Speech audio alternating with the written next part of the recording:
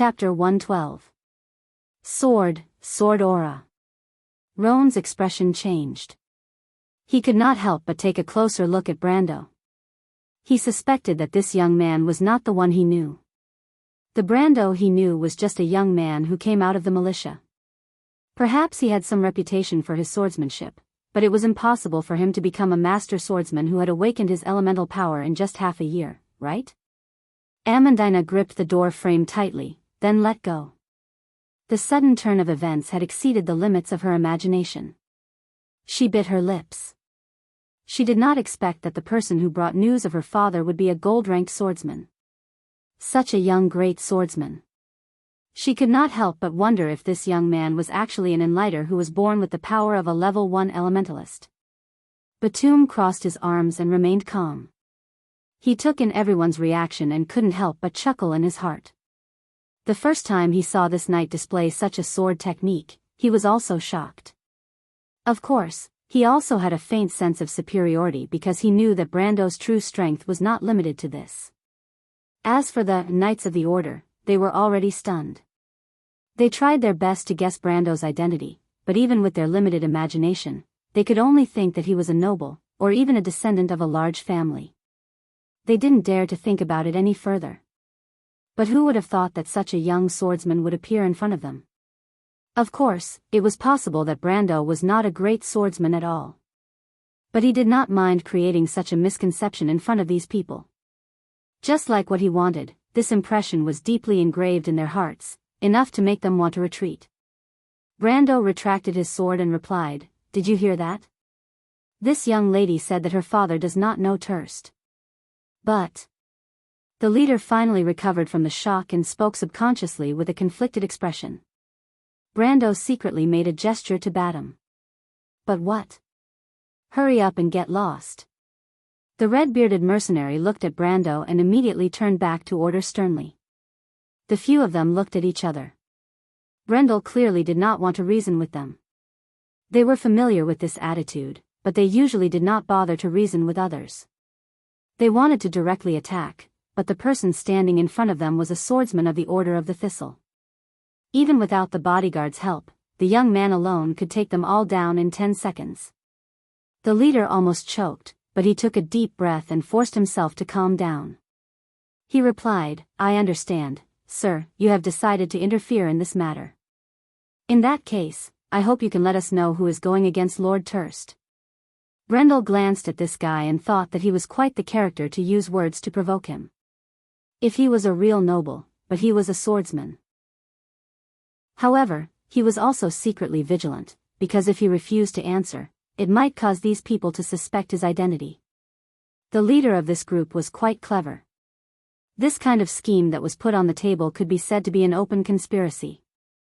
The Owl John. Brendel made a mental note of this name. He thought for a moment and smiled inwardly. He took out a piece of paper from his bosom, folded it in half, and threw it over. "Give this to your Lord Viscount. As for my identity, you are not qualified to know." The few of them were stunned as they looked at the folded piece of paper on the ground. Left with no other choice, these people could only obediently pick up the pieces of paper and dejectedly return to where they came from. They only gave the cripple a deep look and did not say anything else. Of course, Brando had the initiative, so they would only embarrass themselves if they said anything. After the last person disappeared around the corner, Brando turned around. The first person he saw was Roan. He could not help but smile and asked, "What are you thinking about, Mr. Roan?" In fact, other than Batum, this cripple was the only one who knew his true identity. Batum could be trusted, but this cunning old fox was a different story. "No, nothing," Roan quickly denied. The little old man's heart was filled with bitterness. He did not expect that leading the way would cause such a big disturbance. If he had known, even if Brendel really wanted to stab him to death, he would not have stepped into this muddy water. Needless to say, he had offended Terst. At the very least, Terst had remembered him. His days in Brags would not be so easy. But this was not the most important thing. He knew this, and he believed that the young man beside him knew this as well. As for whether Brando would trust him, even Roan did not trust himself. But he happened to know Brando's true identity. Would he go to Terst to explain and reveal Brando's true identity? There was no need to think about it. That was what he thought. But he could not help but look at Brando. This young man would not give him the chance to do so. What would Brando do? If it was the old Brando, it would be hard to say. But now, this young man was a lot more decisive than when he left Bragg's. Roan could not help but feel a chill down his spine. He could almost imagine what would happen to him. The more he thought about it, the more afraid he became. In the end, he even began to tremble. Be Brendel, if you kill me, they will definitely suspect your identity. Roan could not help but stutter as he replied. It's the same if I go missing. Brando smiled. Yes, yes, the cripple replied bitterly. But you don't want us to believe you, do you, Mr. Roan? How likely do you think it is? Brando asked. Yes, a little. Brando looked at him with some disgust, but he still shook his head. I won't kill you, Roan. Roan was slightly stunned. He looked at Brando in disbelief. His small eyes flashed, as if he was wondering why this young man would say such a thing. Lie to him? It did not seem necessary, but Brendel did not look like a naive person at the moment. He thought hard for a long time, but could not come up with a reason. Could it be that this young man had a wicked hobby of toying with his prey? He could not help but feel his hair stand on end. But Brando replied, Have you heard of a pledge of allegiance, Roan? What? You don't know? It doesn't matter. You just need to understand that as long as you hand over something like this, we will be on the same side. Brando smiled and replied. You want to drag me down with you? Roan sucked in a breath of cold air. The young man's smile was similar to the devil's in his eyes. He hesitated for a long time, but decided that this was the only way. In any case, he had to trick this young man first. But how could he gain the other party's trust? Snitch? But he was not familiar with Terst. Kill one of his men? Nobles would not care about such a small matter. Roan hesitated for a long time, but Brando continued, Roan, did you commit any crimes in Iraq before you joined this line of work? Roan's heart seemed to have been struck by lightning. His expression changed as he looked at Brando as if he had seen a ghost. No, no. That noble is called, Stop. Roan screamed. His face was ashen as if he had just been fished out of water. He was sweating profusely as he gasped for air. He raised one hand and shouted, I understand, Brando, stop talking. I know what I have to do. Damn it, Brando, you must be a devil. I have never offended you. Brando smiled. Roan killed a noble family in Iraq 30 years ago and changed his name to Bragg's. This was a famous quest in the Amber Sword. The guy's future was not good, and he was hanged.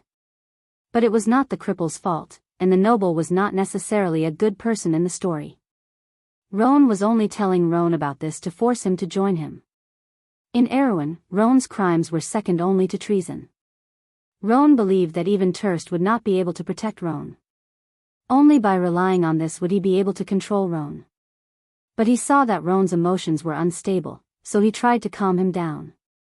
Don't worry, Roan. I am not trying to use this to threaten you.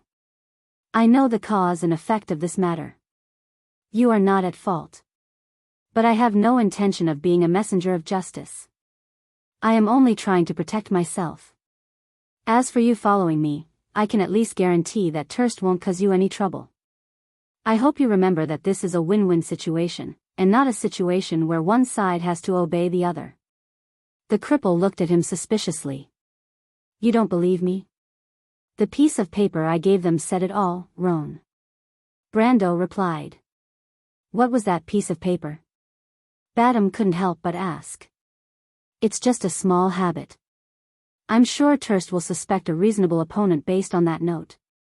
Brendel smiled. He didn't know if Terst was involved with the unifying guild, but it didn't matter. Roan decided to stir up the conflict between Turst and the tree herders first. Count Turtledove was one of the core members of the tree herders, and he was also the main political enemy of the Duke of Grenoir's. He was also an admirer of Turst's fiancée. Brando thought that this identity would be enough to give Turst a headache. Perhaps Turst would be able to clear up the mystery, but it didn't matter. After all, Brando had nothing to lose.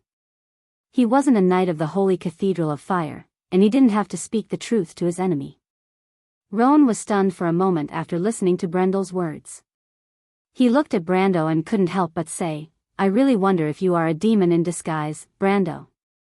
You weren't like this before." "I am forced by the situation." Brando shrugged and looked at Amandina, who was listening to their conversation. "What do you plan to do, Miss Amandina?" he asked. Amandina lowered her head. She knew that the choice was no longer in her hands. She couldn't help but wonder if she had made the wrong decision. After all, this young man did not seem to be as courteous as she had imagined. She thought for a moment, and could only answer in a small voice with some reluctance, "Didn't you already consider everything for me, Mr. Brendel?" Brando smiled. Amandina's intelligence should put many noble ladies to shame. He really didn't know what kind of environment she grew up in to produce such a girl. But since Amandina didn't mind, he didn't need to be pretentious. He patted the scroll in his arms and answered, "Miss Amandina, I actually saw your talent and ability, and I hope that you can work for me. I need your ability, and in return, I am willing to support you in your research. Of course, as my person, I will naturally ensure that you will not be harassed by those people before." Amandina coughed twice and looked up at Brando. Her bright eyes looked straight into Brando's eyes, as if to confirm whether he was lying or not. "You want me to make these machines for you? But my mentor said that I'm not very talented in this area." "Indeed," Brando nodded, "but there are many craftsmen who make and design Magitech devices, but I can only find one person who is proficient in that design. That is only a half-finished product." Amandina became serious and interrupted him. But she immediately realized that she was being rude and couldn't help but lower her head and shrink back. But Brando didn't mind. He asked in return, "Miss Amandina, you gave me a half-finished design as a thank you, which means that you have confirmed its value. Then why don't you allow me to give it a higher evaluation? There is an old saying in my hometown, everything is difficult at the beginning. This saying is enough to evaluate the value of your design." Amandina was slightly startled, her eyes shining. "Everything is difficult at the beginning?" She looked up again and asked tentatively, "Then, Mr. Brando, are you really willing to support me on this path?" "To be honest, I don't have the funds right now, and I don't even have a foothold for myself. But I think I will have it soon." Brando answered frankly, "Is that right, Mr. Ron?" That's right, that's right." The clueless cripple hurriedly nodded his head. Amandina thought for a moment and bit her lips. "Very well," she nodded, her bright eyes filled with determination. "I accept your offer, Mr. Brando. But I don't want to be idle. Before you have enough strength, I am willing to be your assistant. Only when I see it with my own eyes can I be at ease. Besides, I believe that I have the ability to." She stared straight at Brando as she answered. To be continued. If you want to know what will happen next, please go to www.chidian.com to read more chapters. Support the author, support the original reading. Chapter 113. In July, the air in Bragg seemed to be filled with a kind of heat that made people restless. Under the calm surface, undercurrents were surging. It was foreseeable that the big and small nobles were in a terrible fix over the past half a month. In their circle, the signs of the end of the war were becoming more and more obvious.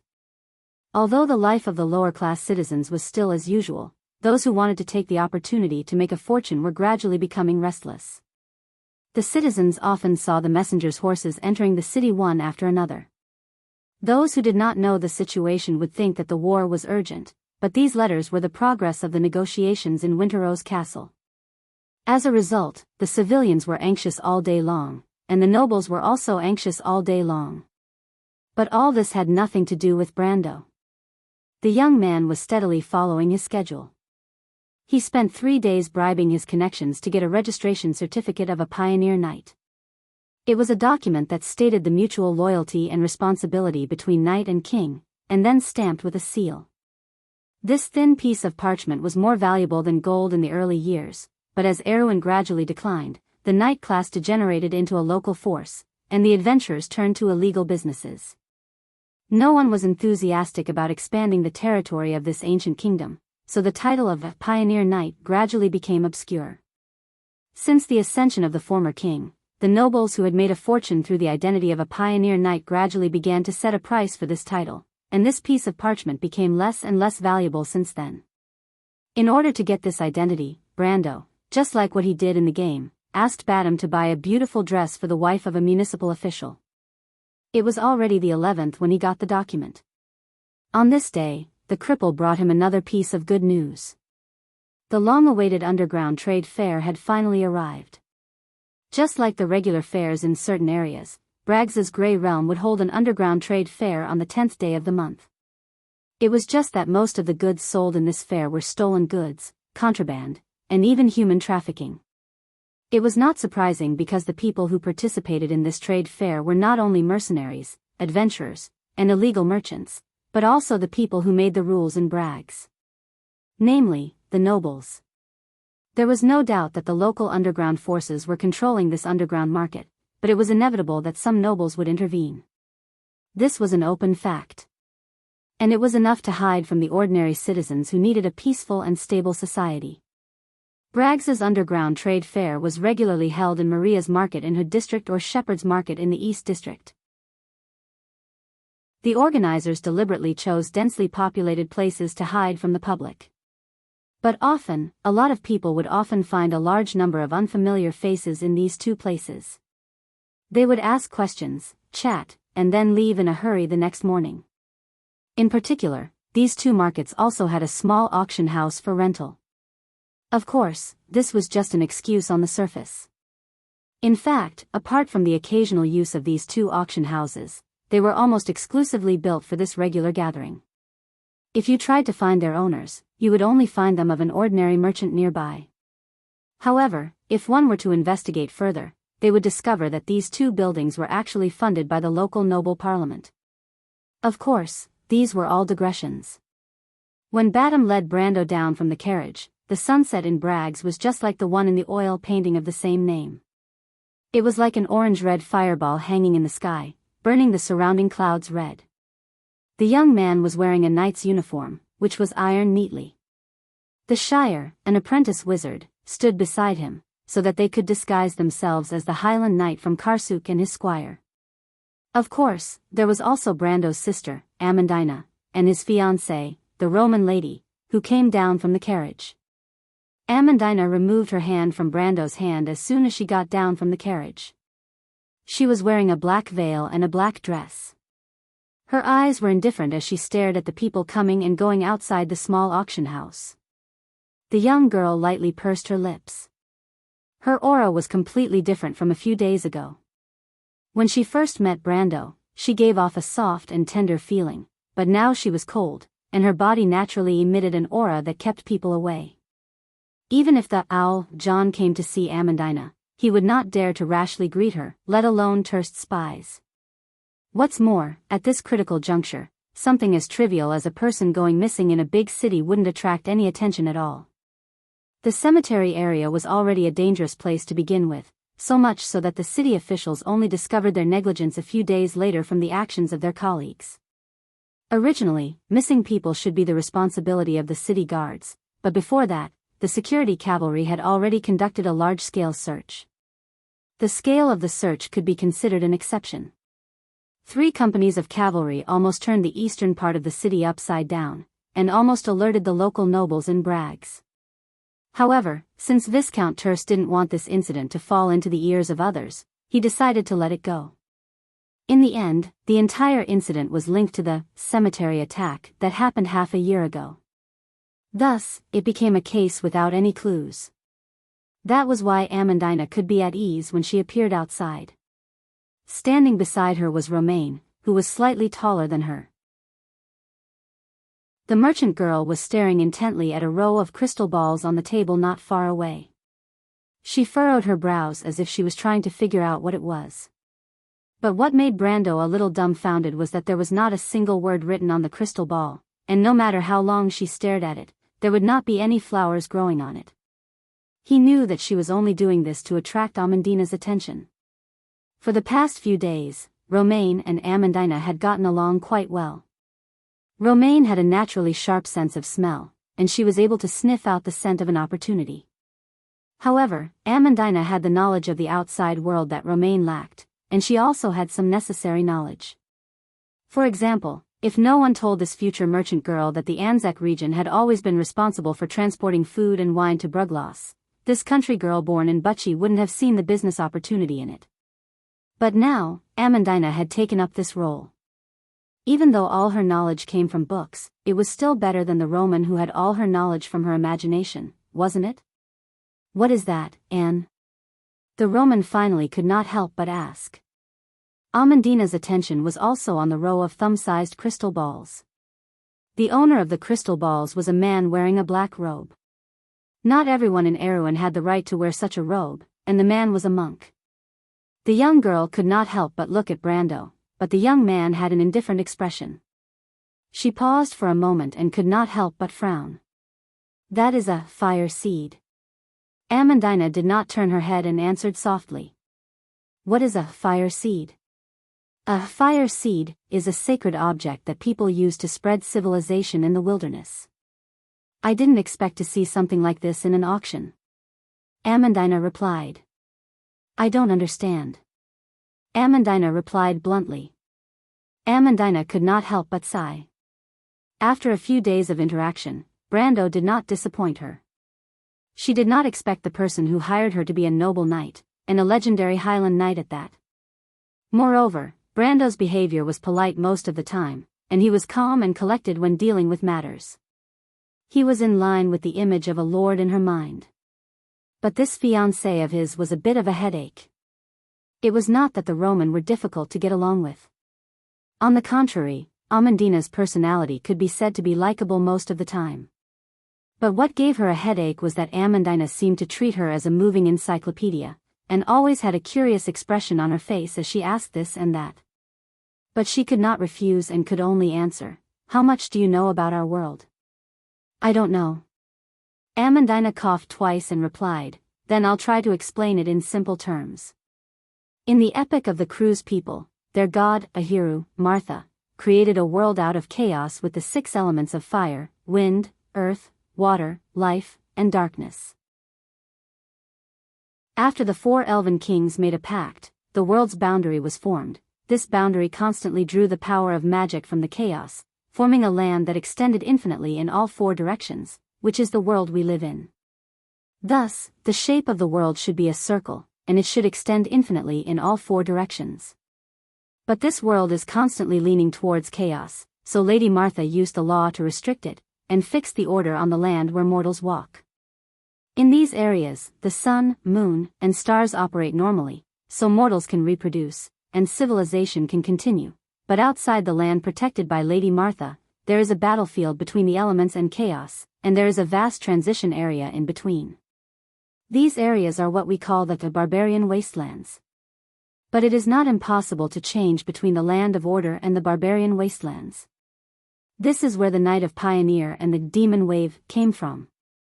And the fire seed is the key to planting the law on the land. A land built in the barbarian wastelands must have a fire seed. Amandina coughed and asked after she finished explaining, Do you understand? The Roman nodded, then shook her head and answered obediently, I only understood the first sentence, ah. It hurts, Brando, let go of me. Before she could finish her sentence, she was pulled over by Brando and held in his arms. Little Roman, it seems like you are not destined to become a wizard, so don't worry about it.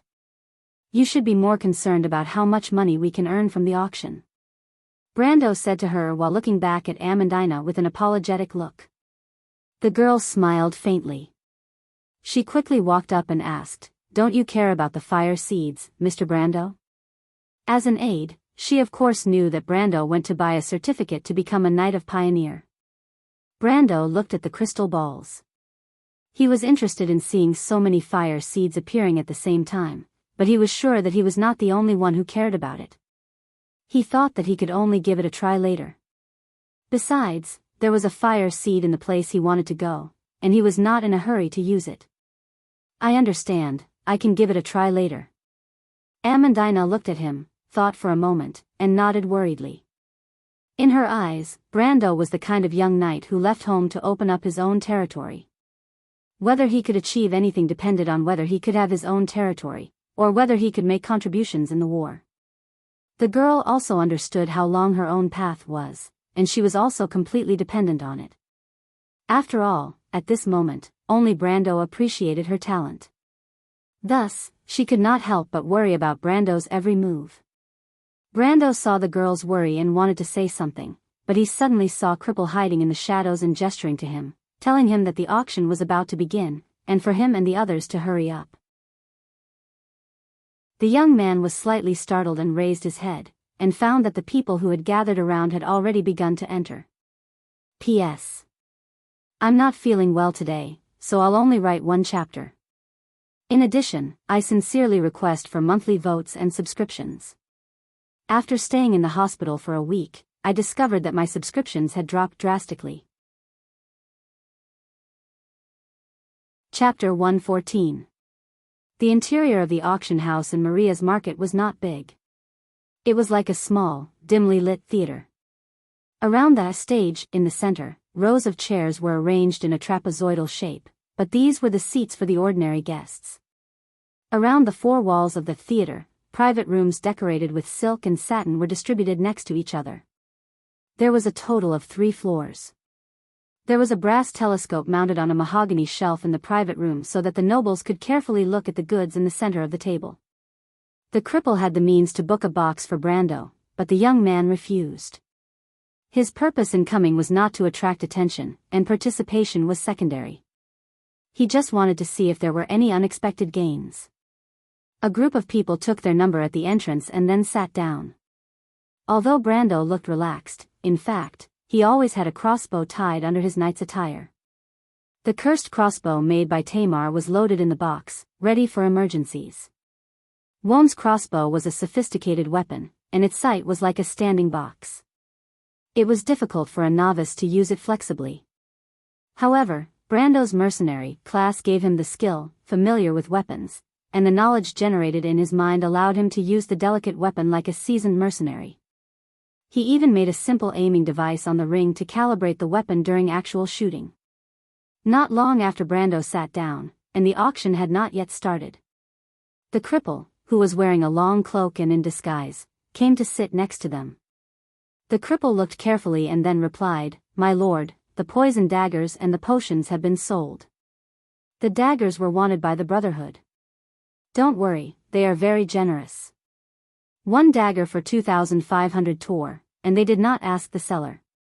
In the underground trade, not every transaction was made in the auction house. In fact, most transactions were done in private. The seller and the buyer made the transaction through middlemen like the cripple. Sometimes there were even several middlemen, which was safe and secretive. The buyer only needed to pay a small sum of money for the middleman as a reward and as a hush money. In Braggs's gray domain, no one had a bigger mouth than these people, and no one had a tighter mouth than these people.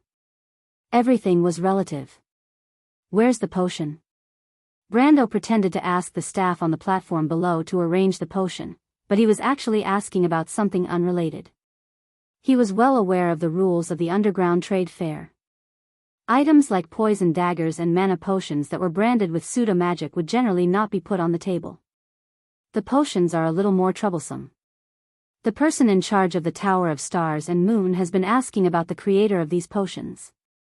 They seem to be saying that the method of making mana potions has not been circulated outside for a long time. They said something like this: "The Wizard Guild welcomes professional alchemists to join us." As the cripple spoke, he used his small eyes to observe Brando's expression. He wanted to see how Brando would react. If the young man found this information useful, he might even praise him. Whenever his position in the group became more stable, he would feel more at ease. If Brando felt that the problem was troublesome, the cripple would feel a sense of satisfaction from taking revenge. Even though he was in the same boat as Amandina, other than fear and apprehension, there was also a trace of unwillingness in his heart. However, the cripple might have the same thoughts as Amandina.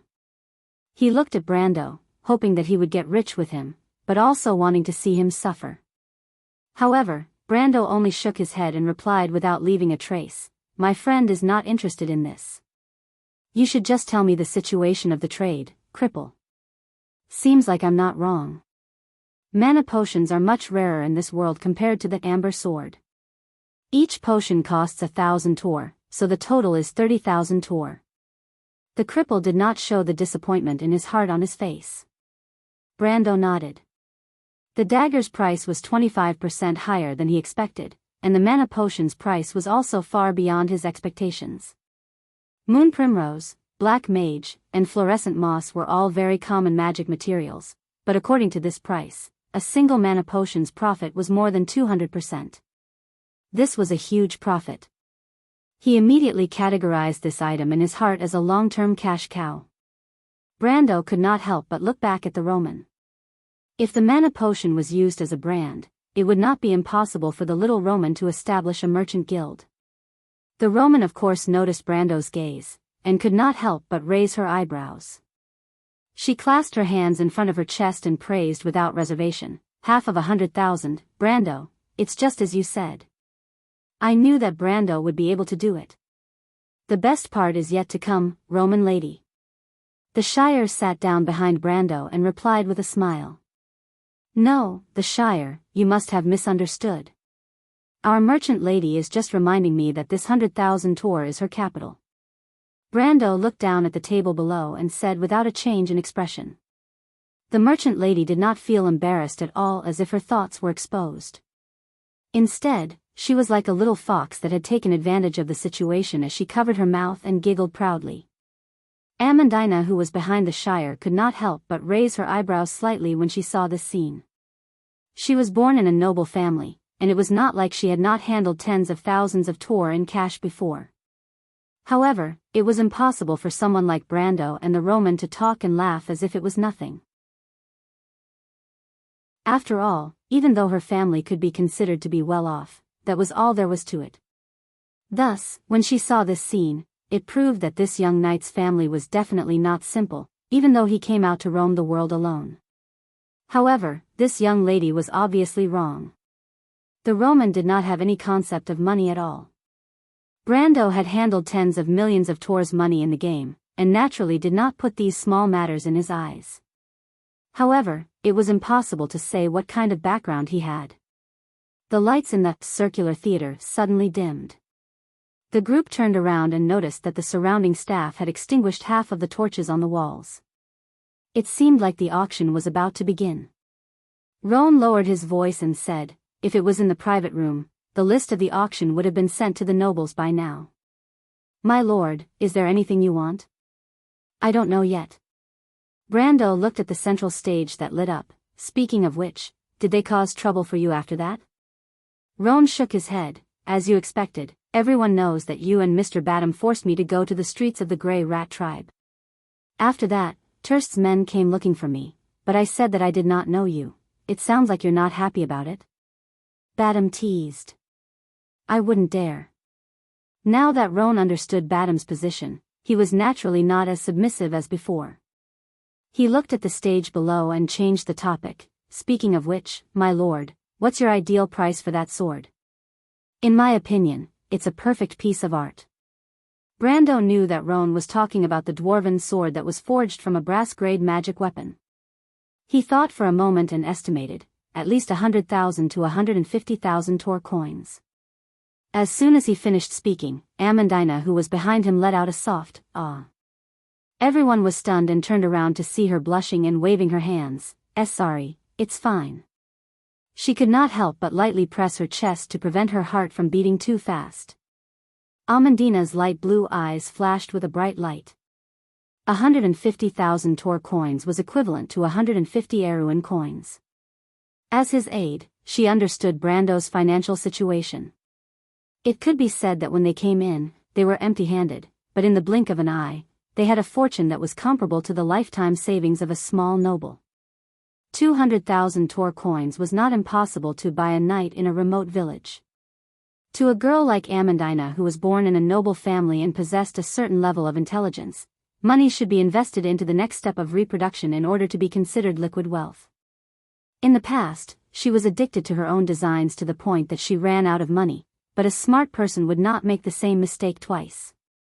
She quickly calculated what she could do with 200,000 Tor coins. With so much money, whether it was business or development, it seemed like the path was open. She estimated that with this amount of money, she could increase its value by 30% in a year. But she immediately frowned. She recommended herself to be Brando's aide, and the young knight did not object, but it was hard to say if he would let her do as she pleased with such a large sum of money. But Brando saw the change in her expression and could not help but ask, "Miss Amandina?" "What?" Amandina was taken aback and raised her head. "Are you thinking about the problem of our funds?" Brando asked. Amandina's face turned slightly red, but she quickly returned to normal. The girl nodded seriously and replied, "Yes, as your aide. I feel that I need to consider this problem." As she spoke, she looked at the Roman without confidence. After all, as Brando's fiancée in name, she seemed to have the right to speak in this matter. However, the merchant lady was smiling, as sweet as ever. Brando listened with a thoughtful expression and looked at the others before replying, "If you have any ideas, I can divide the money into two. One for you, and the other for the Roman. You can use the money however you want." But, before he finished, Amandina showed an expression of disbelief. "Mr. Knight, are you serious?" Brando nodded matter-of-factly. This was his habit as the leader of the Amber Sword. He never doubted the people he used, or it could be said that he tested a person's ability by letting them do as they pleased. The girl took a deep breath and nodded seriously. "I will definitely use this money well for you, Mr. Knight. I have already thought of a plan that can increase the value of this money in a short period of time. No, I'm giving you this money because I want to tell you that I'm not going to give you the money. I am giving it to the little Roman to help me earn money, and Miss Amandina, I want you to help me use the money." "Use the money?" Amandina was stunned. "You'll understand soon enough. Of course, if Miss Amandina is interested, please help our Miss Merchant out. She has a big plan in mind." Brendel turned his head back and replied, "You'll understand soon enough. Of course, if Miss Amandina is interested, please help our Miss Merchant out. She has a big plan." Brando first thought about the matter of the territory. If the little Roman established a merchant guild, it would not be appropriate for it to be connected to the territory. If that was the case, he would need a butler. Since Amandina volunteered, he was happy to sit back and enjoy the fruits of her labor. Big plan? Amandina was stunned. She really could not think of what a merchant miss who seemed to be full of energy all day long would have. To be honest, she wanted to dissuade Brando from handing over the important task of earning money to her, but it was not appropriate for her to say anything at the moment. But she immediately put that thought away because she suddenly remembered something. Amandina's eyes lit up slightly. She immediately connected all the things that the merchant girl had told her about Bragg's festivals over the past few days. She almost immediately sorted out the general outline of the whole matter from the details. She thought carefully and turned her head to the side to whisper to the Shire, "Mr. the Shire, before you entered the city, where was the army of Madara?" "They have been in Dragos for almost half a month." The Shire replied casually. He was stunned for a moment and immediately asked, "You have thought of it, Miss Amandina?" The sorcerer's apprentice couldn't help but be a little surprised. Amandina was able to deduce the cause and effect of the whole matter from just one sentence. It seemed that the Lord's advisor was not an ordinary person. If Miss Roman's plan works, then the profit will be at least 80%. Amandina could not help but look at the smiling merchant girl who was talking to Brando in front of her. It was as if she saw another side of her for the first time. Miss Roman calculated it to be twice as much. The Shire replied. That's because she didn't calculate the channel. Amandina secretly gritted her teeth, feeling a little bit of a blow to her confidence. She thought for a moment and said seriously, "But if we work hard, because of Mr. Cripple, it is not impossible to reach 100% profit." Brando, of course, did not pay attention to the whispering of his two subordinates, because at this moment, the main event of the underground trade fair, the auction, had already begun. What he did not expect was that the first item attracted his interest. It was a sheepskin scroll that was placed flat under the light. An ancient contract was written on it in the elemental language of the four races. The four corners of the scroll were slightly curled upwards because the four elements of wind, earth, fire, and water forced the edges of the scroll to bend towards the center. This scroll's existence was to open the path for those who did not have the talent to become an elementalist. Many nobles used this item to open the door to the world of magic for their children. There was no doubt that it was worth a lot. But to Brando, this item was more valuable than 1,000 pieces of gold. Because in his eyes, it only had one name: scroll to open the elemental pool. P.S. Today I went out to get medical insurance, and after running around for half a day, I was told to get it done before the 20th. Sad. Because of the delay today, that's all for today. I'll write more tomorrow to compensate everyone. As for the monthly votes, I'll come back tomorrow to ask for them. Right now, Qidian is giving out monthly votes for mobile phone authentication. Everyone can give it a try. If you have the monthly votes, keep them for now. You can give them to me based on my performance tomorrow. Chapter 115.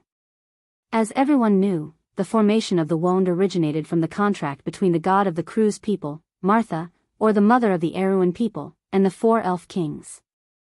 It bound the chaos, also known as the Sea of Chaos outside the world, to form a boundary based on the 6 elements.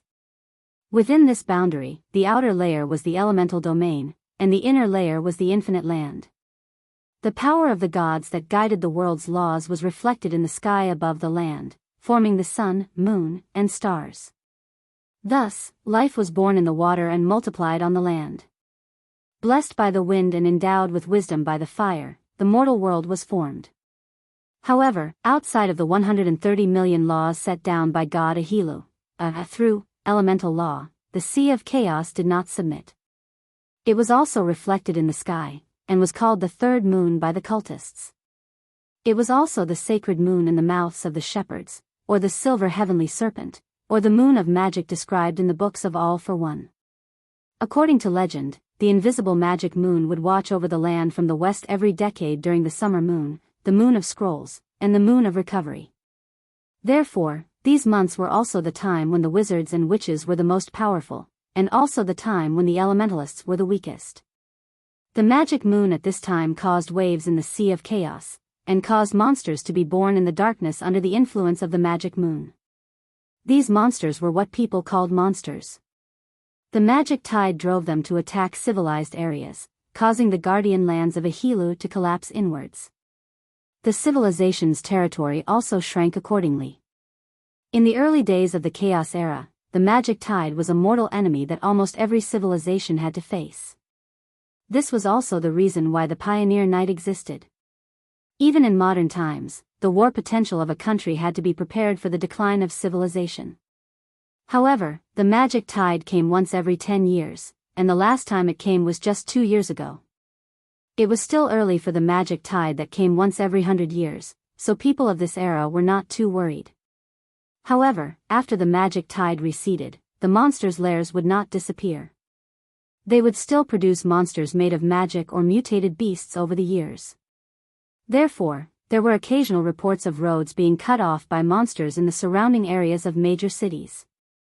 In Erewhon, clearing out these monsters and lairs was the job of the guards and the Holy Cathedral of Fire. However, not all nests would be destroyed. In the long battle against chaos, the humans learned how to tame lairs, just like how their ancestors discovered how to tame wild beasts, using the products within for their own use. After a long period of research, the humans, elves, and even dwarves had also figured out a way to create a similar nest. For example, Bugha's gargoyle lair was a classic example. Note, a typical gargoyle lair can only produce 2 gargoyles per year.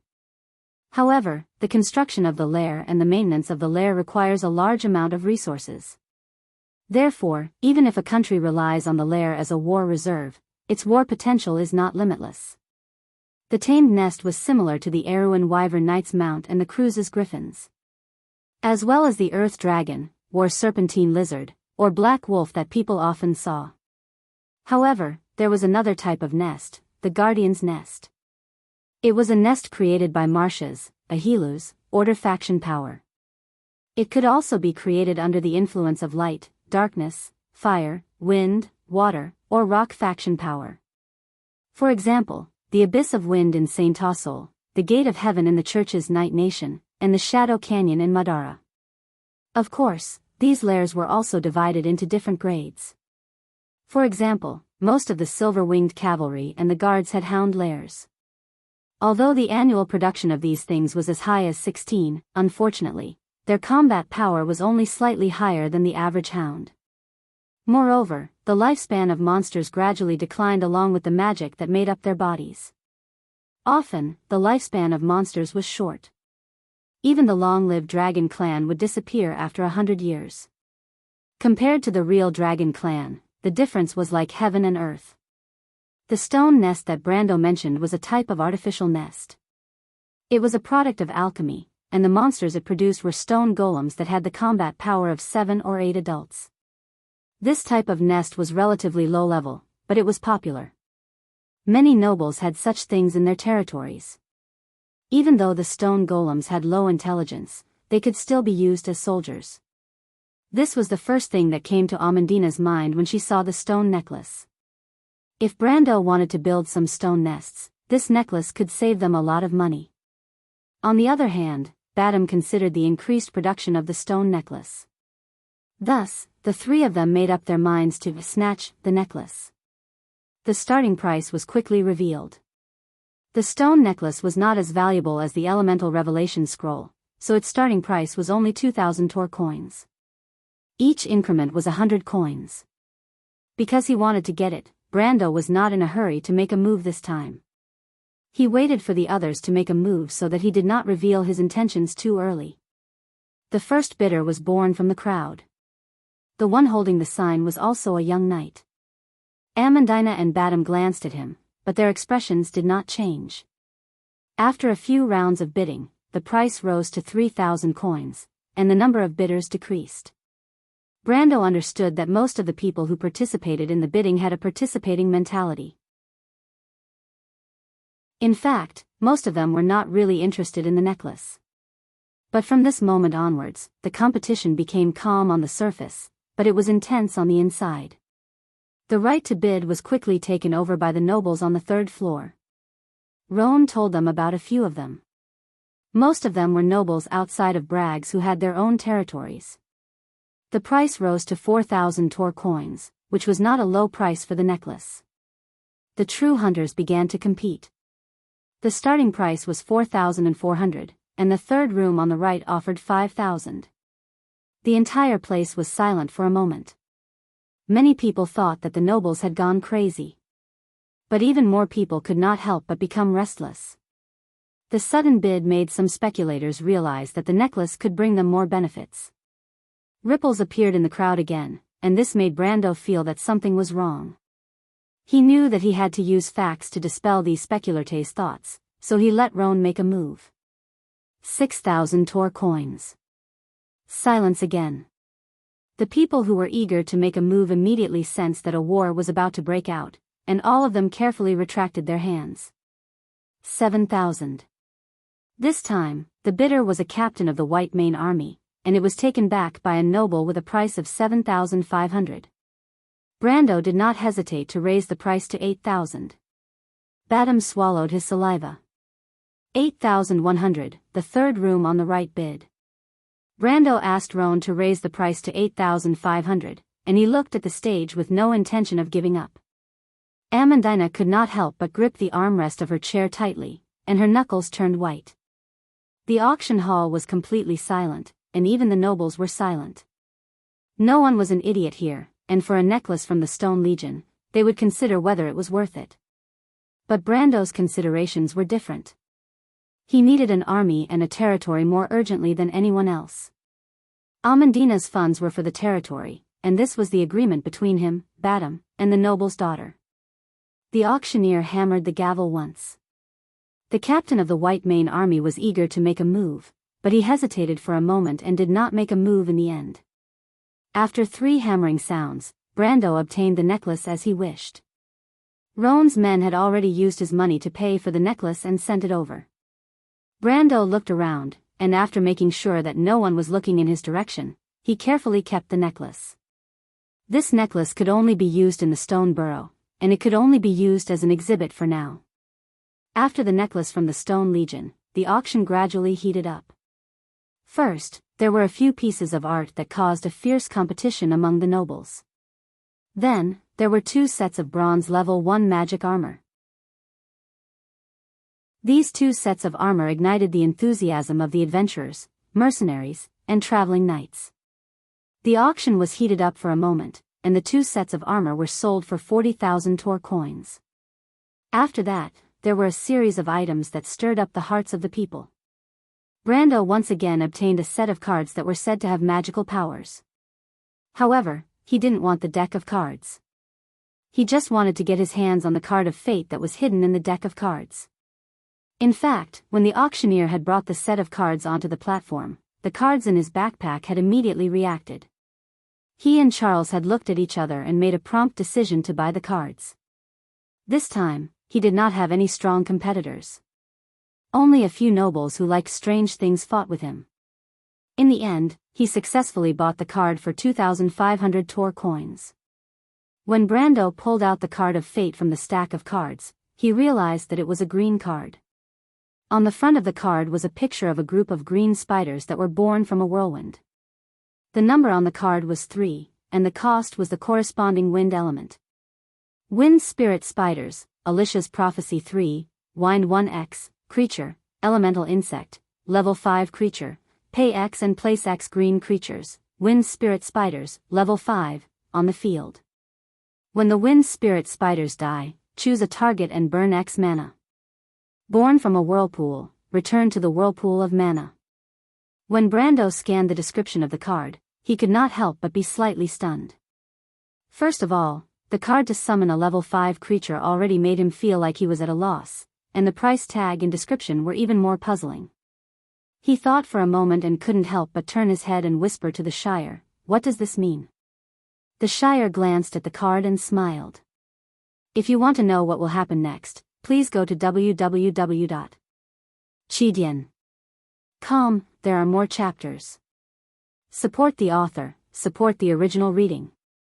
Translator, Endless Fantasy Translation Editor, Endless Fantasy Translation. Chapter 116. The scroll that the auctioneer called the Scroll of Enlightenment caused a ripple in the crowd when it appeared.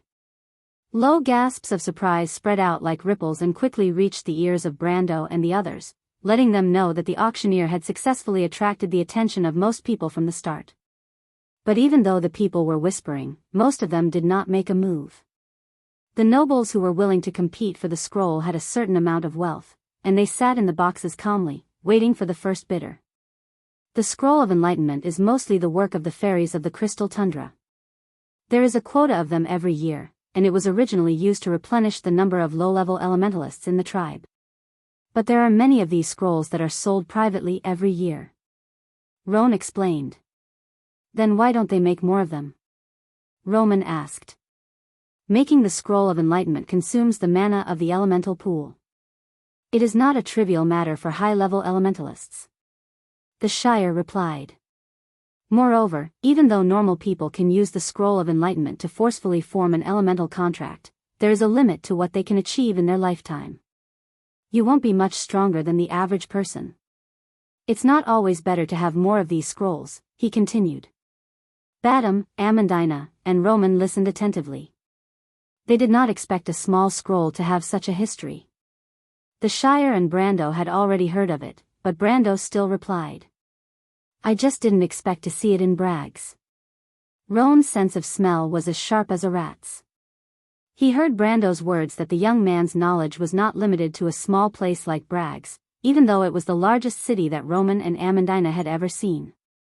He thought for a moment and asked, "My lord, are you interested in this scroll?" "A little." "Then how about I have my men bid for it?"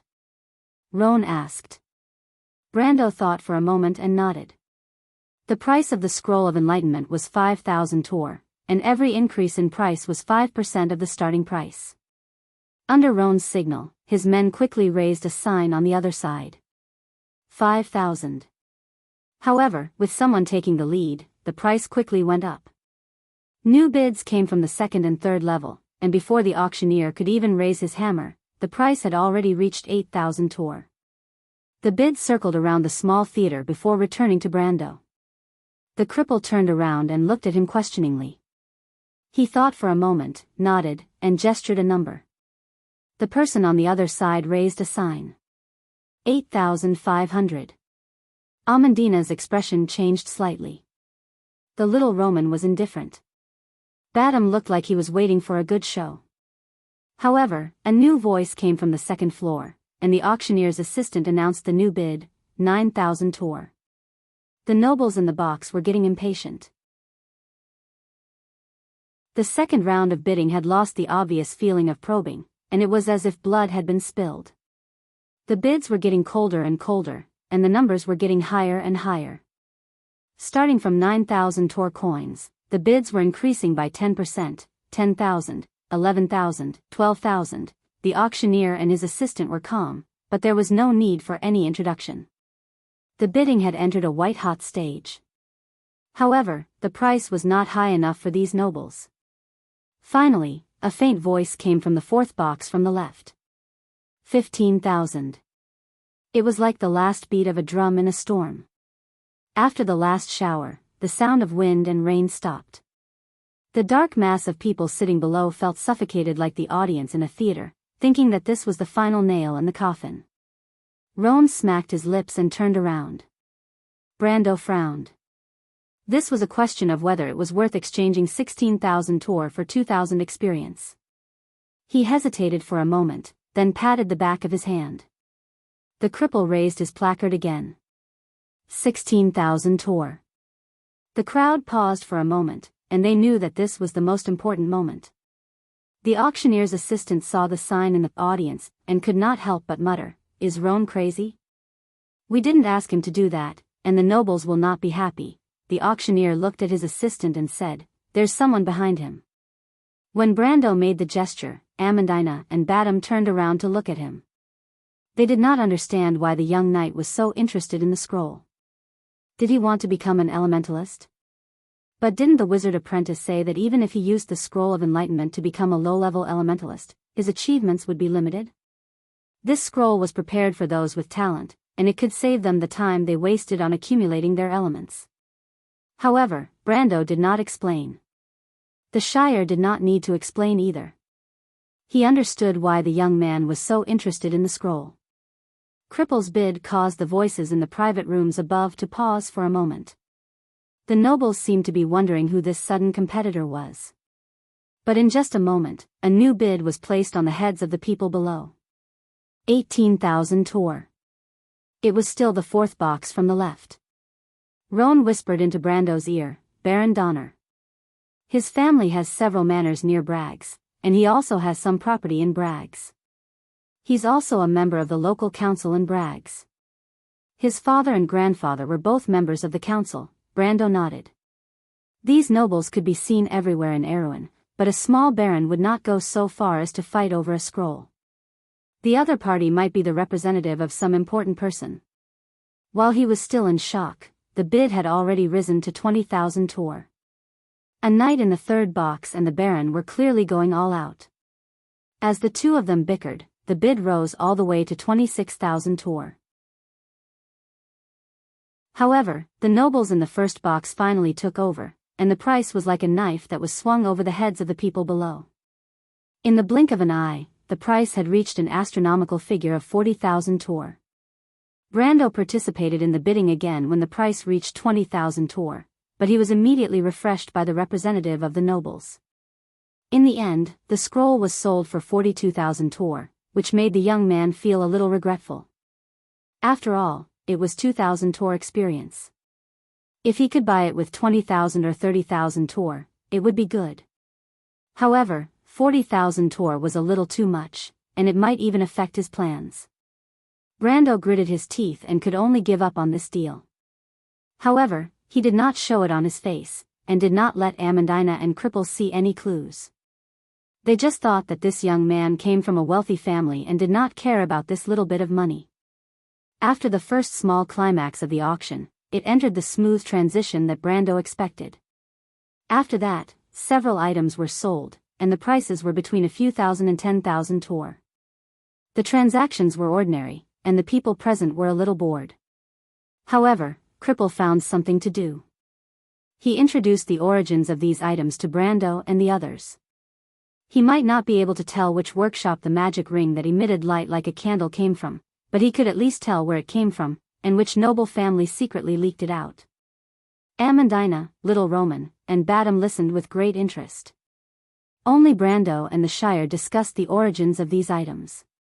They mentioned Tamar once, and they could not help but feel that it was a pity that this master alchemist could not participate in the auction because he was too focused on his work.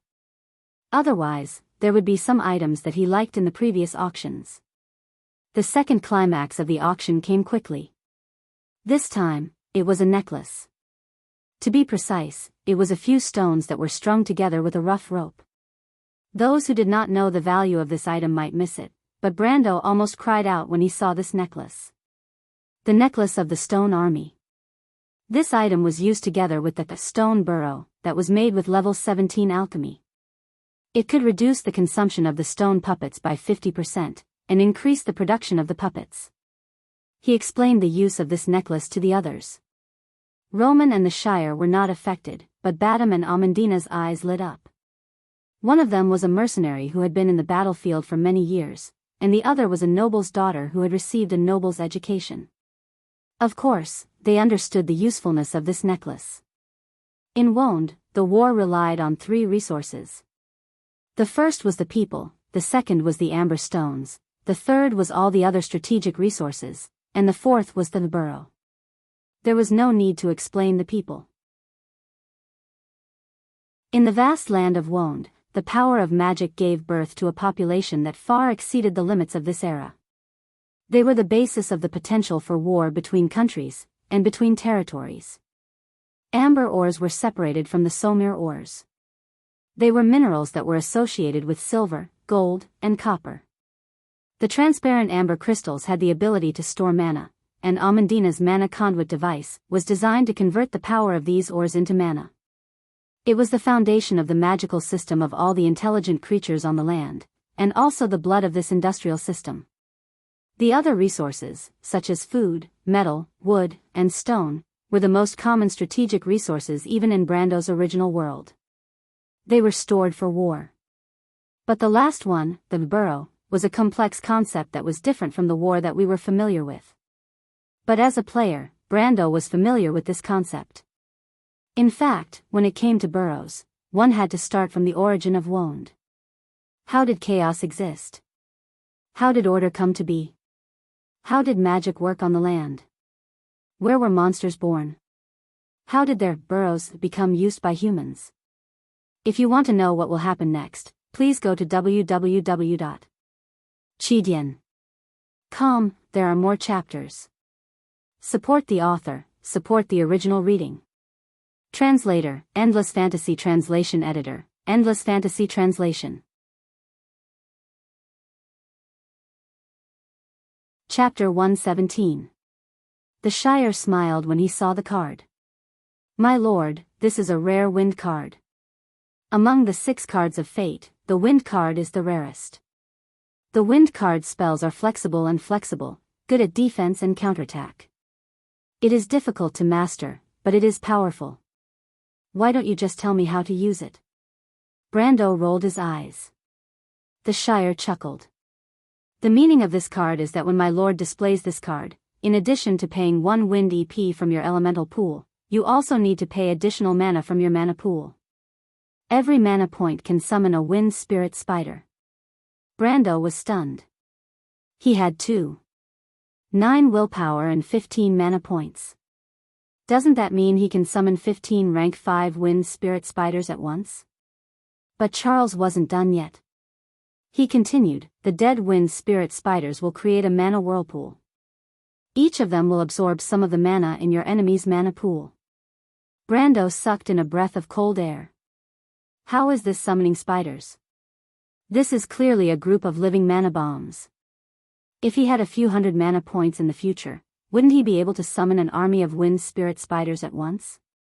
And if he was lucky enough to obtain the legendary orb of mana pool, wouldn't he be able to summon a terrifying mana-burning army at any time? He smacked his lips. At first, he thought this card was useless. But now, it seems that not only was it useless, it was also a terrifying killing machine. But before he could finish his excitement, Badam couldn't help but clap his hands and shout. Good, the show has finally begun. Brando raised his head and saw the glittering dwarven sword on the stage below. The faint green light on the surface of the sword almost explained its attributes. But the auction house obviously treated this as one of the last few items to be auctioned. The auctioneer picked up the sword and said, This is a sword forged by the dwarves. It is like a work of art, and its value is not low. I don't need to say more. However, on top of this perfection, an outstanding alchemist forged it into an outstanding magical sword, magic sword, he repeated. The auction house was silent for a moment. Those low-light magic items and pseudo-magic items were generally called alchemy items in public. However, only those truly powerful treasured swords could be labeled as magic swords. Since the auctioneer said so, it was obvious that he was holding such a treasured sword. There wasn't a single adventurer, mercenary, or knight who wouldn't be tempted by a weapon they could wield. That was why they couldn't help but hold their breath when they heard that. But as if to prove his words, the auctioneer suddenly swung his sword backward. Sparks flew as the sword hit the anvil behind him. Almost everyone in the auction hall heard a soft sound. After the sword passed, a deep cut appeared on the metal surface. Not only that, the traces of corrosion on the cut left a deep impression on everyone. Everyone sucked in a breath of cold air. Even the private rooms above were silent for a moment. The auctioneer put down the sword and clapped his hands. This sword is called the Heart of the Tree. The starting price is 25,000 tor. Every increment must be at least 5% of the starting price. Now, let's begin. Amandina frowned when she heard the starting price. Isn't it a little too high? She was a noble's daughter after all. She did not understand what a good weapon meant to those who risked their lives for it. Of course not, Badam shook his head decisively. If I didn't know that it was the Lord's work, I'm afraid that I would also bid for it. Most of the adventurers and peers here have some savings. I don't think that they would miss this opportunity. Unless he doesn't use a sword. As if in response to his words, the first bidder raised his sign as soon as he finished speaking. Then, there were people who raised their signs one after another. There was no need for the auctioneer to stir up the atmosphere, and the bidding for the sword had reached a climax. The price reached 60,000 tor at a dazzling speed, and only 4 or 5 voices were left in the hall. Cripple only recognized one of them, and he told Brando that he was the deputy commander of the Silver-Winged Cavalry. Brando thought that it would be best if the commander of the Silver-Winged Cavalry participated as well. He would kill the lackey of the unifying guild sooner or later anyway, so he could return the sword to him. When he thought of that, the price had reached 70,000 tor. At this time, another 2 people backed out. Only the deputy commander of the Silver-Winged Cavalry and 2 other nobles were left. The deputy commander of the Silver-Winged Cavalry raised the price to 75,000 tor and forced his opponent to back out. However, his opponent did not seem to want to give up. After a short moment of silence, the auctioneer's assistant read out the price of that person again. 90,000 tor. It was as if a layer of ice had formed on the spectator seats. Everyone could not help but turn around to look at the person in the private room. Even Cripple could not help but guess if it was Count Nakin's representative. If it's that old man Nakin, then this will become a battle between the White Mane Army and the nobles. My lord, this is good news. The cripple blinked his eyes and said with a smile. But at this time, another voice came from the crowd. 100,000 Tor. Brando and the rest could not help but turn around. Badam's face changed when he saw that person, and before Cripple could say anything, he said, Lord Knight, that's Viscount Turst's man. Why is he down there? Brando asked. God knows. The red-bearded mercenary shook his head. However, Brando did not mind if this weapon fell into the hands of his potential enemy. To Badam and the rest, this was a rare sword, but to him, it was just a so-so. In the free port of Ampere Seal, such transactions happened almost every day. It was just that Braggs was too secluded. The deputy commander of the silver-winged cavalry thought for a while and raised the price one last time. In the end, he was defeated by Turst with a price of 110,000 Tor. The nobles in the first level accepted the challenge once again, and the price rose to 130,000 Tor. He doesn't seem to be Count Nakin's representative, Amandina said. Brando nodded, and his heart relaxed a little. The price he had in mind was 100,000 to 150,000 Tor. So far, it could be said that he was quite satisfied with the result. Even if he paid the processing fee, he would still get close to 160,000 Tor. At least, it was more than enough to carry out the next step of his plan. But the heavens seemed to want to give him a surprise today. Just as Turst was about to withdraw, a new hunter entered the fray. The new hunter bid 155,000 Tor, and even the auctioneer could not help but put down his hammer and look at the third level of the noble's box in shock. He could not help but wonder who was in there. Brando turned around to ask Cripple, but he could not come up with an answer even after thinking for a long time. The nobles in the first level finally hesitated. After thinking for a long time, they bid 160,000 Tor. But the mysterious person in the third level immediately counterattacked, and the price was raised to 170,000 Tor. 170,000 Tor. Brando, Amandina, Badam, the Shire, and Cripple looked at each other. Even if it was a magic sword, it should not be worth this price. No one responded for a long time. Not only the participants, but even the audience below was deathly silent. The auctioneer took a deep breath and finally reacted. Shakily, he raised the hammer. After 3 bangs, the exciting performance finally came to an end under everyone's doubts. What happened just now? 170,000 Tor. Badam patted Cripple's face. Cripple, have you seen so much money before? Even Cripple, who was known for his vast experience, felt that it was unreal. Even though it was not the first time he saw hundreds of thousands of Tor in an auction, the money had nothing to do with him. But this time, the money was more or less related to him. This little bit of connection was enough to make the profiteer of the Black Pepper Alley speechless. After all, he had been a loan shark for 20 to 30 years, and his savings were only a few tens of thousands of Tor.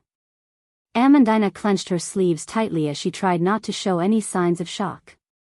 However, her expression was extremely awkward, and Seal couldn't help but laugh at it. When Brando went to see the little Roman, Amandina was very happy. She happily took out a small notebook and said, Brando, we have capital now. Brando smiled faintly. On the other side, the auctioneer seemed to want the auction to end in an exciting fight. Brando's heart of the tree was taken away, and the new item on the stage made everyone hold their breaths. Fire seed. Heavens, it's a fire seed. Someone is auctioning a fire seed. Exclamations rang out in the small auction hall. Brando turned around and said to the Shire, this is the highlight of this auction. It's a pity, or else our heart of the tree could have been the highlight. The Shire nodded. But Brando's words did not mean that it was a pity. He continued, every single one of Erewhon's fire seeds were produced by the Holy Cathedral of Fire. The Javier sect is selling them so openly, it seems like they are trying to raise money. But everyone knows that the Javier sect is siding with the royal family. I don't know what the royal family is doing this time that they need to use such a method to raise money. The Shire thought for a moment and replied, maybe it has something to do with the war? Brando thought for a moment, but there was no record of it in his memory. He nodded noncommittally, then raised his head and felt that the atmosphere around him had changed. A sense of tension had spread all around him, and he could not help but think that someone had already received the news and was prepared. "Are we going to participate?" Amandina asked from behind. Brando thought for a moment and decided not to participate in this game of big fish eating small fish. At least based on the current situation, the 200,000 tor that he had just received would not be able to gain any advantage in this competition. He shook his head and was about to say something, but the light around him suddenly dimmed again. What are these people doing now? Badam could not help but curse. But Brando and Roan had already seen the change in the auctioneer's expression. There's a problem.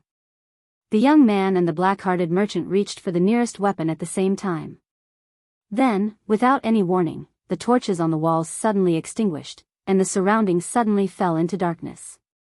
To be continued. If you want to know what will happen next, please go to www.chidian.com to read more chapters.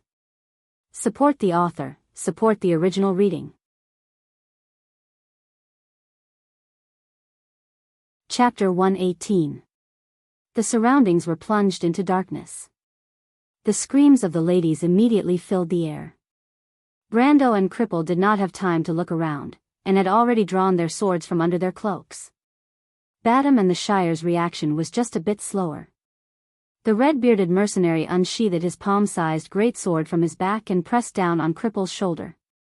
He was afraid that Cripple would play any tricks, and then he and the young apprentice surrounded the ladies to protect them. Cripple snorted lightly, but he did not seem to mind. After the ladies lost their heads out of fear, the men's angry and questioning voices sounded from all around them. On the contrary, the hall on the first floor was quieter because most of the people sitting there were experienced adventurers and mercenaries. Most of them had experienced many battles, and were able to calm down and prevent the chaos from spreading. Brando, did something happen? Romaine's voice asked curiously in the darkness, but there was no trace of fear in her voice. Amandina sat behind her and gripped her skirt nervously. Her fingertips were white as she gripped it tightly. But she squinted her bright eyes and did not show her fear. "Shoo," Brando said. He had already seen a few impatient youths and nobles lighting up matches or glowing gems on their staffs. But some of the lights were extinguished. Beginner-level light magic was not uncommon in the lives of ordinary people in Vaunt, and even in some large cities, the street lamps on both sides of the street were made of crystals enchanted with light magic. Cripple had a ring that glowed, but he was not in a hurry to polish it. Raising a light source in the darkness would only make him an eye-catching target. But sometimes things did not go as planned. Just when Brando and Cripple were looking around to make sure there was no danger, the sword in Cripple's hand flashed. He was slightly startled, and then looked at the sword in his hand that emitted a faint light. At first, the light was like a layer of fluorescence on the blade of the sword, but in the next moment, the light from the raised sword illuminated the surroundings in a snow-white light. With this bright light, Brando and the Cripple didn't have time to be surprised. They saw 4 uninvited guests in cloaks quickly passing through the narrow aisle between the rows of seats and rushing towards them. Their hands were under their cloaks, and it was obvious that they were holding on to their weapons. He was an enemy, not a friend. "Brando!" Badam shouted from behind. Brando did not say a word. He decisively raised his left hand and shot out a series of crossbow bolts from his sleeve, nailing the cloaked stranger in the lead.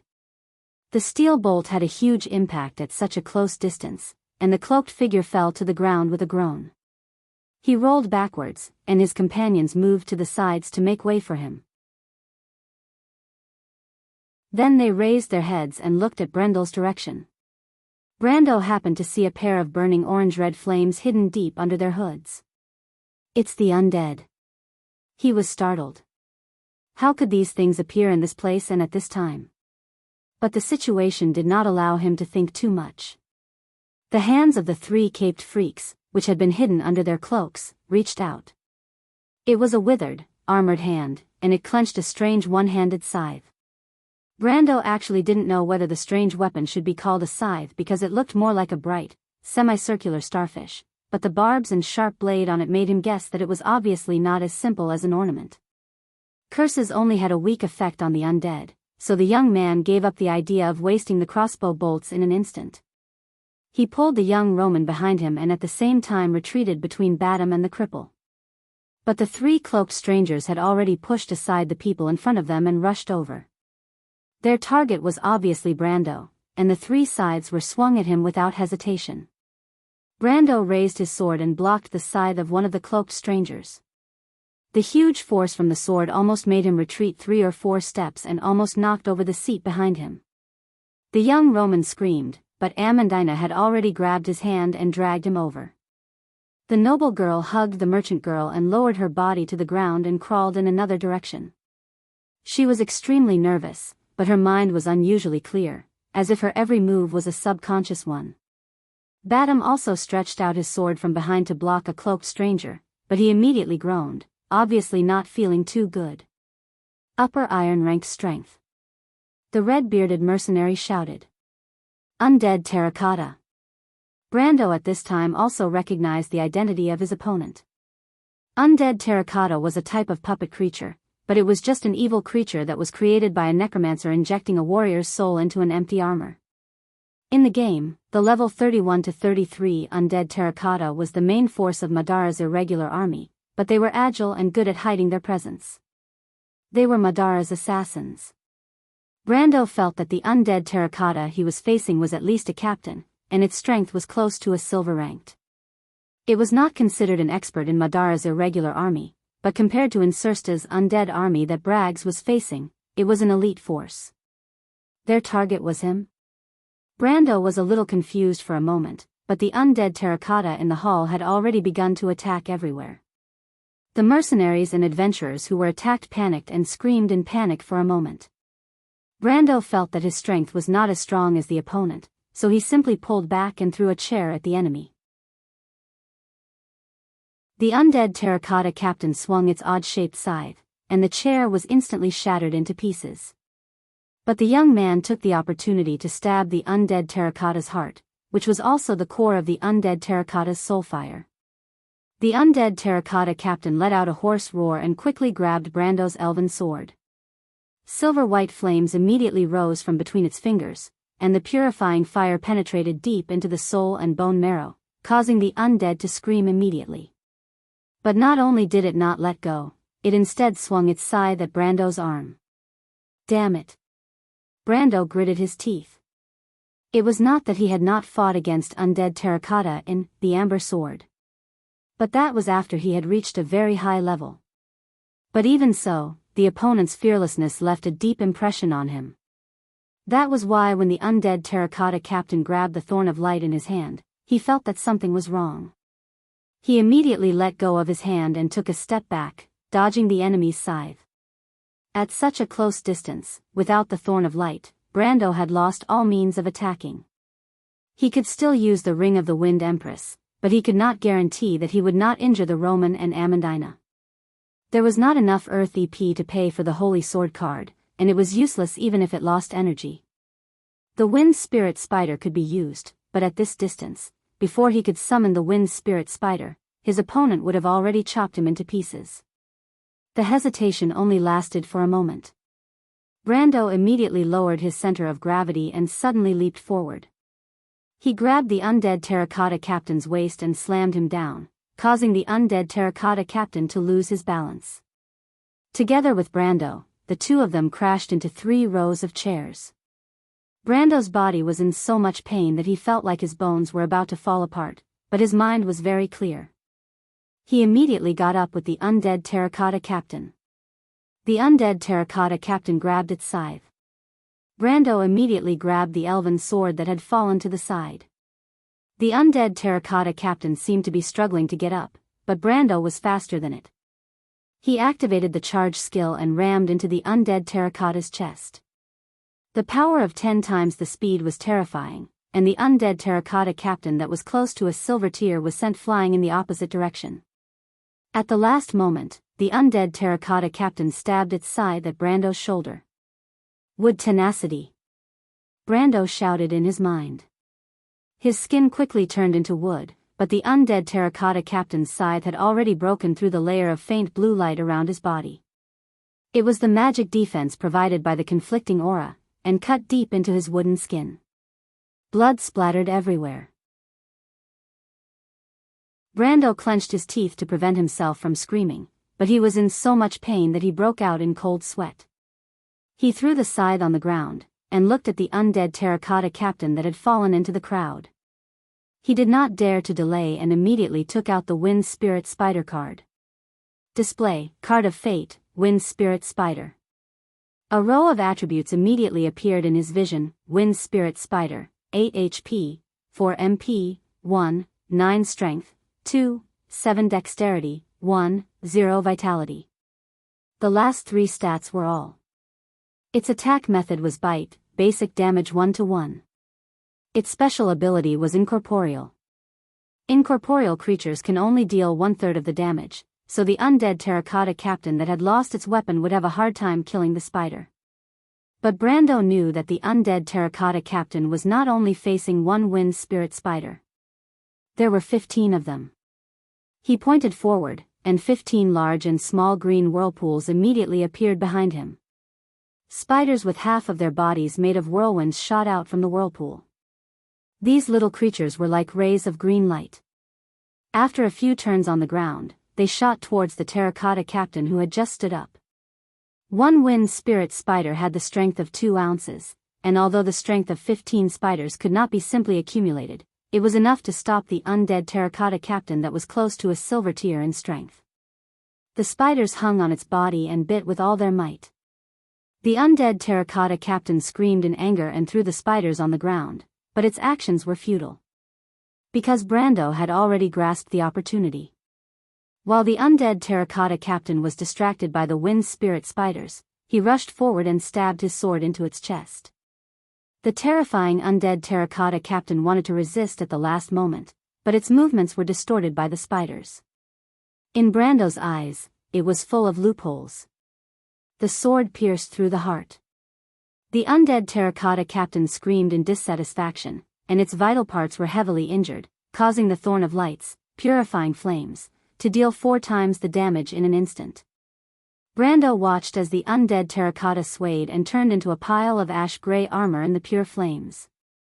700 EXP obtained. He turned his head and saw Badam, the Shire, and Roan working together to fight against the 2 undead terracotta's attacks. Amandina had already pulled the Roman to another side to hide. Then, a loud noise came from above the auction hall. Brando raised his head and saw a black shadow falling from the box above and crashing to the ground. There was a moment of silence in that direction, and then a series of screams sounded. Sir Rosal. Lord Martha, it's the vice-captain of the Public Order Cavalry, Mr. Rosal. They killed him. Brando's heart tightened when he heard this. It seems like these damned undead terracotta aren't here for me. Insursta wants to attack the higher-ups of the Brags. What is he trying to do? There is no record of such a thing in history. While he was puzzled, he suddenly saw the doors on the side of the trapezoidal theater suddenly open. There were a total of 5 doors, and rows of white skeletons holding bows and arrows walked out from behind the doors. The youth's eyes narrowed in an instant. So many undead? What is the manager of the auction hall doing?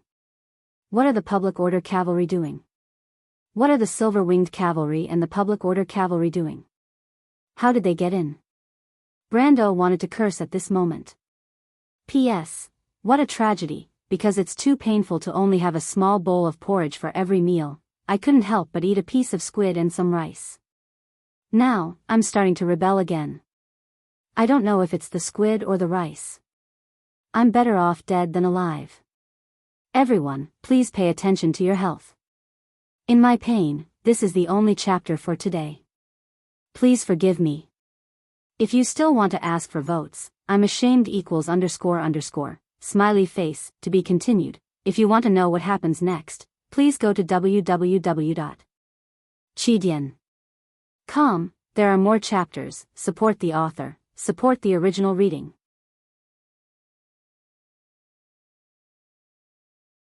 Chapter 119. The snow-white skeletons stopped in their tracks and raised their bows. the metal bows creaking and groaning. The mercenaries and adventurers below finally realized that something was wrong, but the undead terracotta in the hall held them back and prevented them from escaping. Brando's first thought was the Roman, but when he looked up, he could not find Amandina and Romaine's silhouette. He panicked and swung his sword. The silver blade left an afterimage in the dim environment, and the wind pressure split 3 chairs in half, hitting the undead terracotta that was fighting with the Batum. The undead terracotta leaned to the side, and the red-bearded mercenary seized the opportunity to slash the undead terracotta in half. With a crash, the undead terracotta fell apart, and several silver balls of light rose from its remains and shot into Brando's body. At the same time, the Shire helped Roan to push back another undead terracotta. They turned around and saw Brando shouting, "Do you see the Roman? We're here." Amandina held the Roman's hand and stood up on the other side. The merchant did not know what fear was, and waved her hand vigorously. "Get down." Brando shouted at them, and then ordered the Shire, wall. The young wizard apprentice understood and immediately raised the ruby. Countless lines extended out from the ruby in all directions. The Shire used all his strength to cast a spell, and his mind and magic flowed like water. The wall of law extended to 50 meters, and covered Amandina and the Roman on the other side. Then, hundreds and thousands of lines shone slightly and disappeared in an instant, and a wall of air formed out of thin air. At this moment, the skeleton archers had finished their preparations. Their bowstrings vibrated in unison like a storm. The arrows shot down, leaving behind black lines, scattered downwards. The guests in the first row fell down in unison, while the ones behind also fell to the ground one after another with a muffled groan. But the Shire saved even more people. Every time the air wall was hit by an arrow, it flashed with a white light. The wall flashed dozens of times, and finally, the fluctuating light connected into one. However, the wall had finally awakened the shocked crowd. Among them, there were many apprentices and low-level elementalists. There were even 1 or 2 intermediate wizards. Most of these people did not understand what was going on at first, but now they understood. They stood up, twirled the rings on their fingers, or simply chanted aloud. The wizards stretched out their hands, and streaks of white light appeared from the crowd, extending towards the door above the auction house. There were even 1 or 2 weak fireballs. What followed was a series of explosions. Air currents, bone fragments, dregs, wood shavings and dust flew everywhere. At least Brando saw several skulls bouncing and rolling down not far from him. Then, smoke and dust filled the entire hall. Brando coughed twice, but his coughs were drowned out by the noise of the surrounding people. He casually pushed aside a mercenary who bumped into him and shouted to the top. "The Shire, Roman, come down. Come to me." Brando was worried that his voice was not heard by the people above, but soon he saw Batum rushing out of the smoke with the fainted cripple in his arms. Behind him was the Shire, followed by Amandina and the young Roman. Amandina's face was covered in dust, and she looked like a little fox with a smeared face. When she saw Brando looking at her, she could not help but embarrassedly stick out her tongue.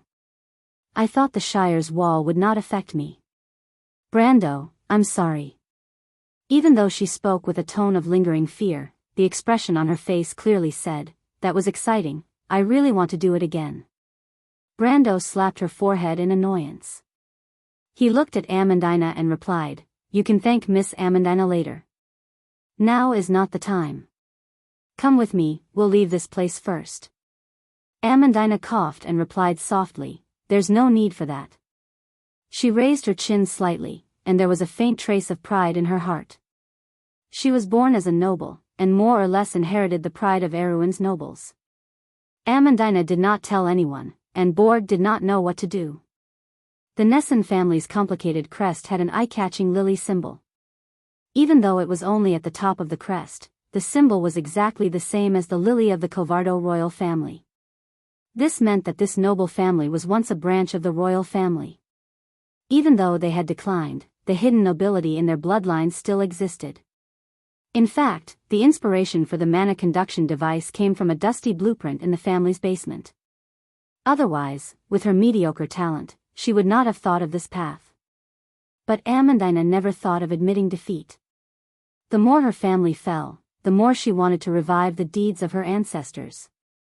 Unlike her noble father, she had always been a competitive girl since she was a child.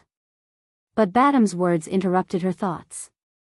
The red-bearded mercenary asked carefully, "Where do we leave from, Sir Knight?" "I don't know how many of these monsters are out there, and I don't know how they sneaked in." The cripple even said that the underground auction was heavily guarded.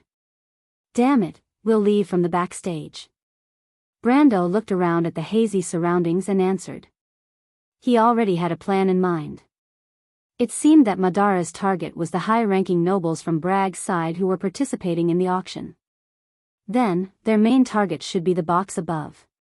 But what made him shudder was that the 3 undead figurines were clearly coming for him. He did not know how he attracted Madara's attention. The young man thought about it again and again, and the only thing he could think of was whether the news of him leading the refugees had spread out through some channels. But he only killed a platoon leader. Did Insursta have to seek revenge for the smallest grievance? To gather information about him and the others, and to plan this operation, it must not be an easy task. It would not be an exaggeration to say that they had mobilized a large force. Brando could only hope that he was only an extra target in this operation. But no matter what, he realized that his existence had gradually begun to affect the course of history. This made him feel a sense of urgency. Otherwise, his advantage would gradually disappear. The Shire also agreed with Brando's opinion, but he obviously wanted to take it a step further. This young wizard apprentice had clearly analyzed the previous discussion between Brando and him regarding equipment, attributes, and experience. His suggestion was that leaving from the backstage was obviously more advantageous for them to fish in troubled waters. The auction items and money that had not been sold in time were obviously a huge treasure trove. If Freya was here, she would definitely express her dissatisfaction with the Shire's suggestion. But it was a pity that this kind and righteous future goddess of war was waiting to be rewarded at the headquarters of the Silver-Winged Cavalry. As for Amandina, who replaced her as Brando's assistant and advisor, although she was born in a noble family, the nature of nobles in this era was not much different from bandits. Moreover, this young lady had always been a pragmatist. When she heard the Shire's suggestion, not only did she not stop it, she immediately supplemented it with her own wisdom, striving to make the plan more feasible. As for the little Roman and Badam, the former was eager to participate in all the exciting and amazing adventures, and did not care whether this was illegal or not. Moreover, the underground trade itself was not something that was legal. As for the latter, as Brando's retainer, he would not object. Not to mention the unconscious cripple, even if he was not unconscious, he would probably raise both his hands and feet in agreement. Just like the rumors that were circulating in Bragg's bar, if there was anything that would make the cripple of Black Pepper Alley happier than taking advantage of others, it would definitely be taking advantage of others. Seeing that his nominal subordinates were still thinking about how to earn money in such a dangerous situation, Brando could not help but wonder if this was a good thing or a bad thing. But speaking of which, this style was exactly the same as his performance in The Amber Sword. Back then, Sophie, who would risk her life for money, was a well-known name for a period of time. Of course, that was also because he was too poor in the early stages of the game. Later on, when Erwin disappeared and he joined the Church of Knights Nation, this reputation gradually left him. But the adventurous nature of his style was deeply rooted in his blood. Whether it was Sophie or Brando, they were all potential gamblers. And his style of doing things more or less influenced the Badam, the Roman, and the Shire. As for Amandina, he turned his head to look at this girl. Her personality was a little similar to his. The few of them had a plan and immediately approached the auction stage below. But they quickly realized that there were many people who had the same idea as them. But under the obstruction of the undead terracotta, there were not many people who could rely on 2 warriors who were close to the iron-ranked level and 15 wind spirit spiders to pave the way. Because of that, they were the first to break through the obstruction of Madara's assassins and arrived at the stage below. The first thing that Brando saw was the auctioneer and his assistant lying in a pool of blood. The place where the tinder should have been on the stage was already empty, and the treasure that gave a lot of bonus points was nowhere to be seen. This made him frown. There were two possibilities. One was that the undead had taken the tinder, and the other was that there was something to think about. He and the Shire looked at each other and saw the doubt in each other's eyes. The tinder was an invaluable treasure to most intelligent beings, but it was not the case for the undead. Madara used the soul fire and the psionic tower to expand their territory, so the tinder was almost worthless to them. This information might not be known by normal people, but it could not be hidden from a veteran in the game and a wizard's apprentice. For example, Brendel and the Shire. There's a problem. Brando immediately put his sword in front of his chest and reminded the people behind him. The Shire also protected the back of the group at the same time. What's going on? Badam asked. However, as soon as he finished speaking, a red behemoth descended from the sky and landed on the platform with a boom. With a loud crack, the red behemoth created a huge hole in the wooden platform, causing the entire platform to be filled with smoke and dust. P.S. It's better today. Sigh, I still can't eat meat. What a tragedy. If I recover tomorrow, I will start to make up for what I owe these 2 days. Sigh, I hope everyone can forgive me. It's already the 30th today. Please continue to ask for monthly votes and subscriptions.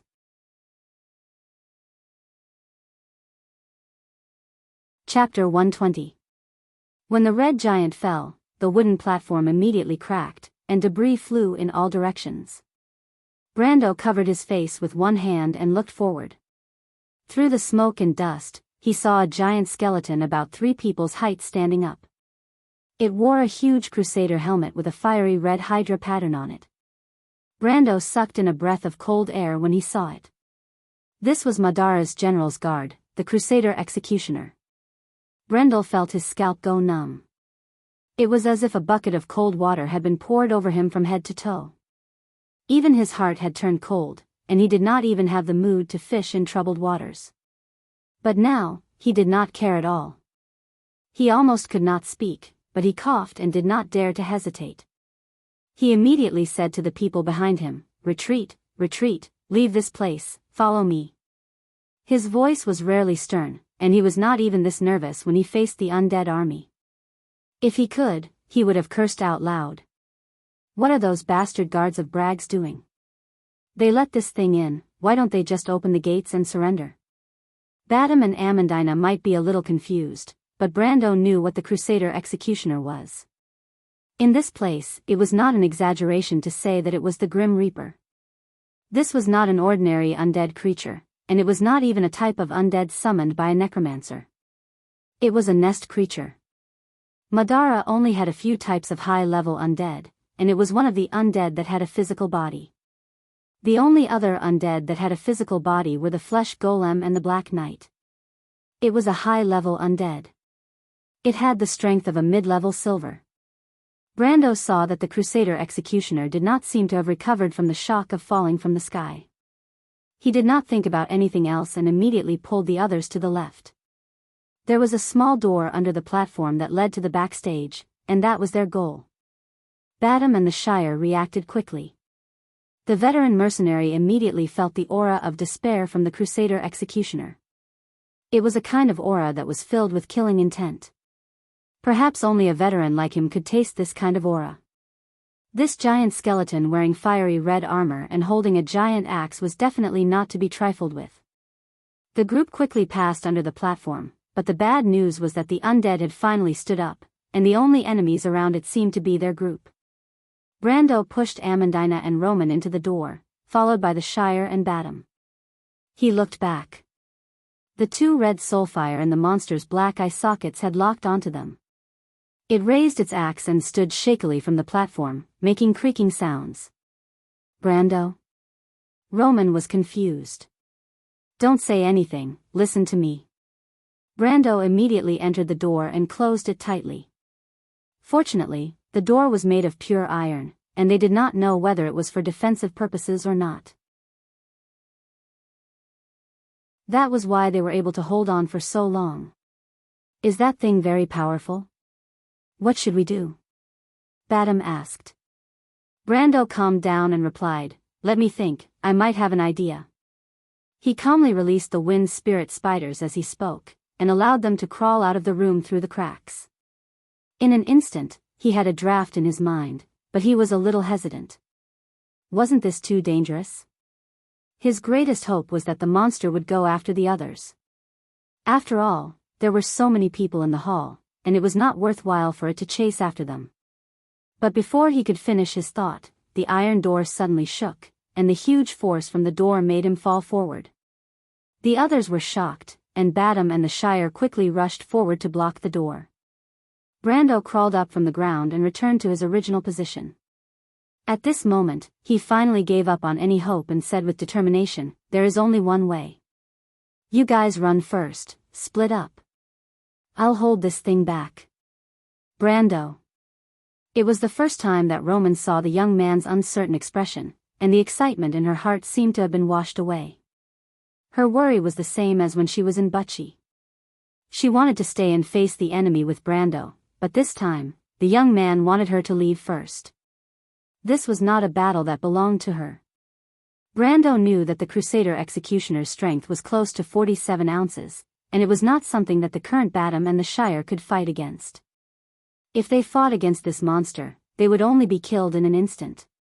The Shire was fine, at most he would not be able to use his Highland Squire card for a while, but Badam, Cripple, Amandina, and the little Roman were all people that he could not afford to lose. He had thought it through in an instant. Right now, he was the only one who could use his familiarity with this terrifying monster to lure it away and find a chance to escape. But when he looked at the huge monster that had just turned its head, and the two red soulfire and its black eye sockets locked onto them, he was not confident at all. After all, this was a monster that was close to the middle of the silver rank, and it was not like the zombie outlander Captain and Ebden of this era who had not reached the silver rank, or who had just reached the silver rank. Brando had thought of giving up on Badam, Cripple, and even Amandina, and let these subordinates buy time for him. He had the ability to do so, because other than him, they were not familiar with this terrifying undead creature. Sometimes, a small mistake in judgment was enough to change a lot of things. In fact, such a thought flashed through his mind, but the young man shivered and rejected this tempting idea.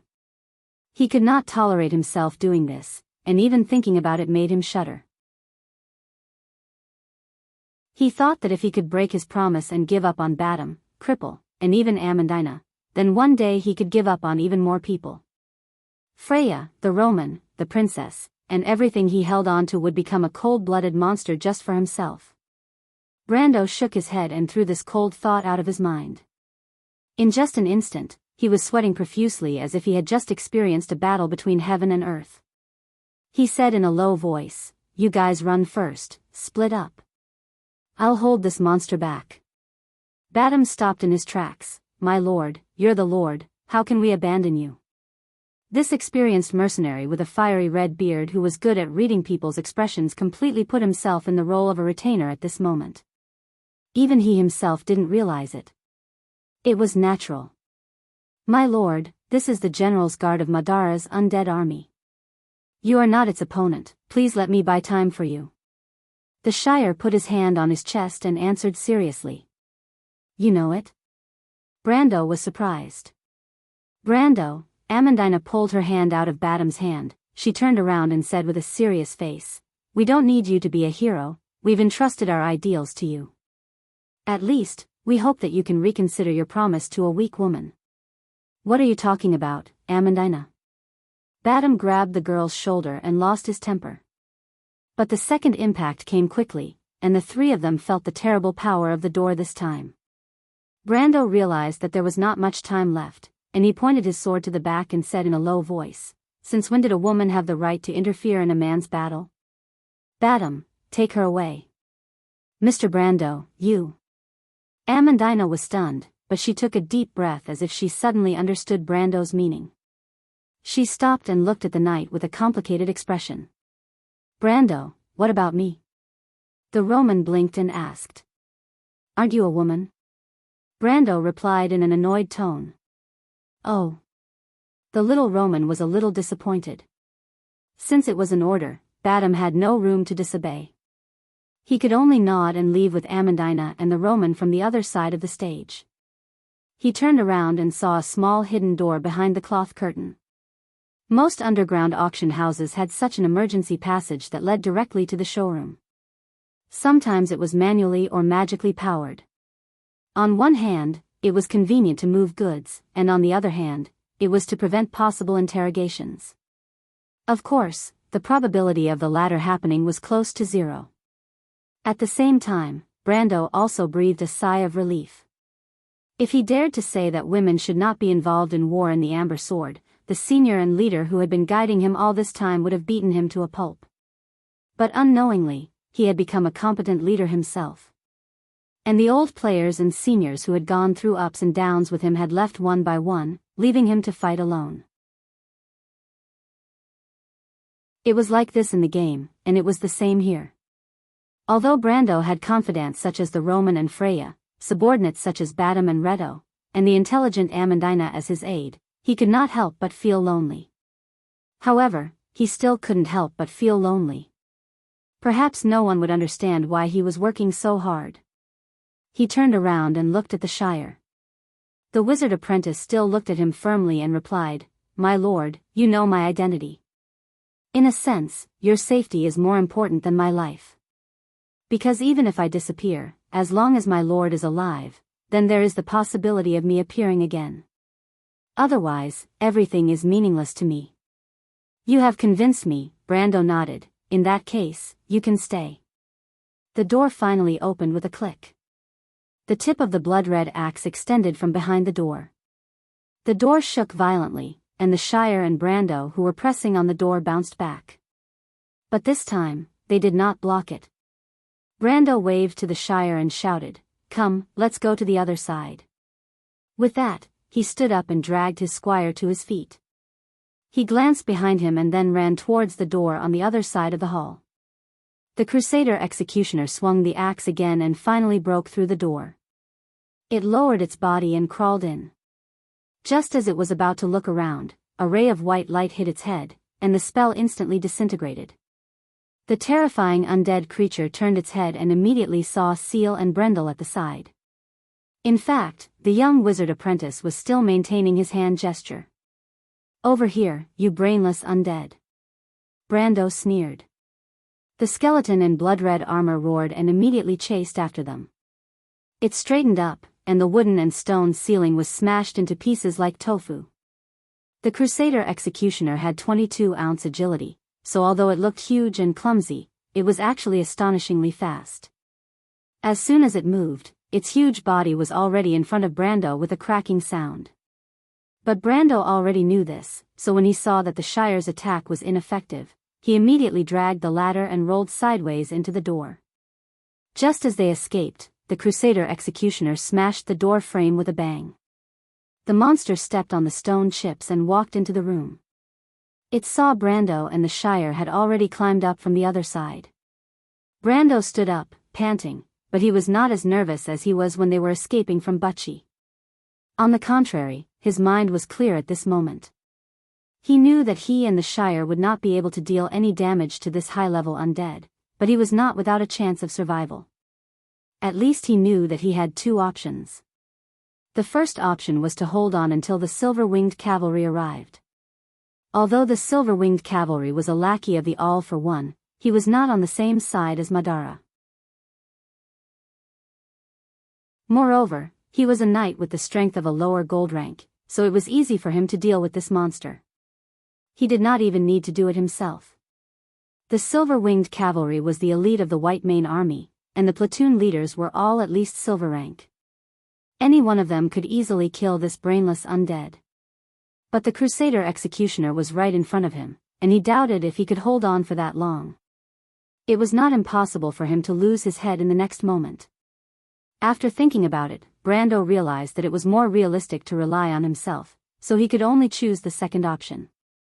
And that was to find the Elemental Revelation Scroll. P.S. It hurts, I shouldn't have eaten that squid. I really only ate one, why is it so strong? My stomach hurts so much today. He clenched his teeth and wrote 2 chapters. This is the first chapter, the second chapter will be released later. I'll grit my teeth and beg for a guaranteed monthly ticket for next month. Everyone, please support me when you see that I'm seriously injured and can't leave the front lines.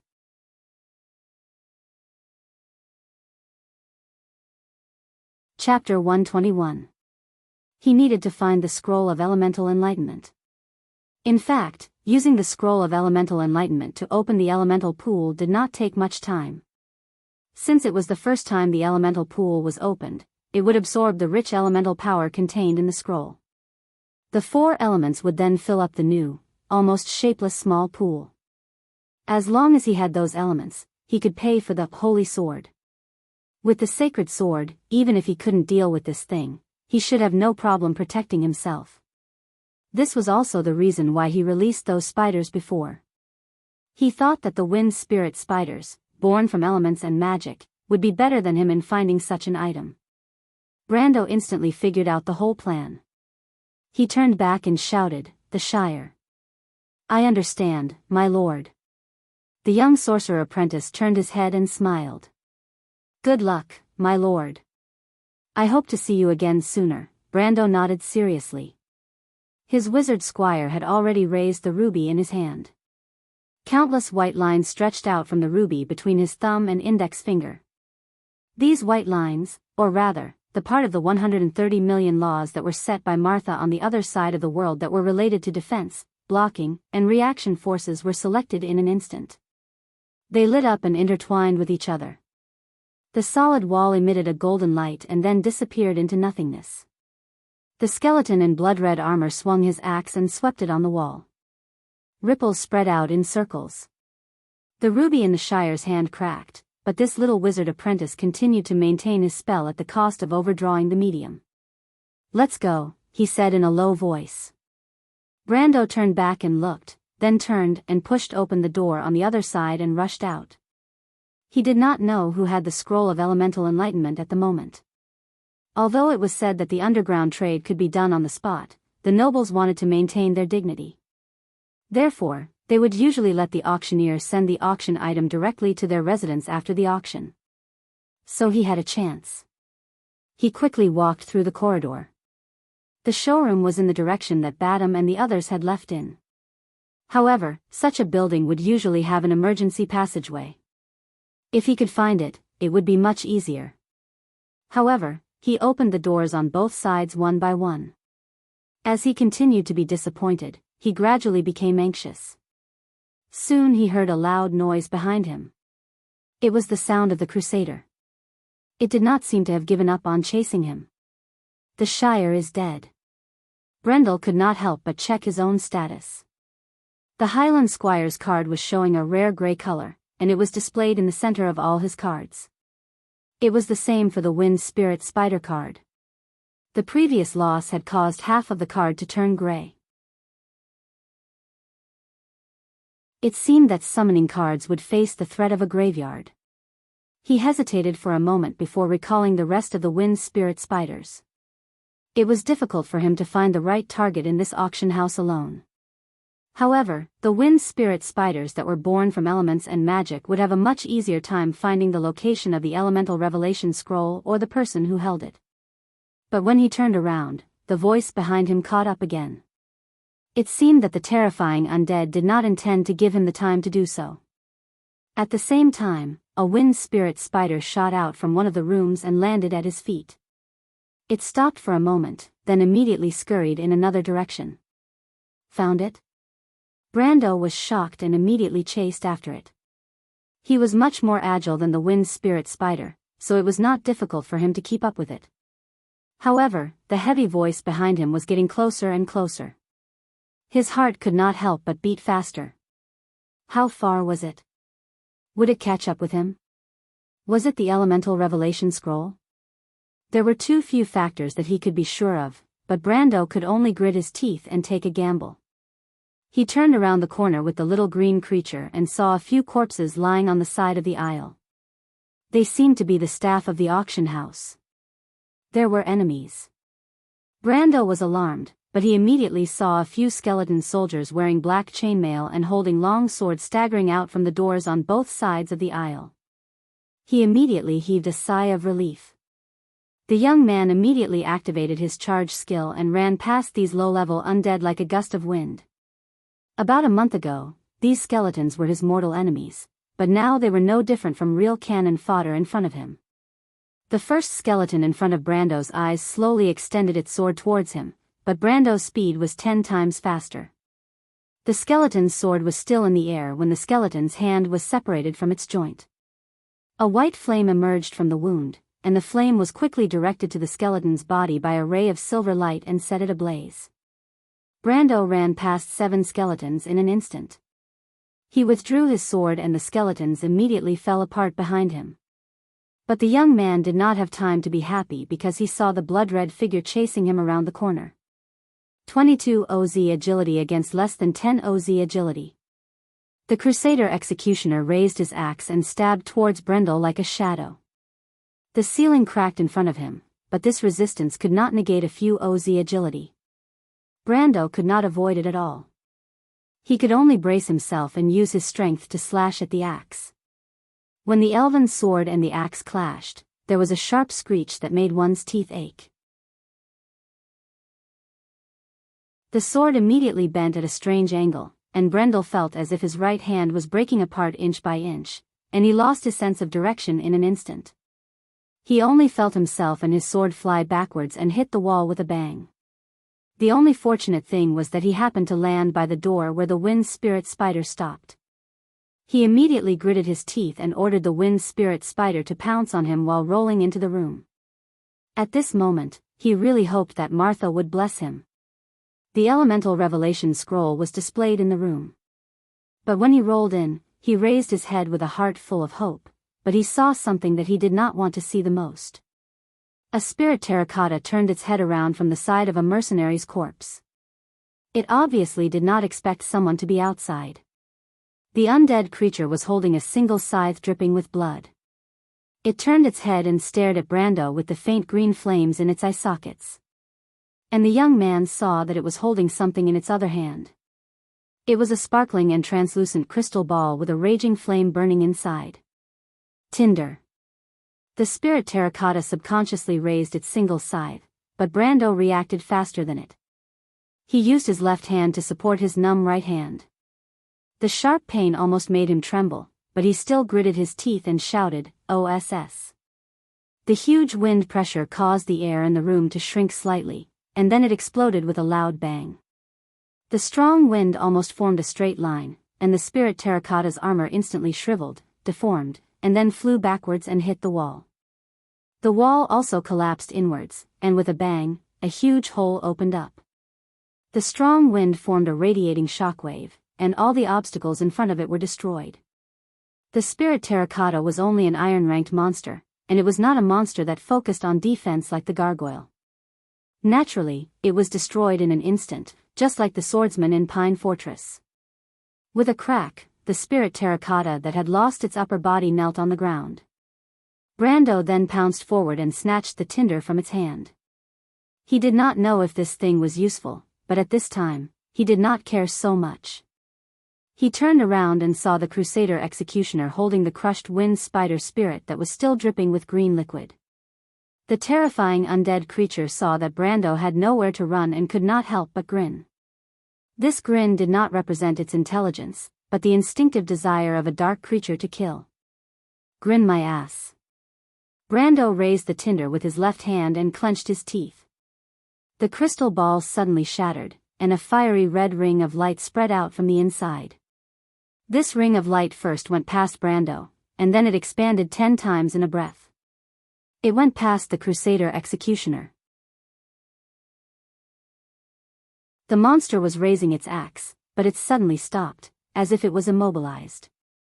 At that moment, all the wizards and elementalists that had magic power in their bodies within a radius of 10 miles around Bragg's changed their expressions. They stopped what they were doing and looked in the direction of Bragg's city. The red ring of light continued to expand. It went past the auction house, the whole of Hood District, Bragg City, and then the outskirts of Bragg City at an astonishing speed. It spread out for a few miles before it slowly stopped and disappeared. Although this moment was short, all the soldiers in the silver-winged cavalry's camp in Bragg's city saw their shadow hounds vaporize in an instant and then disappear. That was the power of order. The undead creatures also worshipped the only true god, Martha. Like humans, they were also creatures of order. When the tinder was ignited, the reorganization of order should not affect anything that was originally under order. However, the Crusader executioner was different. It was a nest creature. No matter if it was man-made or natural, except for the only guardian's nest.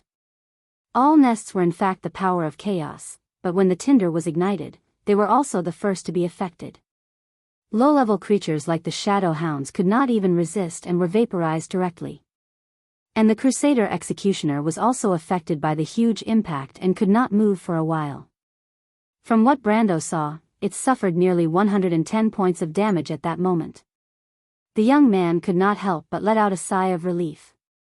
At least he made the right bet. Although no one had ever thought of using a priceless tinder to test something as boring as this, there were some basic rules in this world that could not be changed. For example, the absolute opposition between chaos and order. The young man took a deep breath, then got up and ran for his life. There was not much time left for him. At least the Crusader executioner would not stay still forever. He had to find the scroll of elemental revelation as soon as possible. If you want to know what will happen next, please go to www.chidian.com. There are more chapters. Support the author and support the original reading.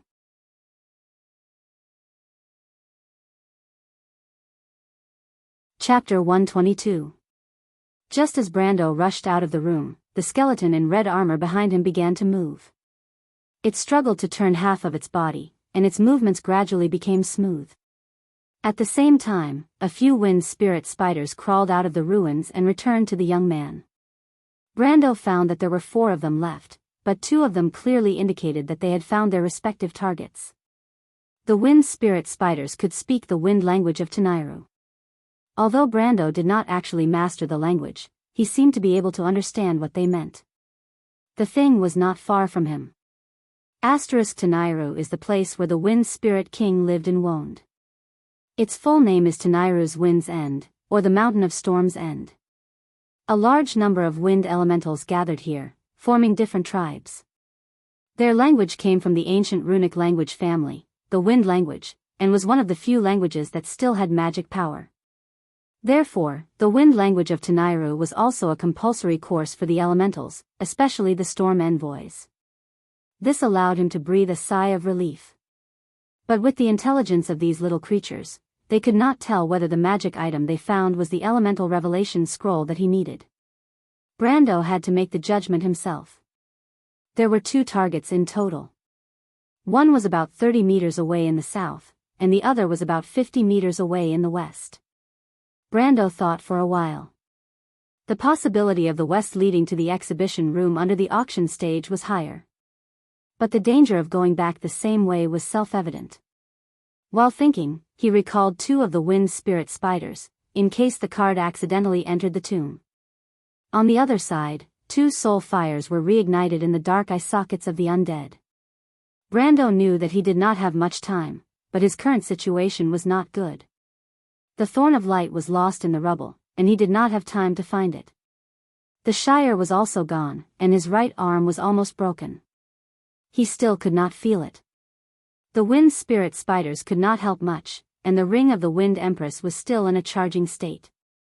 The exhaustion of his magic power was accompanied by a faint sense of exhaustion, but fortunately, he still had more than half of his strength left, and his life was not lost. He stood unsteadily on the walkway, his thoughts flashing like lightning. The cursed bolts could not help much against the undead, but perhaps there was another option, which was to break through the window on the 2nd floor and go to the crowded street. However, this would not prevent the terrifying undead from continuing to pursue him. Life waves were extremely sensitive to the undead, and there was no way it could not find a person in a crowd.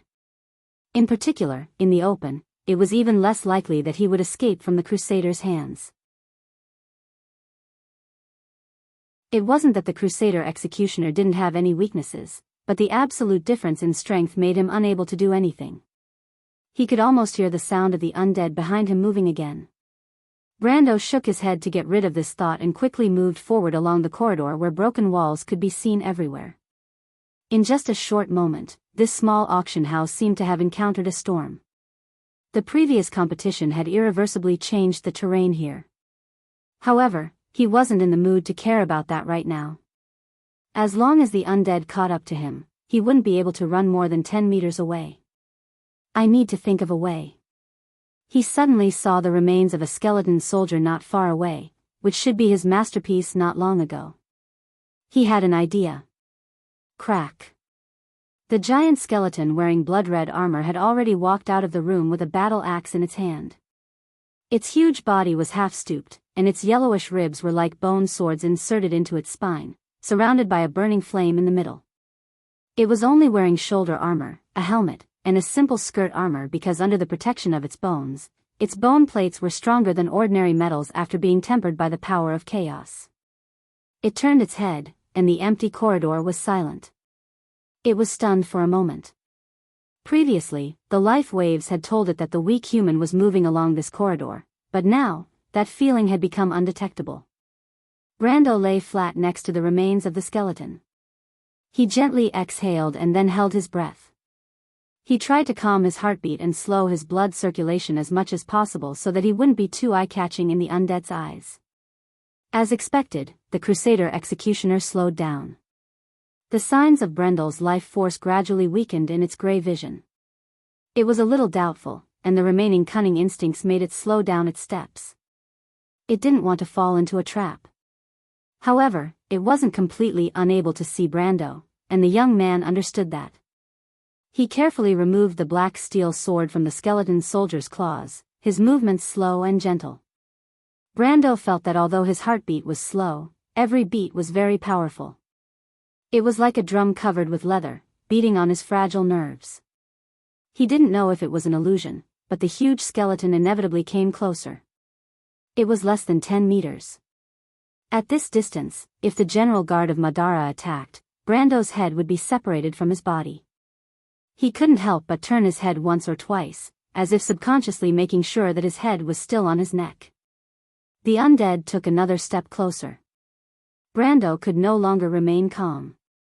The game had trained him to be calm, but now he was gambling with his life. He glanced at the tall skeleton. The general guard of Madara was known for its speed, ruthlessness, and slaughter throughout the battlefield. The giant axes in their hands were nearly 4 meters long, and when they hit with full force, they had more than 20 tons of force. Every time they fought on the battlefield, the humans had to pay 10 or even 100 times the price.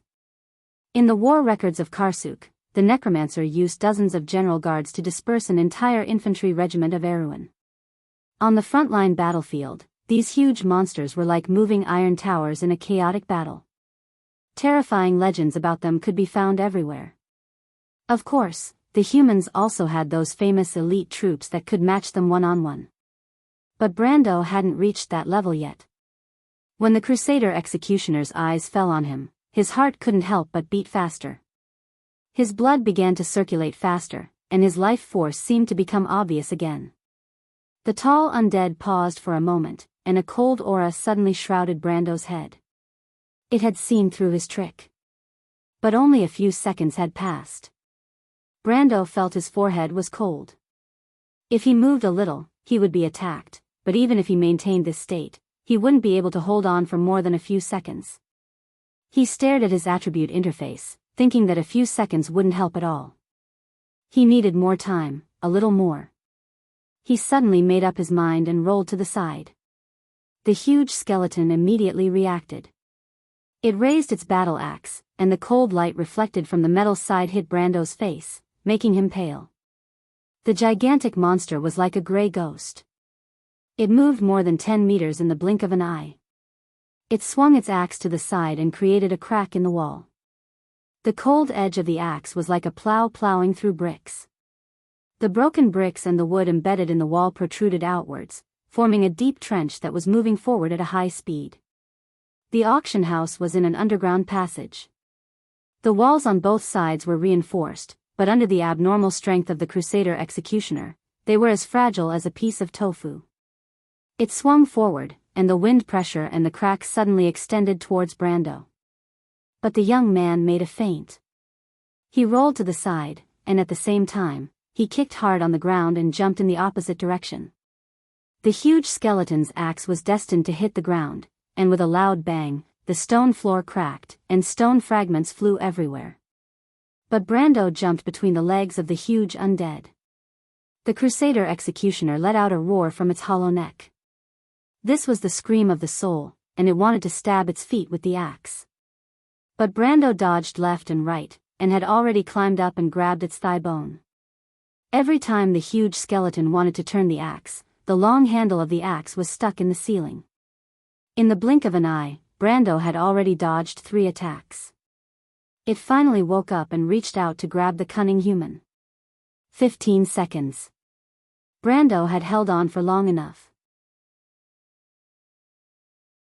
When the huge skeleton of the Crusader executioner grabbed downwards, Brando immediately lowered his head to avoid it. The moment his charge skill entered cooldown, he activated it at the same time. In a flash, Brando had almost twice the agility of the monster. He rushed forward like a continuous shadow, and at the same time, he slashed the wall in front of him with a charge skill. Close to 20-ounce power bombarded the wall. The black steel sword let out a cry and broke inch by inch. But the wall also caved in with a loud bang, and the bricks became crisscrossed. Brando threw away the sword and punched with his left hand, and the wall collapsed. He jumped into the wall, and as expected, it was the other side of the room. The wind spider spirit had already gone through the sewer to wait for him here. He was close to his target. But the Crusader executioner was even closer. Brando did not dare to be slow, and with the last bit of acceleration, he rushed out of the room like a meteor. Just as he left, the huge skeleton behind him roared and smashed through the wall. It shrieked and raised its head, its hands parting the broken wall, allowing the dust to fall and slide down the helmet. Then, with a loud bang, it squeezed in. The two of them, one in front and one behind, started a chase in the narrow space. The auction house was very unlucky. The Crusader executioner was like a human bulldozer. The wall between wood and stone could not withstand a single blow from its power of close to 50 ounces. As it moved forward, any wall would crumble into powder. In just a moment, it passed through 3 walls. From the outside of the auction house, a part of the circular building had collapsed. Brando anxiously calculated the distance. There were still 2 more rooms. He casually took out a dagger from his belt and threw it back, but the Crusader executioner did not stop, and directly knocked it away. The sharp blade only left a white scratch on its bones. It raised its head, and what it faced was a wind spider spirit, but the huge skeleton casually punched it into a green sauce. Brando passed through another room. The Crusader executioner raised its axe for the second time, and this made the young man feel a chill down his spine. It seemed that there was not enough time. If you want to know what will happen next, please log on to www.chidian.com and read more chapters. Support the author and support the original reading. Translator, Endless Fantasy Translation Editor, Endless Fantasy Translation Editor, Endless Fantasy Translation.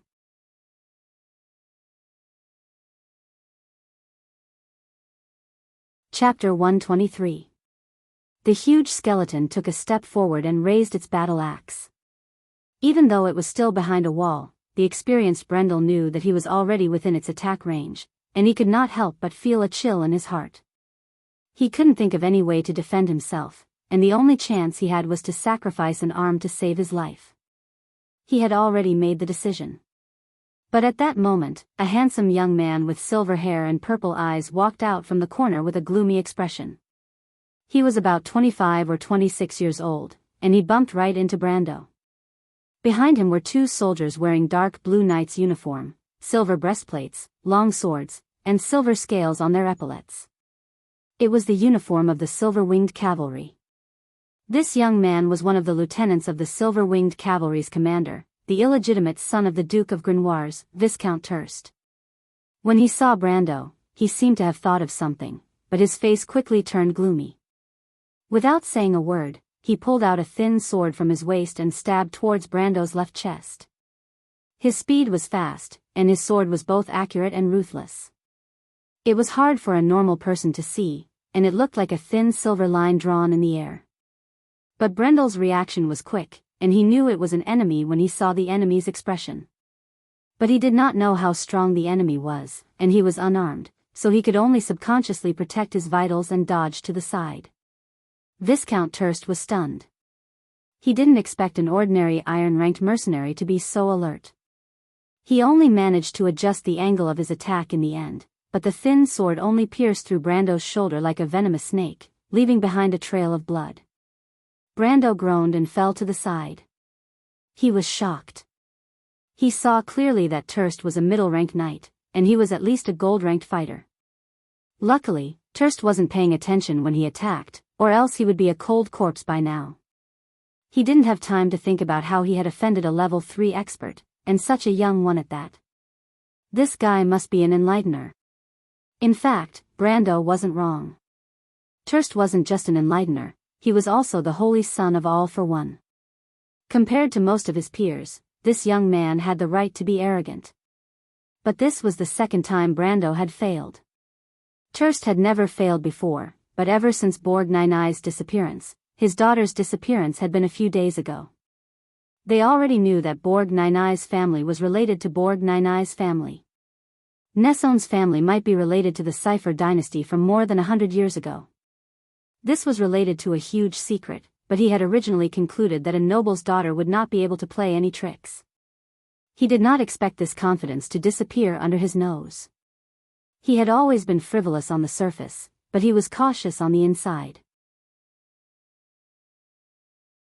However, this was the first time he had tasted the bitter fruit of failure. There was also the young man in front of him. All the information he gathered in the past few days pointed to a mistake in their information gathering. Based on the information gathered, All for One and Braggs could conclude that there was a leader above the Copper Dragon Redo. It was a young man, so Terst's first suspicion was that Brando had appeared with Batum that day. Of course, it was just a thought, and Terst didn't take it to heart. He just didn't expect to meet Brando in a place like this. The moment he saw Brando, he wanted to test him out. But his test was to kill him. Even if he killed the wrong person, it wouldn't matter. After all, he was just a nameless mercenary. But he didn't expect Brando to give him a surprise. A huge surprise. When Brendel fell, he went right between Terst and the two soldiers, and used the momentum to roll behind the three of them. Our Viscount could not help but be startled. Just as he was about to turn around and strike again, the wall in front of him suddenly cracked open.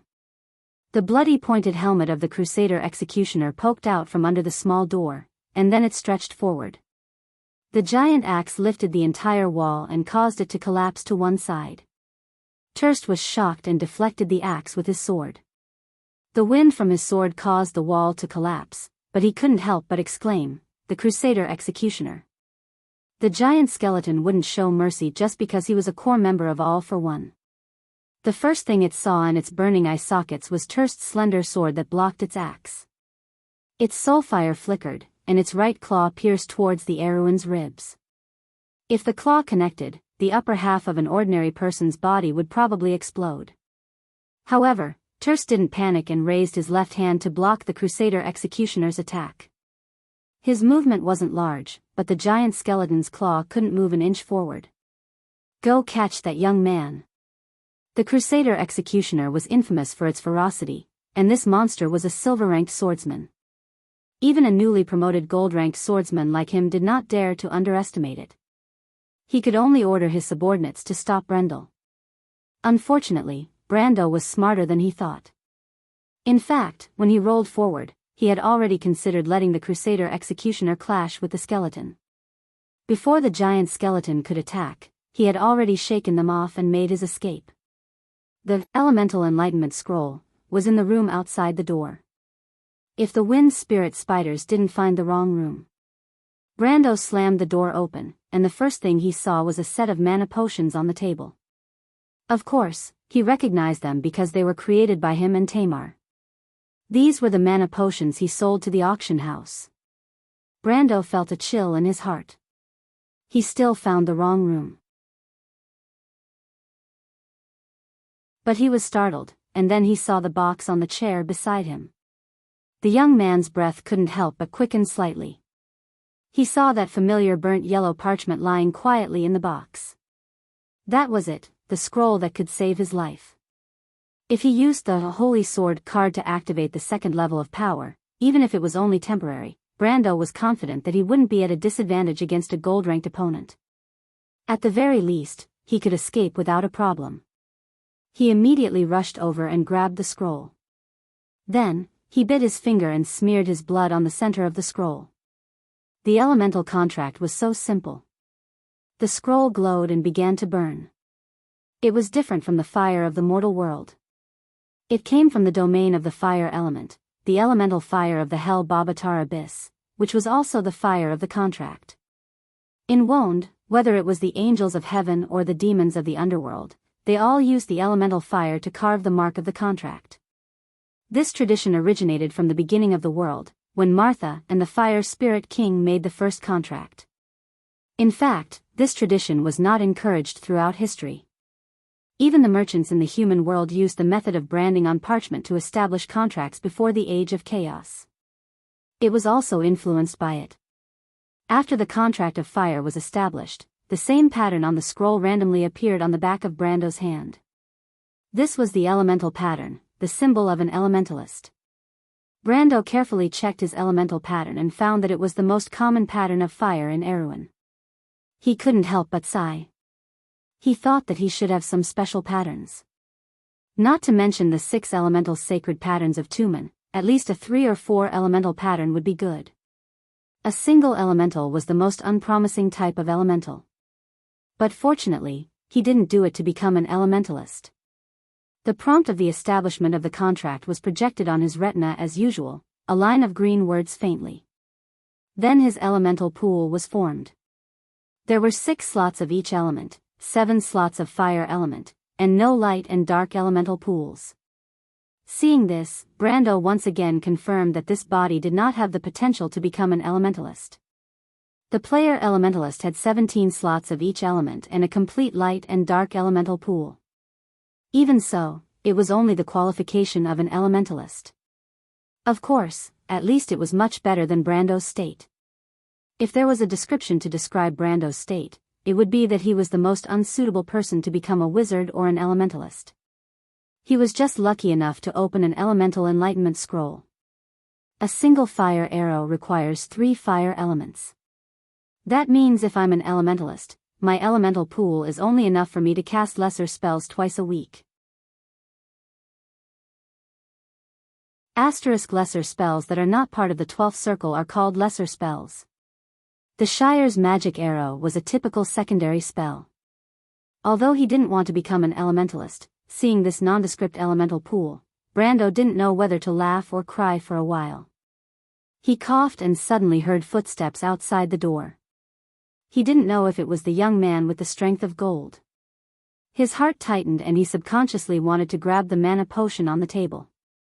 But this time, he grabbed empty air. Just as he stretched out his hand, he realized that he was no longer in the auction house. He found himself in a vast expanse of darkness. The room, the table, the mana potion, and everything that should have existed had disappeared, leaving only a vast darkness that he had never seen before. No, Brando suddenly remembered that he had seen this kind of darkness in the game.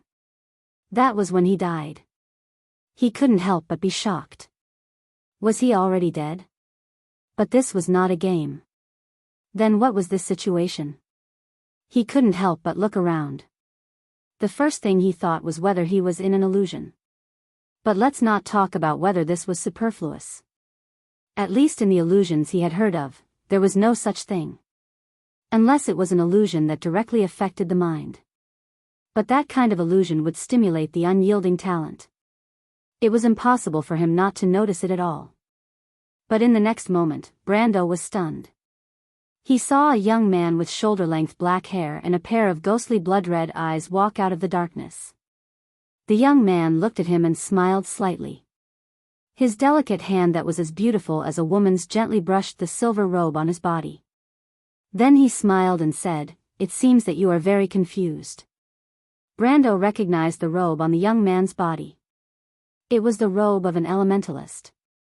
It was just that the 4 crisscrossing blood-red patterns on the sleeves of the robe made him slightly startled. Among the high-level elementalists, those who mastered level 12 spells became elementalists. They were the envoys of the Elf King. There was a pattern on the elementalist robe. Those with 2 patterns were the great teachers of the elemental throne. Those with 3 patterns were the demons who had long been known as the sage. What were the 4 patterns? Brando could only think of one name. The Elemental Emperor, Tumen. This young man did indeed fit the description of the Myrna people in the myths. He had black hair and blood-red eyes, and was a follower of the Dark Dragon. But he hesitated for a long time, not daring to confirm whether this young man was the legendary figure. Tumen had been dead for thousands of years, hadn't he? But the young man seemed to see the doubts in his heart. He smiled and nodded. "I am Tumen." "You are Tumen?" Brando was so surprised that he even forgot his situation for a moment. "Why are you here?" "That's not important, Brando." Tumen replied, "My last contractor died almost 300 years ago, and the last person who carried these cards was unwilling to give up his path as a knight. It's just that I didn't expect that in just a few decades, there would be a new successor." He paused for a moment and smiled. "What I mean is, are you willing to stop for a while and listen to the story of the Planeswalkers?" Planeswalkers? Brando was slightly startled. "If you want to know what happened next, please go to www.chidian.com. There are more chapters. Support the author. Support the original reading.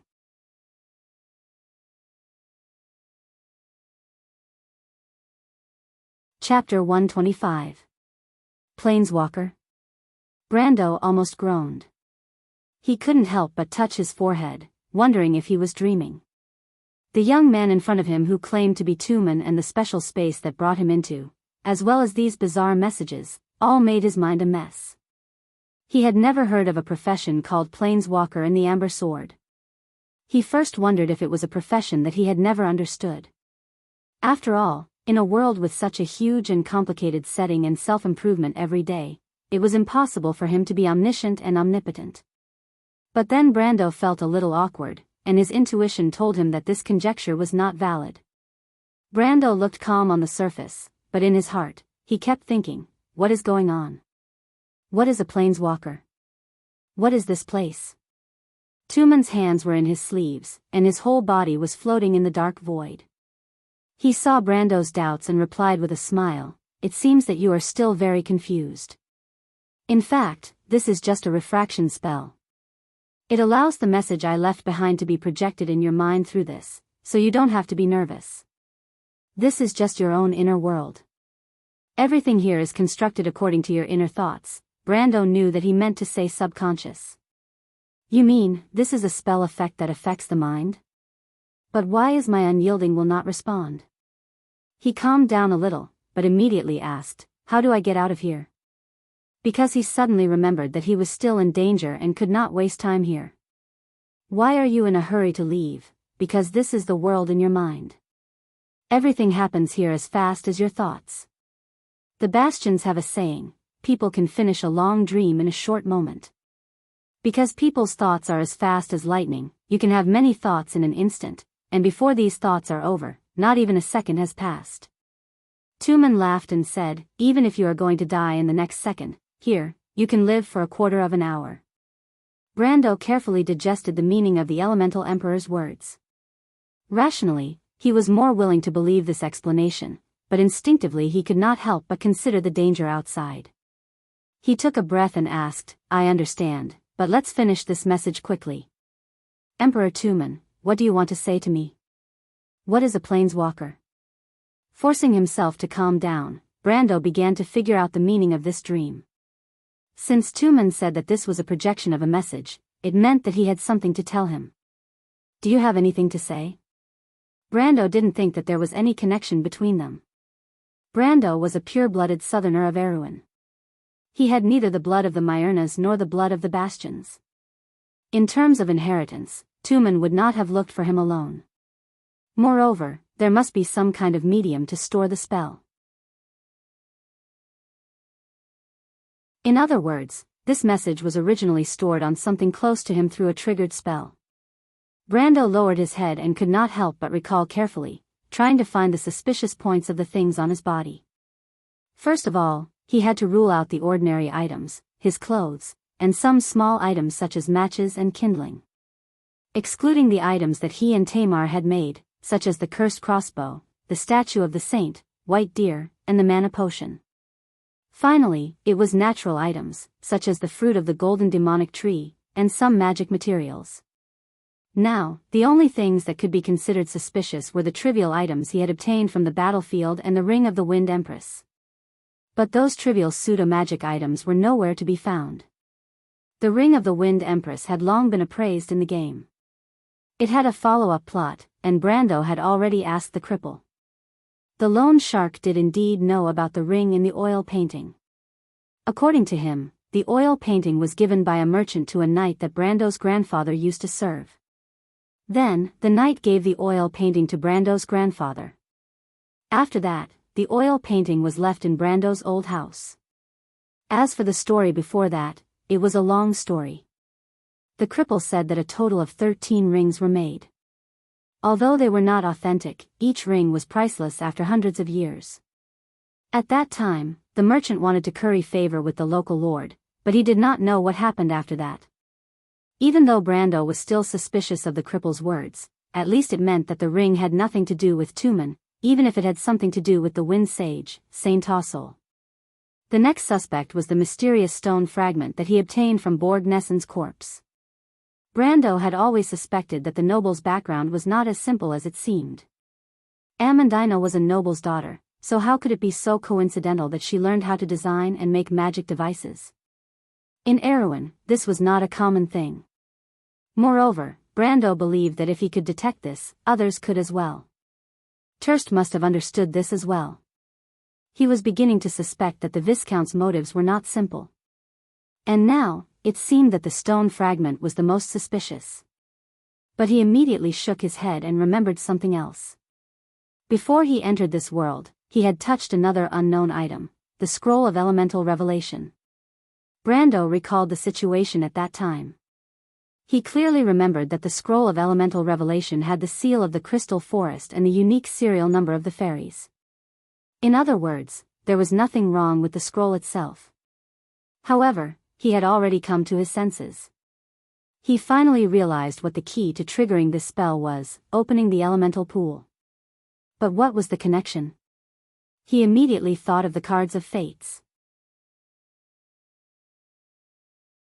Yes, he had always treated these mysterious cards as skills and not items, so he did not think of them at first.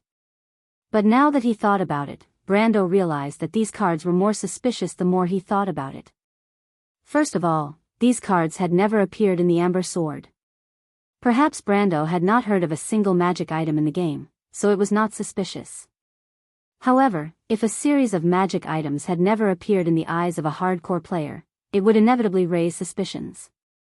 Imagine for a moment, if a person had never heard of a magic item in the game, and if we assumed that the world was huge, then it would not be that hard to believe. But if he hadn't even heard of the concept of magician's profession equipment, then it would be a little strange. You might say that he must be a newbie. But Brando was not a newbie. Moreover, these cards themselves were not dispensable and insignificant items of little value.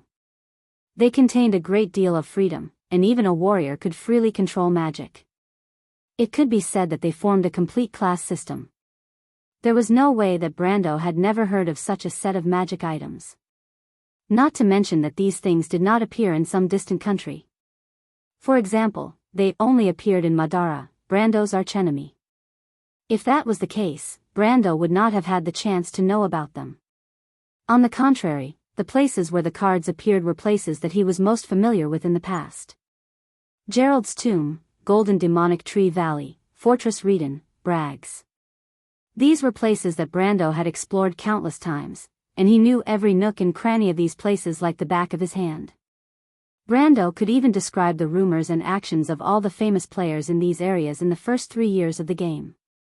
He loved this world so much that he could empathize with Erwin. But the problem now was that he had never heard of these cards. He even suspected that he had let go of his suspicions so easily. Of course, he did not realize that the last time he saw these cards, he was in a situation where he could not even guarantee his survival. Normal people in such an environment would be overjoyed if they got a little help, and not doubt it. That was why it was human nature. But once he realized it, his suspicions deepened. Brando could not help but touch his chest, and subconsciously remembered the thought that flashed through his mind. These cards form a complete class system. Brando's heart skipped a beat, and he subconsciously raised his head. He looked up in disbelief and blurted out, "The planeswalker you mentioned is..." Tumen smiled, "You guessed it right. The cards of fate and the planeswalker are inseparable." Brando immediately shut his mouth, because he knew that the young Tumen in front of him would tell him everything. "First of all, I want to clear up a misunderstanding. These cards of fate were not created by me. As you can see, their history is much older than what we know." Tumen opened his hand, and there was a card of fate in his palm. But it was the back of the card, and there was a complicated sacred pattern drawn on it. This mark you see is the original sample of the sacred pattern. I simplified it based on my superficial knowledge, and then compiled this knowledge and taught it to the humans, elves, and Myrnas. Wait. Tumen raised his hand, stopping Brando from asking. "I know what you want to ask. As the descendant of the Basto and Myrnas, and the mortal enemy of all beings who yearn for the light, why would I help the humans and elves?" He smiled. "It's actually very simple. As a planeswalker, my way of looking at things is a little different from the average person. Of course, this is just my own point of view, but it has something to do with my own deck. I was too young at that time, and blindly wanted to pursue the laws and principles of this world, so my deck was called All for One. Following the meaning of this deck, other than the most essential things in the world, there was not much difference in my eyes." After hearing this, Brando sat back down.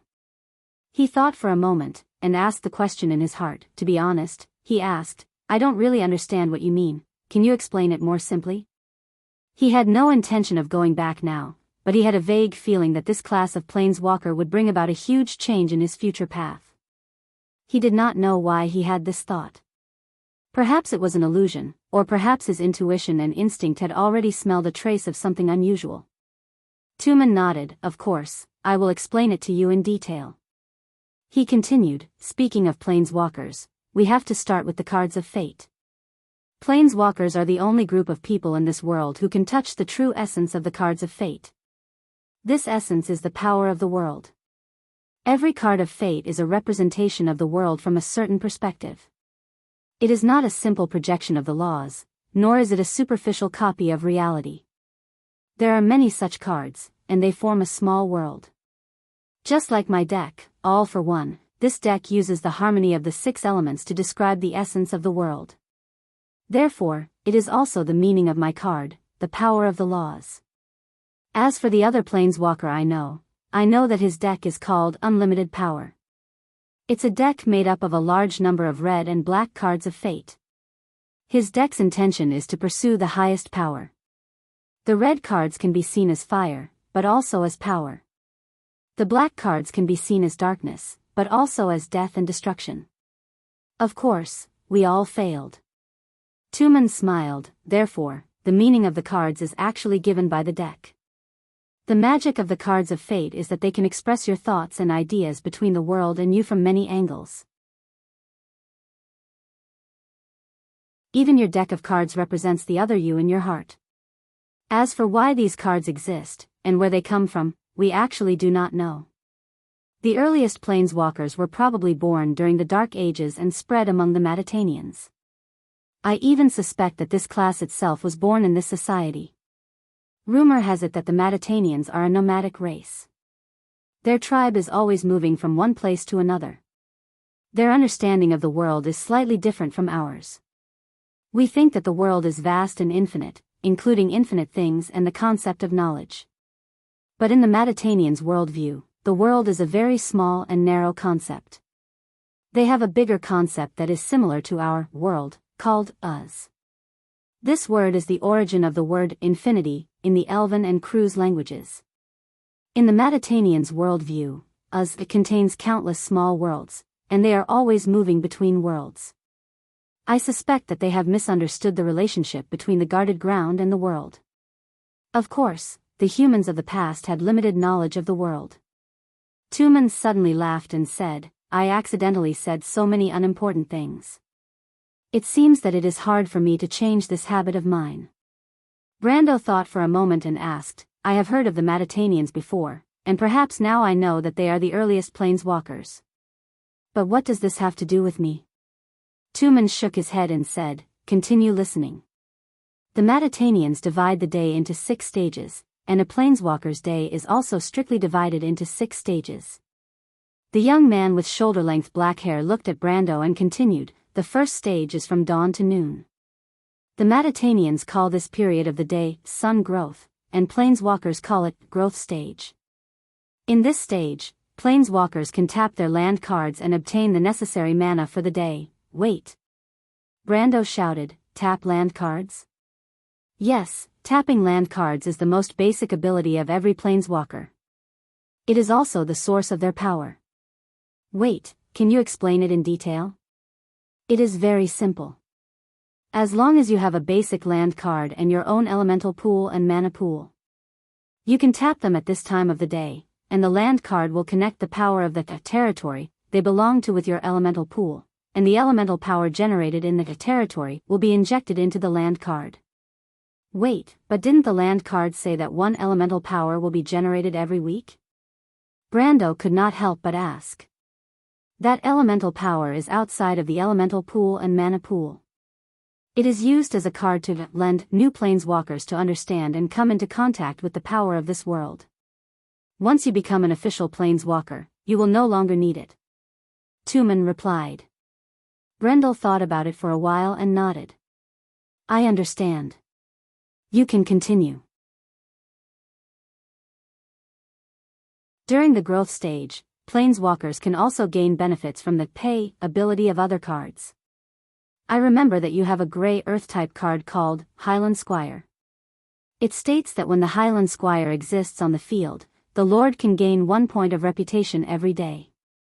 And this reputation point is the payment during the growth stage.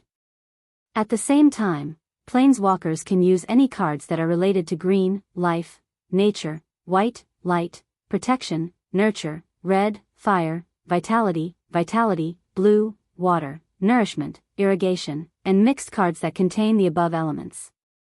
Brendel furrowed his brows. He had never noticed this problem before. The Shire had mentioned a similar problem to him before, and he mentioned a special case, which was the white spell card that did not require any magic cards. Next, we enter the second stage of the day, from the morning to the scorching sun, which is from 10 a.m. to 2 p.m. Not only do the people of Matatanya call this time of the day, the flourishing of all things, but the wizards and witches also call this time of the day, the ebb tide. This is because this is the moment when the power of the sun is at its strongest and the power of the moon is at its weakest, which is also the time when magic is at its weakest. Magic and elements decrease and increase, so this is the time when the elements are the most active and aggressive. Thus, planeswalkers call this stage the flourishing stage. This is the only stage where planeswalkers can use any cards without any restrictions. At the same time, they can also draw 3 cards from their deck and put them into their hand. Wait, Brando was stunned. What does this mean? This is the rule of planeswalkers. At the beginning of each day, a planeswalker can only use a fixed number of cards in their hand. They may be able to draw more cards than this limit, but during the reset stage of the day, they must discard these cards that exceed this limit. And we call this fixed number of cards of fate the hand. On the other hand, the stronger a planeswalker is, the more cards he can control. For example, as a new planeswalker, you can only control 5 cards in your hand. Do I have to choose the cards in my hand?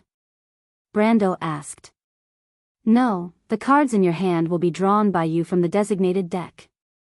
Like me, My card will be all in one with the power of the 6 elements, so the rule divides my deck into 6 equal parts, so I have 6 decks. Tumen replied. Brando frowned, but if that's the case, the uncertainty increases a lot. Then, if I only control a few powerful cards and discard the useless ones, wouldn't I be able to freely maintain the strength of my cards at the same level? In theory, yes, but this is not the ultimate goal of a planeswalker. Tumen shook his head. Ultimate goal? You know that after the level 3 power system, some people can activate their elemental powers and become extremely powerful.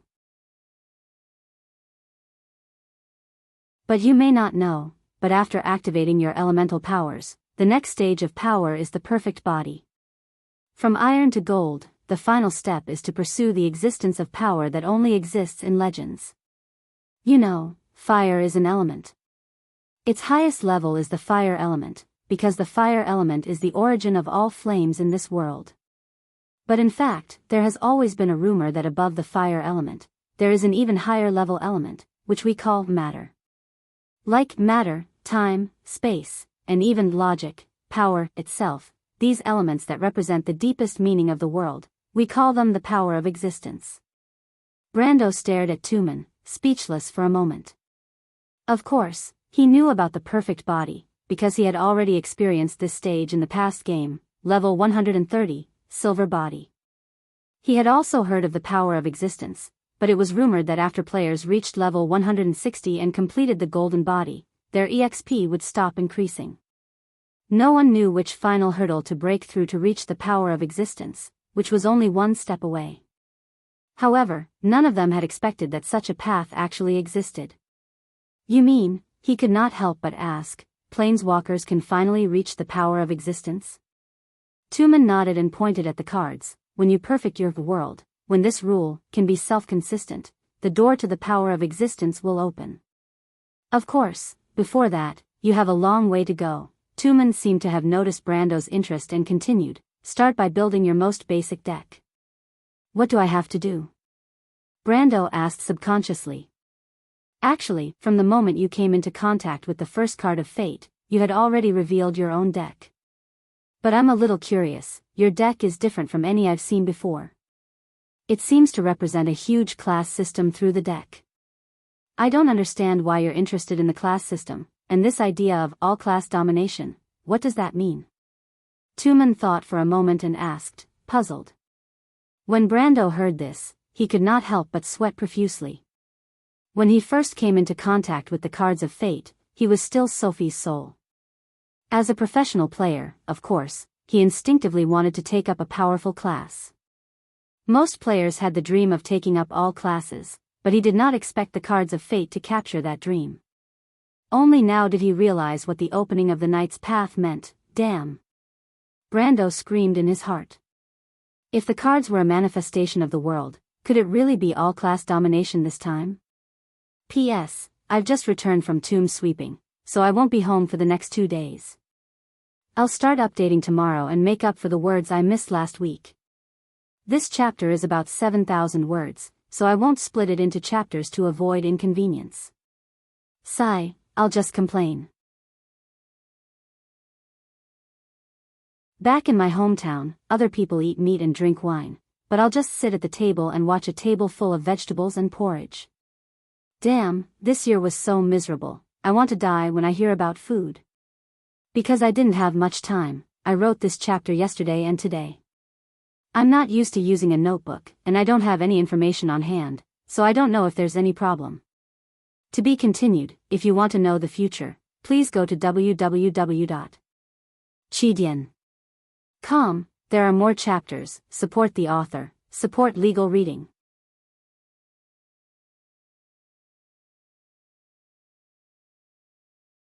Chapter 126. Standing at the pinnacle of all professions, this was indeed a path of transcendence.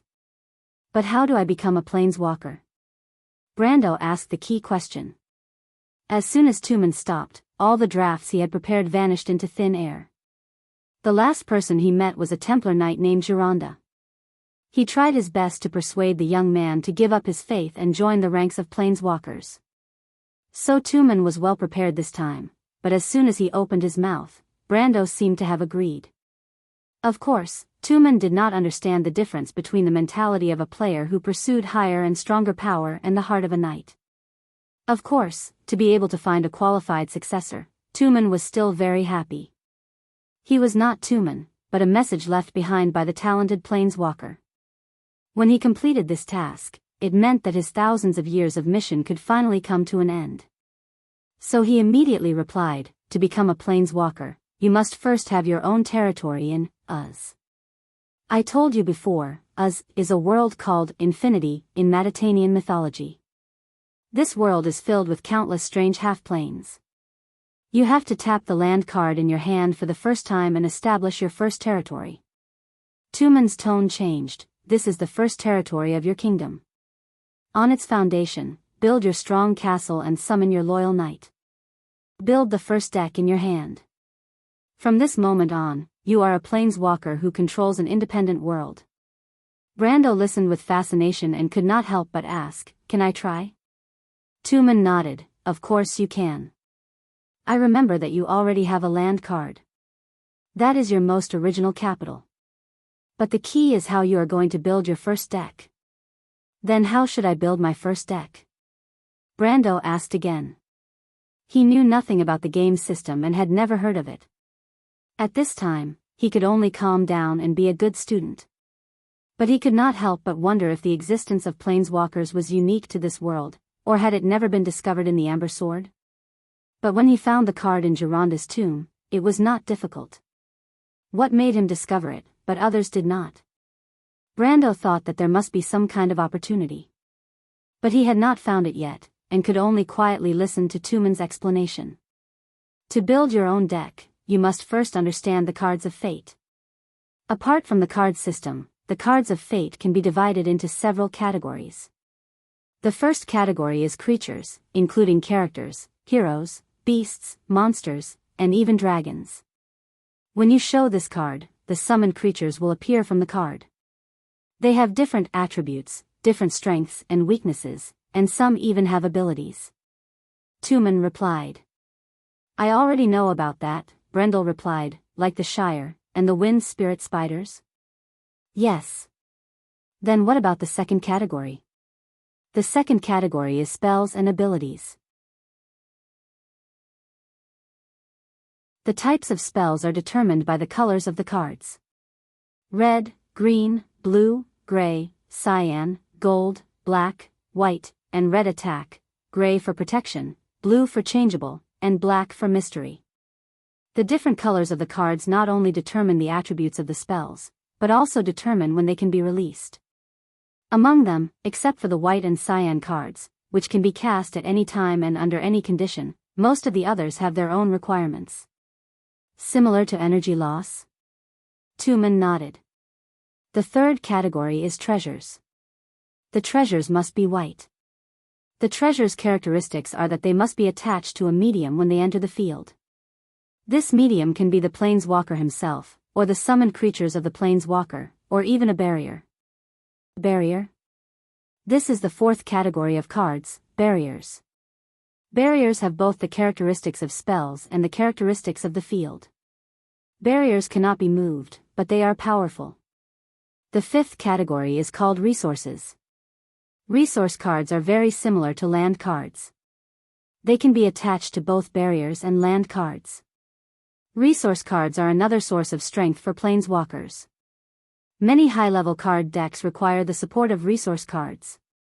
Then there is the sixth category, ritual cards. These are special cards, but as you gradually advance from a low-level planeswalker to a high-level planeswalker, you will gradually come into contact with these cards. The seventh category is events. This is another special card. There are many types of event cards, and they can be triggered and completed to achieve the effect on the card. At this point, he reminded Brando, event cards are a special type of consumable card. They can only be used once or more. They will not enter the graveyard, but will completely disappear. Tumen talked for a long time, but he did not ask Brando to memorize the last few special cards. He said that as a planeswalker's strength increased, he would slowly discover and understand these cards. There was no need to fully understand them in the beginning. In the end, he replied, therefore, a planeswalker's deck is actually a combination of these different types of cards. By summoning creatures, casting spells, building barriers, and forming a complete set of offensive and defensive strategies. But here, you can't order them to be arranged. Because the core rules will form a deck for you according to an idea in your heart, as we mentioned before. Tumen looked at Brando and asked, so, what do you think? So that's how it is. Brando felt a burst of excitement. He could almost imagine that once a deck was formed, he would almost have a whole new set of abilities. The most exciting thing was that this set of abilities did not need to take up any extra experience. It was equivalent to adding another profession to the original profession. If it was in the amber sword, it would not be described as strong, it would be super strong. Brando suddenly felt a surge of impulse in his heart. He answered subconsciously, since it describes a profession, then this set of cards will naturally manifest the original meaning of a profession. My first deck is a knight. A knight must first have a squire, and this is the creature card of this deck. There are also his warhorse and equipment, and this is the treasure card. Then, there are the skills that make up the core of this class, and this is the magic card. Finally, his territory, castle, and income, this is the barrier card and the resource card. It was as if there was a thought in his mind that drove him to speak out these thoughts. In the end, even he was surprised, because he did not expect himself to say these words. He only thought about it briefly in his mind. Tumen was not surprised, he just smiled slightly. In fact, he was smiling as he looked at Brando's every word. A card appeared between the two of them, floating in midair. The first card was the Grey Earth/Water hybrid card, Highland Squire, that had already entered the graveyard. The other card was a Green Wind Element card, named Mercenaries of Lopez. The card was painted in a colorful style with a group of soldiers holding a swallow-tailed flag with a horn emblem on it. They were dressed differently, most of them holding crossbows, battle axes, and shields. The description of the card was Mercenaries of Lopez, Alliance of the City 11, Wind 8 mana 14, creature, human mercenary, level 15 creature, place a team of 12 Mercenaries of Lopez into the field. Maintenance cost. When any mercenary of Lopez placed on this card is on the field, pay 2 wealth per day.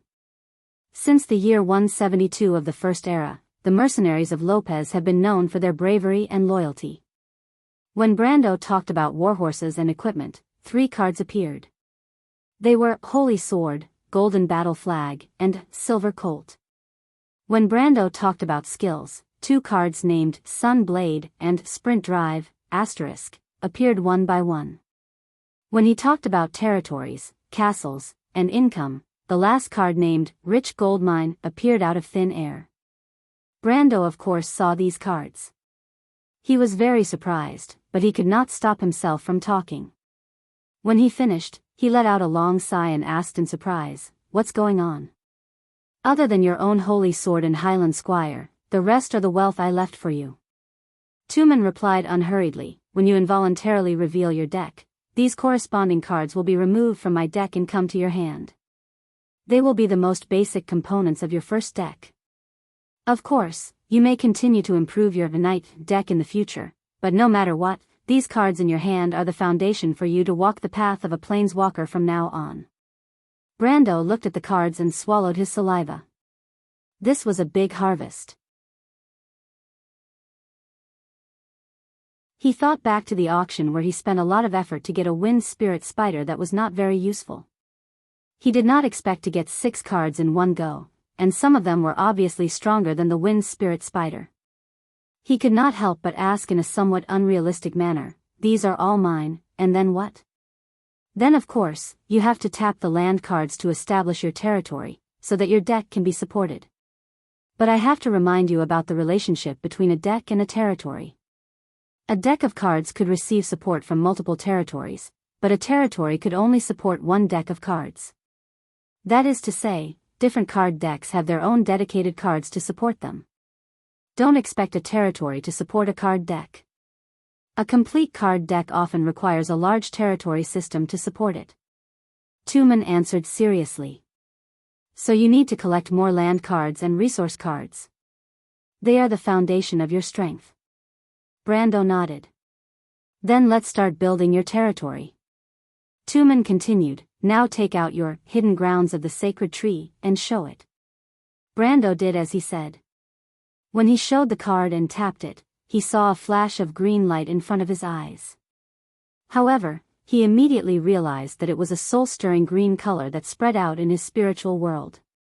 The green color extended in all directions and gradually formed a lush and vibrant emerald forest. A tall and mysterious oak tree stood in the middle of the forest, in a pool. That was the hidden grounds of the sacred tree. Brando then understood what the words on the card meant. Tapping it to create a forest meant. So this was a territory. He could clearly feel the connection between the forest and his spiritual world. He could see the forest as long as he willed it. But the forest was not in front of him. It was not even in the same world. Brando could feel the distance in his heart. It was a special feeling, as if it was both intimate and distant. Brando could not help but look up at Tumen with a surprised expression. After so many years in the Amber Sword, nothing could surprise him. Or at most, he was excited, but definitely not surprised. Not to mention, there was a sense of surprise and a hint of anticipation like this moment. This kind of feeling was really pleasurable for him. This land card is very mature in the basic land. You can see that it is very large, and the edge of the territory has taken shape. This is a very advanced territory. It can provide you with 2 natural elements and 1 water element every day when you tap it. But in the future, you will encounter some special lands or even legendary lands. These land cards will have much more powerful territories than the basic land. Tumen replied, however, when you tap the land card, you lose the benefits of the resource card and barrier card attached to it even though you've absorbed mana and elemental elements. What do you mean? Brando was stunned. First look at the cards you draw from the deck. The moment you establish your territory, you are already a qualified planeswalker. Your deck will automatically enter the deck, and the cards you change every day will also enter your hand. Brando opened his hand, and 4 cards appeared in his palm. They were Holy Sword, Mercenary of Lopez, Rich Gold Mine, and Sprint Drive. Look at the description of Rich Gold Mine. Tumen was like a teacher teaching a student as he patiently guided him. The young man glanced at the attributes and immediately understood what Tumen meant. Rich Gold Mine, Alliance of the City 7, Land 2, Resources, Mine Wealth, attach a rich gold mine to a land tile, not tapped. Gain 4 wealth. Gold in the stone. Do you understand? Tumen asked, no matter if it's a resource card, a spell card, or a creature card, any card of fate can only be used once a day until between 10:00 at night and 2:00 the next day. This is the reset phase of the day, and the cards used the day before will be reset. At this time, the resource cards attached to the land card will return to the deck and wait for the next deployment. Brando nodded again. He felt that he had not nodded so many times in the past month. In front of Freya and the Roman, he was a mysterious young knight from the Karsuk Highlands who knew almost everything. But in front of Tumen, he was only a primary school student.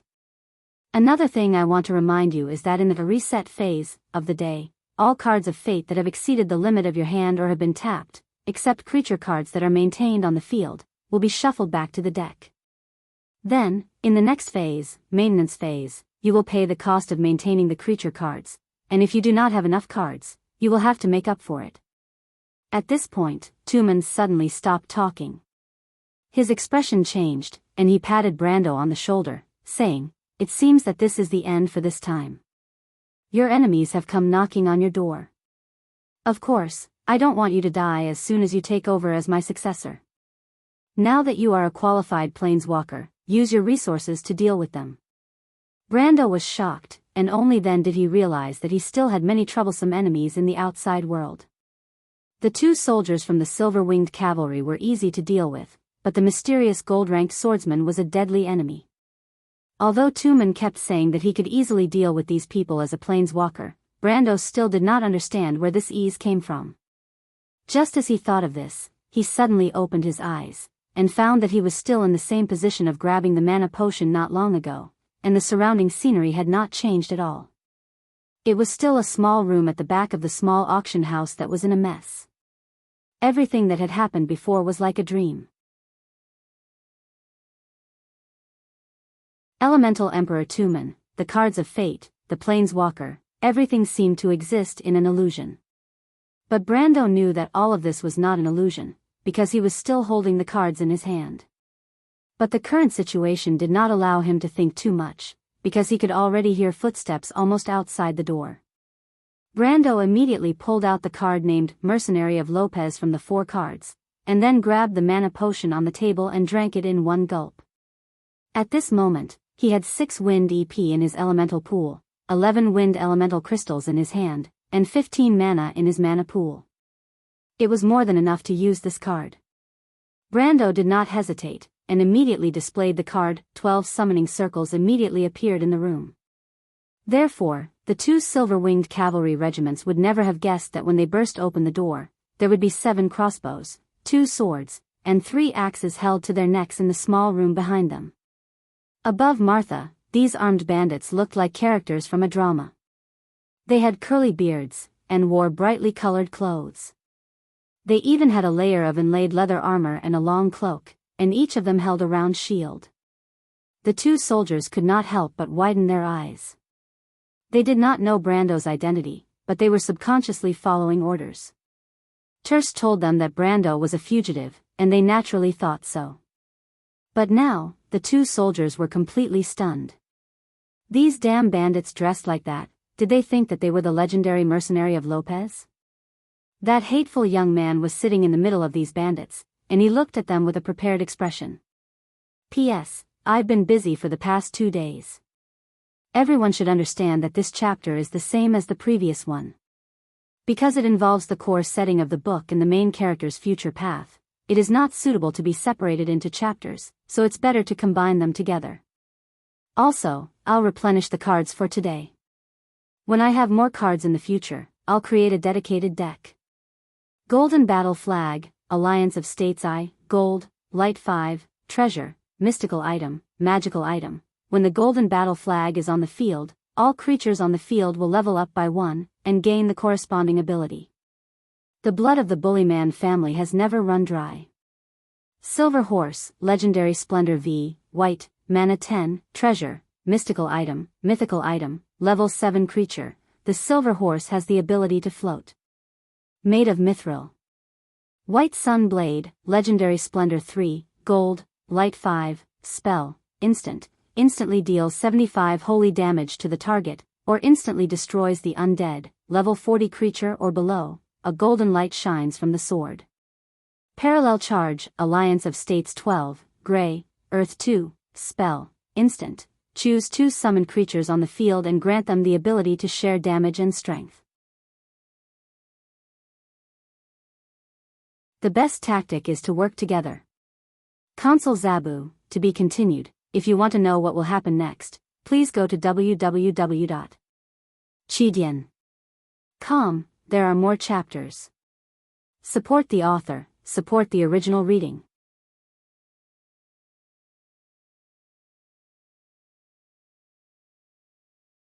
Chapter 127. The battle was over before it even started. Brando ordered the mercenaries of Lopez to toss the 2 unconscious silver-winged cavalry soldiers to a corner of the room. Then, he realized that the swordsman might have already caught up to him. He clutched his left shoulder. The wound from the sword was still burning. With his current strength, even the slightest hesitation in front of a gold-tier ranked 1 swordsman would be fatal. This was not like the battle with the Crusader Executioner or the White Knight Ebden. With a difference of almost 20 times, the effect of experience was negligible. In other words, if Terst went all out, Brando wouldn't even be able to catch his movements. He wiped his sweaty, throbbing forehead and could not help but feel suspicious. Even though he did not know what the other party was up to, the fact that they targeted him as soon as they met made Brando wary. He wondered if the swordsman was an assassin from the All for One because the only organization he had ever offended was this organization. But it didn't seem like it. All for One was low-key and secretive.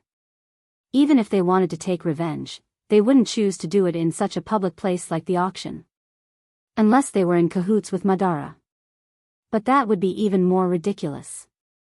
All for One worshipped chaos and were the secret followers of the Twilight Dragon. How could they be in cahoots with the Order of the Darkness, Madara? Brando shook his head to clear the messy thoughts in his mind. He pointed to his subordinates and said, "The 6 of you, split up and run." The most important thing right now was to think of a way to stay alive. He gave the order, but immediately felt that it was unnecessary. Brando immediately had the urge to call them back, but after some thought, he decided against it. It was better to be safe than sorry. After all, there wouldn't be much of a difference whether they were there or not. In the Amber Sword, if he could summon 12 iron-ranked warriors at his level, it would definitely be a very satisfying thing. But in this cold and unfeeling real world, there was a level 3 swordsman who seemed to be looking for trouble with him. This made him a little uneasy.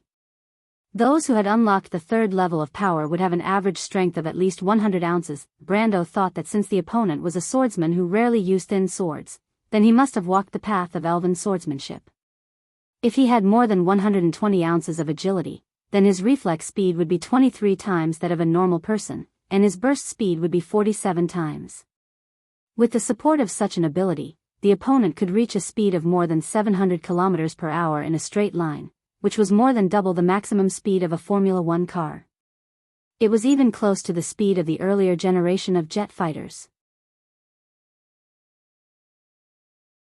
His physique was strong enough to support him moving forward at this speed, offset the resistance wall, and the pressure on his internal organs.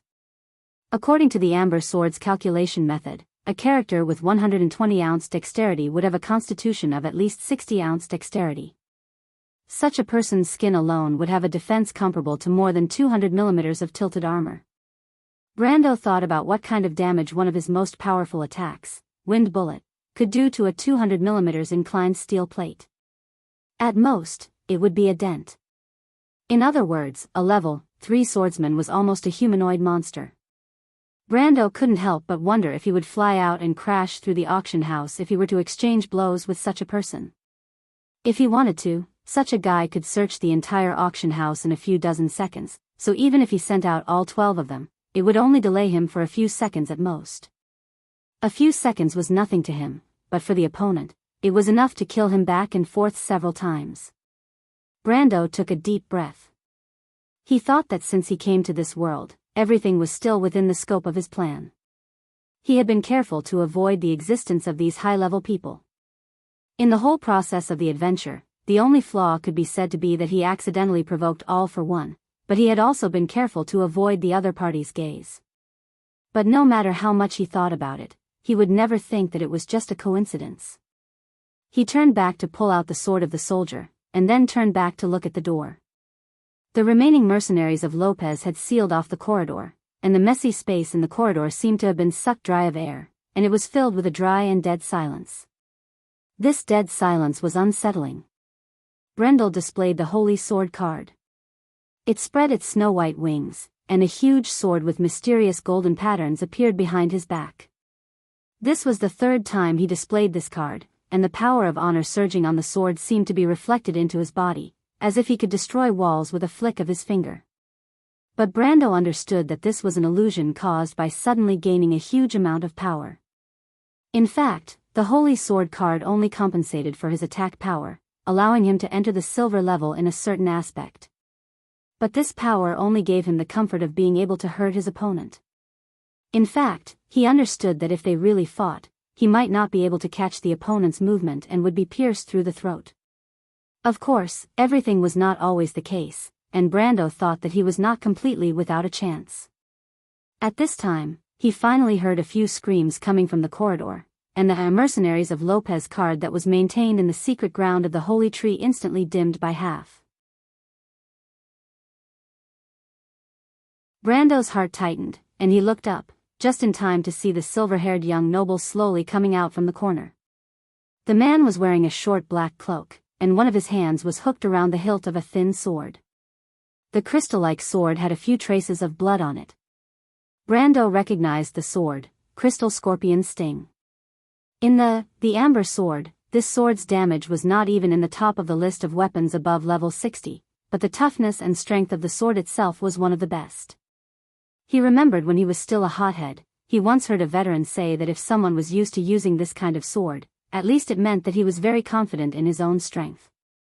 Brando did not dare to fully believe that, but from the way this young man acted, he did seem to be someone who was confident in his own strength. While he was dealing with Terst, the noble swordsman was also looking at him with his glassy purple eyes. The silver-haired young man's gaze first fell on the shadow of the holy sword behind Brando's back. He narrowed his eyes slightly, and then his gaze swept across the others.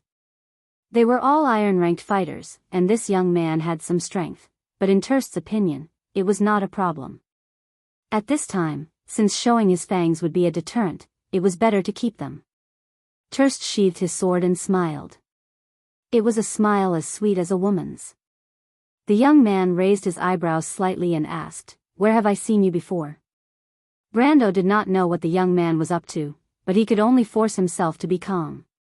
He smiled disdainfully and went straight to the point, "Naturally, because about a minute ago, you stabbed me in the shoulder. And before that, I'm sure I've never seen you before, sir." Terst replied with a hint of annoyance. As he replied, he quietly opened his status panel. Rows of data flowed down like water and appeared in front of him. First was the free experience, 4730. After the series of battles, his experience reserve had once again increased. Not only did the Elemental Revelation Scroll save him nearly 2,000 experience, he also skipped the series of quests to open the elemental pool. This was too important for him who was pressed for time. At this time, Terst shook his head without the slightest hint of anger. "No, that was even earlier. I'm sure I've seen you at the cavalry headquarters." "Cavalry headquarters? That's right. Who are you?" Brendel suddenly realized something, but when he thought about it, he relaxed instead. He let out a sigh of relief and looked at him calmly. "My name is Terst, this is the name I gave myself. It means Tirid in the ancient language of the Cruz people, meaning resistance." Terst smiled. "If you're asking for my identity, I'm the deputy of the Silver-Winged Cavalry's commander, the third-rank sergeant major of the White Mane Army, Viscount Manowar of the Kingdom of Erewhon. But compared to these tedious titles, I still prefer my name. It's simple, but it's filled with the meaning of sacrifice." Brando rarely saw a person who could boast about his own name with such a smile, but now he had seen one. So it's him. Brando suddenly understood. Could it be that what they did in the Grey Rat Tribe streets was exposed? But that was unlikely, unless it was Cripple who sold them out. But would Cripple have the guts to do that? Brando shook his head and forced himself to calm down. He did not want to be caught red-handed. Viscount Terst. The illegitimate son of Duke Grenoires, Viscount Terst of the Manowar region. Such a person was not too conspicuous in Erewhon's short history, but he was not as unknown as a commoner. Brando's impression of him stopped at the tragic love story between him and a female bard. Of course, that was something that happened later. But Brando knew this person's personality. This Viscount was a person who appeared to be open-minded and eclectic, but his heart was so meticulous that it was close to being inflexible. Brando once suspected that Terst was the deputy of the Silver-Winged Cavalry's commander, Medshk, and that he might be involved with the Unifying Guild. And this person's whereabouts were mysterious, which proved this point. But when he first met this Viscount Terst, he could not help but be taken aback. Terst did not look like a person who had been oppressed and ostracized for a long period of time. Terst's face was calm, and perhaps he did not have good intentions. But this kind of malice was very calm, and did not make people think of words like fake or hypocrite. Terst's smile was like a beautiful venomous snake. Even though he knew it was dangerous, he still felt calm and graceful. Terst held his sword in a scabbard that looked like a walking stick. The meaning of this threat was obvious. But the silver-haired young man seemed to be saying, "There's something between you and me that needs to be settled." I won't rule out the possibility of stabbing you with my sword, but other than that, there's nothing we can't talk about. It was as if this kind of person did not care about life and death. He had his own attitude and goals. Seeing this, Brando knew that he would not be able to find any flaws in this person. But when he was still Sophie, he had a stubborn personality, or else he would not have fought with Madara for 10 years. That was why he calmed down and smiled coldly. I don't remember offending you before, Viscount. Terst's purple eyes flashed. He always felt that this young man was not simple. Terst had made a sudden move, and the fact that a low iron-ranked swordsman was able to escape was enough to prove that he was capable. But now, he was even more certain of this. It was a simple sentence, but it was both a counterattack and a trap. Terst seemed to have grasped his personality. The silver-haired young man suddenly felt a little awkward. He could not help but rub his nose.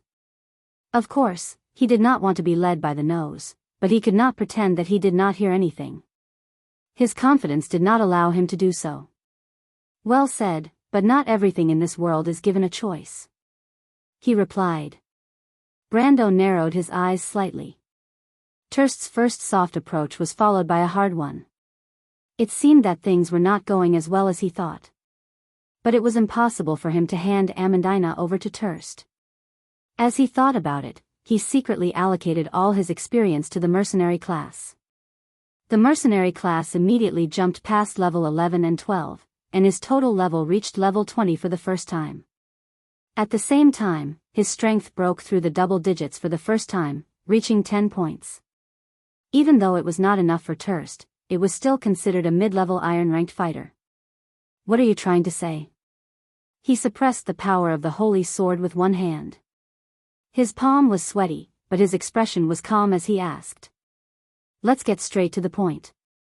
What is your relationship with the Redo? Terst seemed to have noticed Brando's small movements, but he did not say anything. Instead, he asked calmly.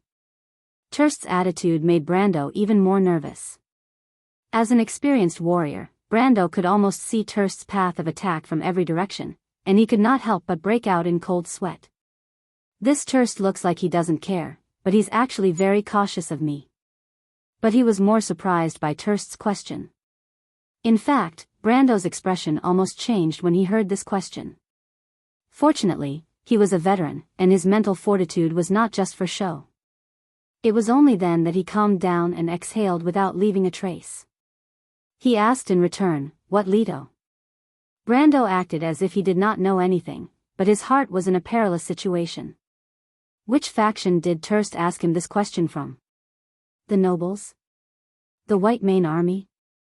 Or the Unifying Guild? All of them were possible, but none of them were supported by the core evidence.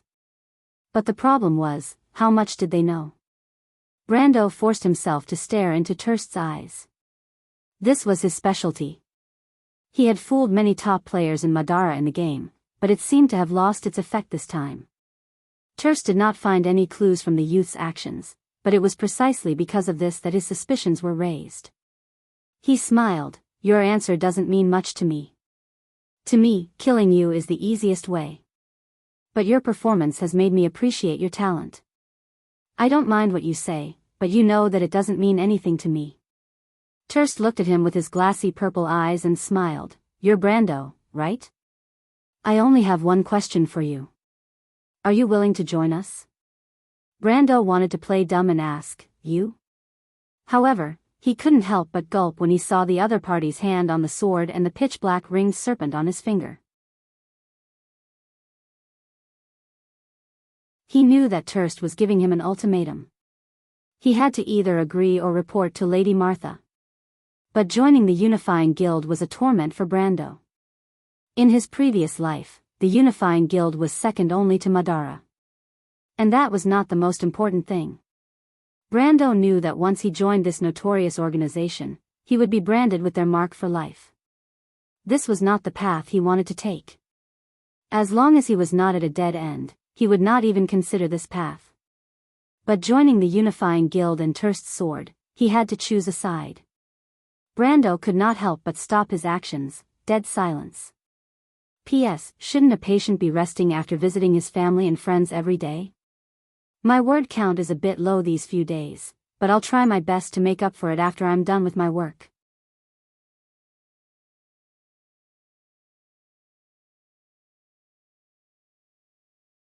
Chapter 128. Brando sat on the chair and faced Terst. He looked hesitant, but his mind was clear. It seemed that All for One was suspecting his relationship with Red Copper Dragon, Leto and his gang. Although he didn't know how this guy recognized him, at least some news still reached these people's ears. And the timing was much earlier than he had expected. Brando knew that the main goal of these villains was to overthrow authority. The country, the royal family, and the government were all their enemies. Their interest in Redo's group was probably because All for One was interested in their influence among the refugees gathered in the south of Brags. He couldn't help but smile. If that was the case, he knew that he had won. The Viscount from the Manowir region had his life as the bargaining chip, and the bargaining chip in his hand was the people's hearts that All for One wanted to control. It was hard to say which was more important. But with Brendel's experience in the amber sword, he would not show his price on his face like a rash newbie. He knew that his advantage was that he had the Viscount's trump card. So he wouldn't give up this advantage so easily. Thinking of this, Brando smiled and took the initiative to lower his stance. Well, you win. Or rather, your sword wins. Lord Viscount of Manowar, Mr. Terst, I've never met you before. Since you're so sure that I'm related to the Red Copper Dragon, Leto, why don't we get straight to the point? You want me to join you, but I'm sure that's not the end of it. As he spoke, he secretly gestured to his summoned creatures to be on the lookout. It was a small trick. Brando knew that his actions couldn't be hidden from the Viscount, but it didn't matter. Planeswalkers and their summoned creatures had a spiritual connection. Brando just wanted to let the Viscount see it. Gestures could send the right message, but they could also send the wrong message. After receiving Brando's order, the two mercenaries standing behind the young noble immediately gestured to the others. They took out their battle axes and quietly approached the door. These warriors were summoned from the card and represented the concept of the mercenaries of Lopez. They had all the strengths of the legendary mercenaries: unity, bravery, loyalty, and excellent tactical skills. Terst had one hand on his rapier. His attention was mainly on Brando, but he didn't let go of the others. When the mercenaries moved, his heart skipped a beat. He couldn't help but raise an eyebrow. These mercenaries were as strong as the rumors said. No wonder they could kill their way out of Madara's army. Brando's misdirection immediately took effect, and Terst couldn't help but fall into a trap. From this, he was even more certain that the young man in front of him was related to the mercenaries. Moreover, it was very likely that he was the rumored leader hiding behind the scenes. Terst's guess. But the problem was that it was just a guess. While Terst continued to believe in his hypothesis, Brando didn't say anything useful. The basis of the conversation was that Brando was the leader of the Redo's group. If Terst woke up from his self-confidence, he would have realized that Brando's words didn't support his hypothesis at all. It was just that Brendel had taken advantage of the Viscount's confidence to turn the tables in the previous confrontation without leaving a trace. Brando looked at Terst nervously, afraid that the Viscount would object or even stab him with his rapier. But in the end, he let out a sigh of relief. At least some of the rumors in the Amber Sword were credible. The Viscount was indeed a smart and self-centered person. Terst did not have Brendel's ability to manipulate people's minds like he was using a cheat code. Instead, he smiled with a hint of approval in his purple glassy eyes. The fact that the Viscount was willing to admit his identity was a sign of sincerity. The unifying guild didn't mind promising generous terms as long as they were absolutely loyal. You're not wrong. So, what do you think we should do? The young noble put down his rapier and asked calmly. Brando secretly broke out in cold sweat. This guy is really hard to deal with. He grabbed the armrest of the chair and replied without batting an eyelid, I think any normal person in this position would want to know what this person is trying to do. You know, there are tens of thousands of refugees south of Brags, and the nobles are slow to react. These people are like a barrel of gunpowder, ready to explode at any moment. Well said, Terst praised. What's your goal? What goal do I have? I just want to find a place to farm and upgrade my base. Brando rolled his eyes in his mind. He didn't know how to answer the question, so he slyly asked, what is your goal? Whatever the unifying guild can do, I will do. Terst smiled and replied politely. There were not many people who knew about the Krite Ring of All for One and the real constitution of the organization, but there were many who had heard of the name of the organization. In fact, the Unifying Guild's notorious name had already spread throughout the Abyssal Sea. They had caused several tragedies in several places, and every time they were mentioned, people would turn pale. However, compared to how the commoners described the Unifying Guild as the incarnation of the devil, in the eyes of the nobles, the members of the Unifying Guild were more like venomous snakes that reeked of sulfur. This was because the actions of the Unifying Guild's members were intolerable to any traditional organization. They represented the most primitive form of evil. Brando naturally understood this point. However, he pretended to be understanding and laughed, so, in general, we are not on the same side. However, on this matter, we can reach an agreement. His answer didn't match his thoughts. Terst turned around to look at the other mercenaries, but they all looked indifferent. He believed in his eyes, even the slightest change in expression couldn't escape his observation. This meant that the young man's followers didn't disagree with his words, which meant that Brando wasn't lying about something. Of course, if Terst knew that these were just Brando's summons, he would have wanted to kill himself with a piece of tofu. Of course, that was if tofu existed in this world. However, he still didn't understand what Brando meant. What do you mean? The best way to deceive others is to make them listen to what they want to hear. It's not that profound, but it's said that beautiful women are good at deceiving others. The best way to deceive others is to make them listen to what they want to hear. It's not that profound, but people say that beautiful women are good at deceiving others. His senior leader was one of the top beauties in the Amber Sword, so her words couldn't be that simple, right? As he thought about these irrelevant things, he cleared up his thoughts. To put it simply, you're going against this country, and so am I. But you're idealists, and I'm ambitious. It's that simple. He replied half-truthfully. Idealists. Terst's impression of him changed. Looks like we're not on the same side, but I understand what you're trying to say. You don't want to join us, and instead, you want to rope us in. But All for One doesn't need allies. He rubbed the hilt of his sword with his thumb. Aren't you afraid that I'll kill you? If you kill this dying country, you'll only lose one of its many spies. It's not a big deal. But as long as I'm alive, you might be able to get help from me. Of course, it won't be for free. Brando replied from his chair. But you should know that All for One's job isn't to build a new kingdom from the ashes. Terst smiled. Allow me to introduce myself. That's my job.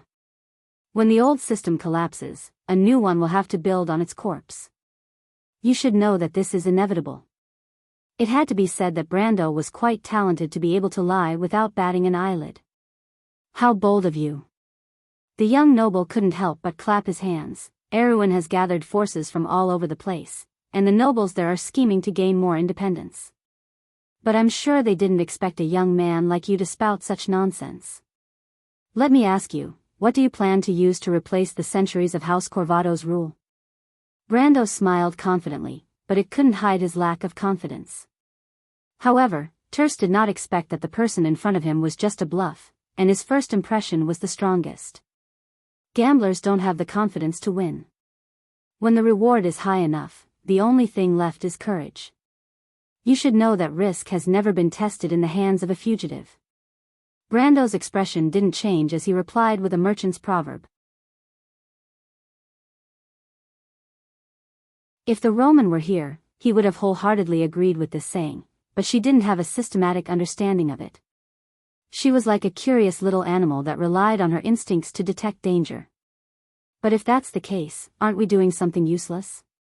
Terst crossed his arms and leaned forward. The we he spoke of was none other than All for One. All for One's goal was to return to chaos, but Brando clearly told him that order was always in a cycle of destruction and self-improvement. "Do you think I would do something that doesn't benefit me?" he asked. "When a country falls into civil strife, civilization will decline. Isn't that your goal?" Brando used his unparalleled understanding of all for one to hit the nail on the head. Terst's expression changed slightly. "Seems like you know us well." "I know all my potential friends and enemies," Brando replied with a double entendre. Beads of sweat appeared on his forehead as he understood that success or failure depended on this. On the other hand, the Viscount from Manowar couldn't help but fall into deep thought for the first time. His condescending attitude was long gone, and for the first time, he felt that this young man wasn't as simple as he thought. He didn't believe Brando's words at all. However, Brando's confidence attracted his attention. Terst's hand was on his sword hilt, and he knew that most of the cases in history had proven that allowing a tiger to return to the mountains was a disaster. But what threat could this young man pose to him? "Actually, I have another question. Have you ever been to Pine Castle?" Terst raised his head and asked out of curiosity. Brando's expression changed. He was worried that Terst would find out that he was the one who killed the high-ranking member of All for One in Pine Castle. Although he had a natural advantage of being a Black Iron-ranked fighter, it was hard for others to suspect him. However, the world wasn't absolute. He didn't pay attention to the ring when he killed the man, and the members of All for One were able to sense his presence. Before he could finish his thoughts, Terst's sword was already thrusting towards him. He found out? Brando felt a chill in his heart. He instinctively activated charge, but immediately suppressed the urge to counterattack. That was because he was able to see Terst's sword clearly after his speed increased by tenfold. Normal people wouldn't be as familiar with the direction of a sword as Brando was, but he could tell that Terst was probing him. Sure enough, the cold gleaming sword pierced into the back of the chair beside him with a "chi" sound. Brando couldn't help but break out in cold sweat. "Middle iron ranked," Terst muttered in a barely audible voice, frowning. "Looks like he's not that trash's match. But strange, what a coincidence." In this room, only Brando and Terst understood what he was talking about. Brando didn't say a word, but he was cursing Terst in his mind for doubting his strength. Terst sheathed his sword and looked at the young man. "How much trouble can you cause for the nobles of Brags in the near future?" he asked. "If you want to know what will happen next, please go to www.chidian.com. There are more chapters. Support the author and support the original reading.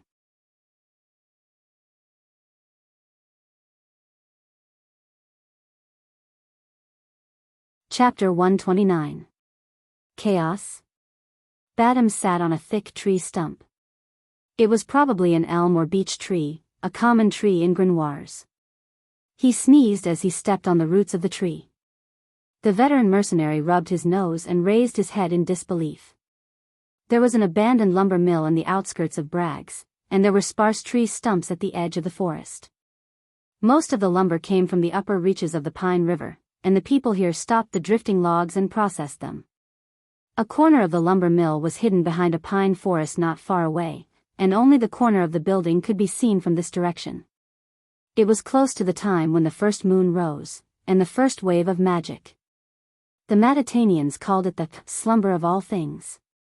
Planeswalkers could only use blue, black, gray, green, and white cards during this period. Usually, they would set up defenses and prepare for a counterattack. When the silver crescent moon appeared in the sky above the pine forest, Brando saw the last few birds flapping their wings as they flew through the shadows of the forest. Then, there was silence, and only the sounds of owls could be heard. The city of Brugloss was already far to the north. Standing at the edge of the forest and looking towards the north, along the gray hills in the north, there was a bright light, as if the stars in the sky had fallen on the dark earth, forming a dazzling net of pearls. The lights were brilliant. Brando was not unfamiliar with this place. When he was young, he would practice swordsmanship with his grandfather here every morning. To another soul, this place would become the den of a local brotherhood of thieves 7 years later. Later, the Princess Regent suppressed the illegal merchants, and the underground auction market in the city was moved to this place. But that was something that happened many days later, and there was a faded yellowish color in his memory, just like an old photo. What made Brando a little confused was that he could not tell if the memory was before or after. Amandina stood in the night, a little uneasy. She wore a beautiful moon-white dress. She had never been to the outskirts of Bragg so late in the night. Of course, when she was still the daughter of a noble family, she didn't often participate in the excursions of other noble ladies. Amandina always thought that she was a bit of a loner, but at the same time, she pridefully believed that it was because she was more knowledgeable than the other girls. She stared at the silver moon above the pine forest. The dark forest made her nervous, but there was also a hint of curiosity. It was as if the romance of an adventurer and the thrill of pursuing the unknown had taken root in her heart. It made her want to continue to stay with these people. This kind of life was both novel and full of unknowns to her. She took a deep breath to calm herself down and continued Badam's words. If Turst isn't testing us, I'm afraid that the Unifying Guild is plotting something and needs us to attract the attention of the nobles. Of course, I think it's more likely that it's a combination of both. That's good, my lord. It's best that we don't have anything to do with those demons in human skin. Badam sat on the tree stump and said loudly, now that the bastard in the noble's skin is not here, he can't threaten any of us. Didn't my lord say that you want to go to Ranner? Let's go there together. Let's go far away and see what he can do to us. Amandina heard Badam's words and looked at Brando. She only found out today that Brando's true identity was not only a high-ranking member of the mercenary group, but also the mastermind behind the scenes. This made the young man even more mysterious in her eyes. But what made her even more determined was that Turst, who had been secretly searching for her, was actually a member of the Unifying Guild. The Erewhon organization in the Sea of Abyss was not as simple as it seemed. Amandina's face turned pale when she heard that name. Amandina did not think that Brando would lie to her, but this young knight did not seem to have the need to. Amandina quickly saw Brando shaking his head. Brando retracted his gaze from his stats. With his rich knowledge and experience in the game, he had already figured out the Planeswalker class. Or rather, it should be said that the Planeswalker class was not a class. He saw that he still only had a few identities and professions: mercenary, militia, commoner, and scholar. This meant that the Planeswalker itself wasn't counted as a profession. It couldn't even be counted as an identity or a secondary profession. Brando thought for a moment and understood the meaning of this existence. The core of the Planeswalker class was the Cards of Fate, and it should be a large and unique system of items. Players could use this system to simulate and realize the abilities of any class. In other words, this thing was a set of rules that were outside of the original rules in the game. Even though it looked very strong, if every player could grasp it, it would not be considered as a ridiculous ability. Of course, if there were only geniuses, why would it not exist in the original game, but appear in this world? But what made Brando feel a little strange was that it was clear that this system of items had the ability to grow. And this growth was not limited to relying on more cards to achieve it, but was closely related to the holder's personal ability. He found that when he was only level 10, he only had 4 cards in his hand. But when he reached level 13, the number of cards in his hand had increased to 5, and the red, gold, and gray elements in the elemental pool that represented the knight deck had increased by 1 slot. But at this time, he heard Badam's words. Badam's words could be said to be his thoughts in a certain way, but Brando knew that he could not think about this problem at this time. He was no longer the simple player he used to be. He had already realized that perhaps getting involved with All for One might be a decision that was beneficial to him. Of course, he did not want to wallow in the mire with those who did not care about human lives. On the contrary, he was thinking about how to play as a spy. So he shook his head. What? Badam hesitated for a moment, and said hesitantly, "My lord, you want to work with them? But those people are not good people, they have never had a good reputation." Amandina originally wanted to say something, but now she did not say anything. Brando's decision made her sigh in relief. In fact, she wanted to remind Brando that all for one's power was not small. If Turst was willing to let him leave, then there must be a backup plan.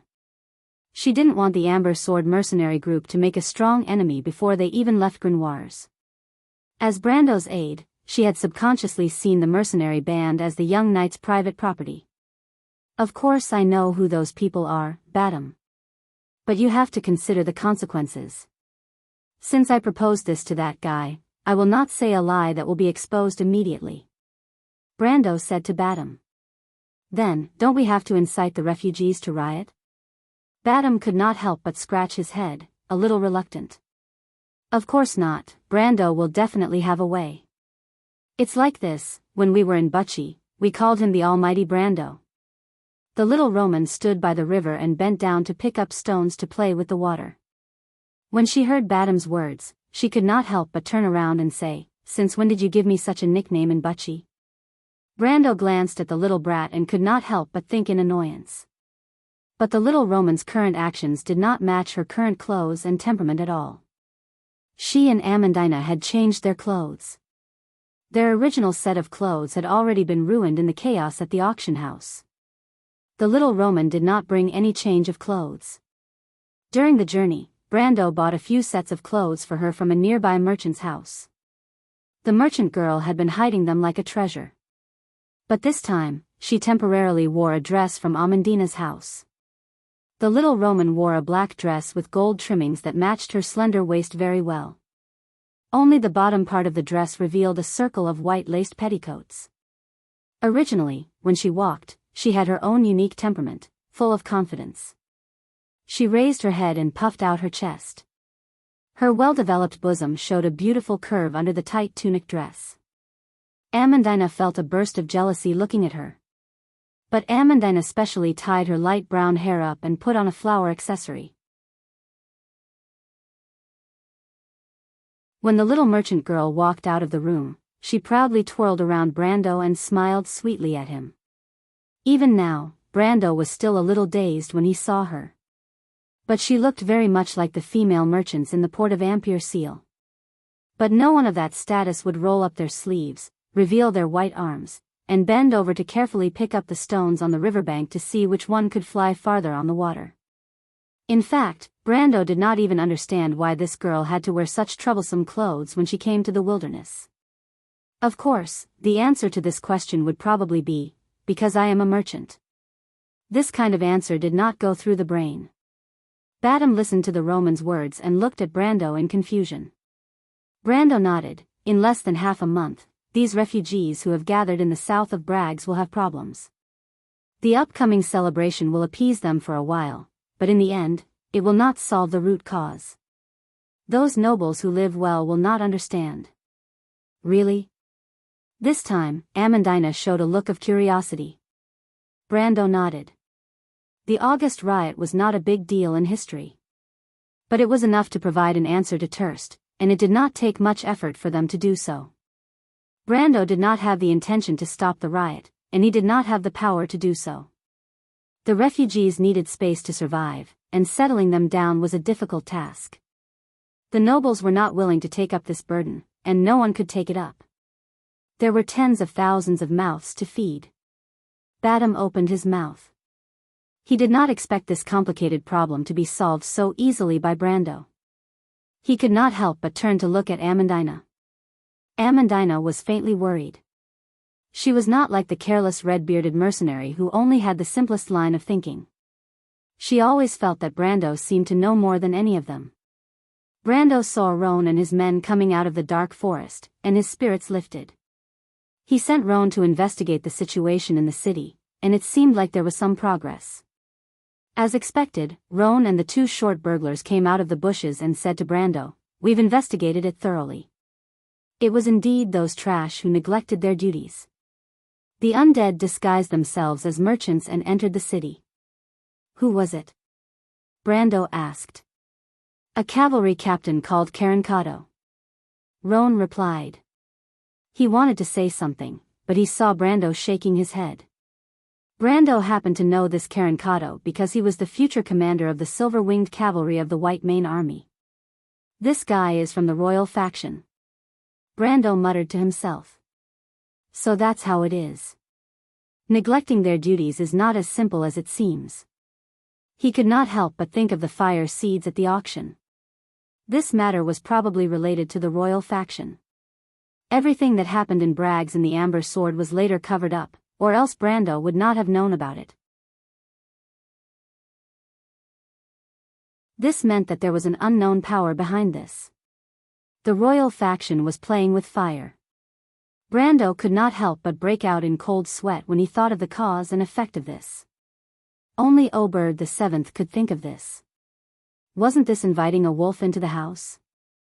Fortunately, Incersta's dragon intent was not in Grenoir's, or else the situation in the south of Erewhon would be ruined. Of course, he could not help but think that Oberd VII could have caused the situation in the south to deteriorate to the point that it could not be worse. P.S. Whether you think this book is uninspired, or have no expectations for this book, please stop reading. Leaving comments in the book review section every few days, even if you are not disgusted, I am.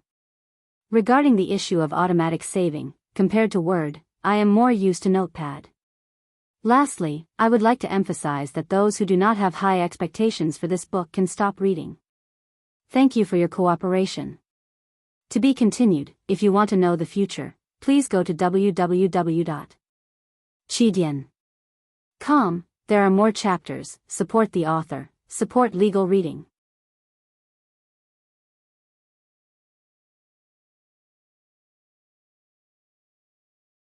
Chapter 130. Scene 59, The Last Night of Bragg's, Part 1, No Matter What. The setting sun of Aween had sowed the seeds of its internal strife. King Oberd VII gradually realized that he was getting old and that his strength was not as great as he wished. He was eager to clear the way for the new king to ascend to the throne, so he could not help but take action. After all, his greatest threat was the two rebellious duchies in the south of the kingdom. Brando knew that King Oberd VII ascended to the throne at the age of 93. This king had great ambitions when he was young, and he wanted to emulate his grandfather, Anson XI. That was when the militia and guards were first established, and when the central power of Erewhon was at its peak. However, the world was not in his control. Even though Oberd VII had witnessed the arrogance of the local nobles, and the young Duke Erek even threatened his father, Oberd VI, to change the defense laws, these memories left a deep impression in the king's heart. However, he lacked Anson XI's ability to use both kindness and power. Moreover, during Anson XI's reign, Erewhon had no internal or external threats. The royal family could even control the local armies, and the current turbulent times could not compare. In the cold night of Bragg's outskirts, the wind gradually picked up. The wind, which came from the sea, followed the path of the northern ridges of the Kalanga Mountains, passed through the hills and mountains of Randner, and carried with it the scents of the woods and the rivers of that long journey, which penetrated deeply into the lungs of every one on the fringes of the forest. Roman stood barefoot in the water, and she could not help but raise her head and squint her eyes, letting the wind caress her smooth forehead. The smell of the wind here is exactly the same as in Bucci, Brando. She closed her eyes and took a deep breath. She could not help but exclaim in surprise. Amandina also took a deep breath, but she coughed instead. Brando glanced at her, and then raised his head, just in time to see the night wind carrying a dark cloud from the west, covering a large patch of stars. It was as if the kingdom's dark future was foretold. Brando didn't feel heavy at all. Instead, there was a kind of excitement that swept through every nerve ending in his body. To him, the impending chaos was also an opportunity. Could he participate in this history and rely on his meager strength to change the heavy and cold history that seemed to be engraved on a stone slab? This was not a fantasy, but a signal to urge him to take action. Brando seemed to have smelled a hint of warning in the air. He turned his head, and there was a faint flush of excitement on his fair face. He asked, "Did you get the money?" Although Cripple didn't understand why a simple piece of news could make Brando go into a daze, he realized that he couldn't see through this young man anymore. At the auction house, he had seen with his own eyes how Brando had killed the powerful spiritual servant. That was not the skill of an ordinary person. Now that he thought about it, he could only attribute it to the fact that he was the descendant of that old thing. He couldn't help but look at Brando again, and then answered with sincerity, "The money is in our hands. Brando, I followed your orders and moved the money to a safe place." "The auction house compensated you?" Cripple was shocked and nodded hurriedly. Brando knew that Bragg's underground auction house was backed by the local nobles. This was an open secret. That was why he wasn't worried that he would suffer unnecessary losses. To these people, reputation and face were more important than money. "How much money do we have in total?" Brando asked. Cripple stretched out his hand and made a count. Excluding the money they used, there were still 2.5 billion tor left. Brando looked at it and saw Amandina walking over with his shoes. He looked at Badam and Amandina who were sitting at the side and replied, "That's good too. Our business in Bragg's has come to an end." In reality, Brando's original plan still had some details to be perfected. For example, there was a quest in the noble's library that allowed him to obtain a low-level skill book. Another example was the quest in the Cross Star, and that gave him a permanent increase of 1 energy rank to the golden wine. It was a pity that these quests could not be completed in a day. Brando estimated that it would take him a month to complete them in the game, and it would only be slower here. As a player who strived for perfection, he should have stayed to reap all the benefits. However, the sudden change in the situation in Bragg's and the presence of the unifying guild made him realize that it was not a good idea to stay here for long. As soon as this warning appeared, Brando reacted as quickly as possible. He had already decided to leave this place and head east or south. He would go deep into the mountains of Randner, pass through the Tasandika forest, and follow the northern ridge of the Karana mountains to search for his treasure. "Where are we going?" Although Badam was clamoring to leave this troublesome place, he was still a little worried when it came to it. Even though he was a mercenary, the furthest he had gone was Karsuk. But according to Brendel's explanation, they might have to cross Randner and reach the shores of the Sea of Stars, where they would be able to see the towering mountain that the poet spoke of. Following that path, they would have to enter the wilderness. Legend has it that after passing through the Tasandika forest under the mountain, or following the Silver Beach to the east, there would be an endless desert. The people of Karsuk lived here for a long time, and in their stories, there were some countries to the east of the desert. For example, the most famous legend, the Land of Pearls, the Kingdom of the 9 Phoenixes. "We will split into 2. Badam, you will bring Cripple back to the group, and let Redo bring everyone to a place called Gree. To get there, you will need to hire a guide. The safest route for now is the road to the north of Randner. Nominally, you only need to use the banner of a mercenary to not cause any trouble." Brando thought for a while and replied. "Gree, where is that place?" "That is the easternmost port of the kingdom," Brando smiled. "The scenery there is not bad, and the local girls are simple and warm. Badam, you might find a girl you like there." Badam blushed and muttered, "I am a mercenary who is always wandering, my lord. That was in the past. Now, you are my retainer." Brando did not mind at all. The red-bearded mercenary immediately shut his mouth, but his face showed a look of yearning. Even if he was a little reluctant before, he was now eager to give it a try. "What about you, my lord?" He thought for a while and asked again. "I have some personal matters to attend to." Brando thought of the Thorn of Light that he had lost in the auction house and felt it was a pity.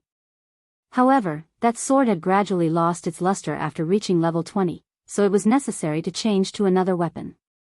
In fact, his equipment and strength did not improve at all in the past month, which was a far cry from his original plan. Of course, Braggs's preparations were necessary. As the saying goes, sharpening the axe will not delay the work of cutting firewood. Brando's actions were already fast enough, but he was not satisfied with it. Especially after his encounter with Turst, he felt the need to increase his strength. Therefore, at that time, he had made a mental note of this adventure. His goal was still the Dusty Kingdom, but before that, he had to verify the words of the White Knight Ebden. Brando did not dare to let his guard down when it came to the Lionheart sword. However, he needed to use the sage slate to make the stone sage speak. Brando did not have any hopes for the sage slate that would reach Braggs in a few days. Putting aside the fact that he did not have enough time, he did not have the money of 500,000 tor right now. But it's fine. I'll just go and get a sage slate. He knew that there were a few dungeons in the game that would drop it. The closest ones were Ranner, Grimoires, the misty forest at the border of Erech, the ruins of the Necromancer's Temple, and the Dragon's Canyon. These places were suitable for him to go on an adventure at his level, and he only needed to prepare a little. Brando also knew that he needed to increase his strength, and this was killing two birds with one stone. Brando said that he had personal matters to attend to, so Badam did not say anything.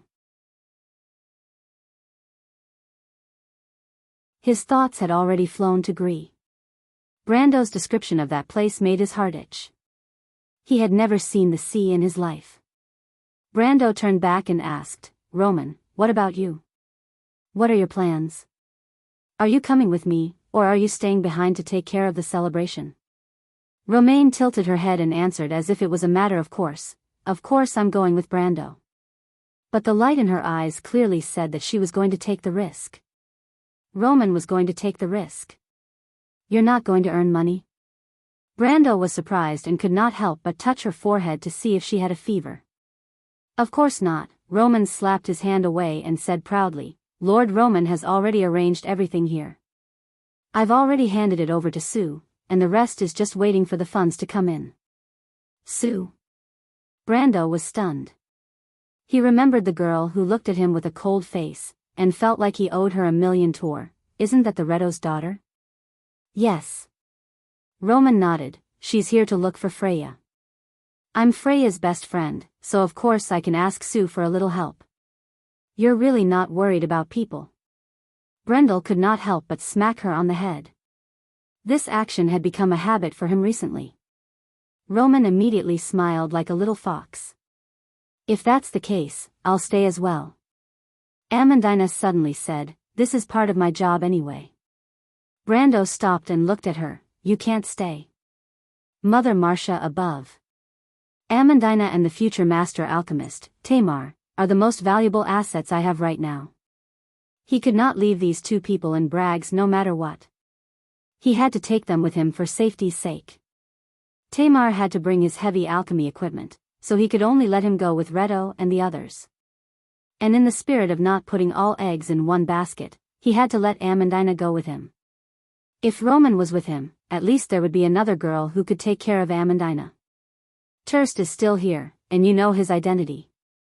The Unifying Guild is not an ordinary person. It's too dangerous for you to stay here. Come with me, and I'll let Roman take care of you." He thought for a moment and replied, "How can I do that?" Amandina was stunned. She had a trace of yearning for an adventurous life, but she knew that she could not adapt to such a life. For a girl like her, adventuring was just a beautiful dream that existed in her dreams. Some people would follow their impulsive thoughts, but Amandina was not such a person. But just as she began to hesitate, Romaine's words shattered her reservations. "Of course you can, Amandina. Adventuring is very interesting." Amandina could not help but look at Brando. Brando nodded. "There's no need to say any more. Everyone, go and prepare. We'll split up and enter the city. I'm afraid that Terst will come looking for trouble again. Before the last star disappears, we'll gather at the east gate." Everyone nodded in agreement. To be continued. If you want to know what will happen next, please go to www.chidian.com. There are more chapters. Support the author, support the original reading.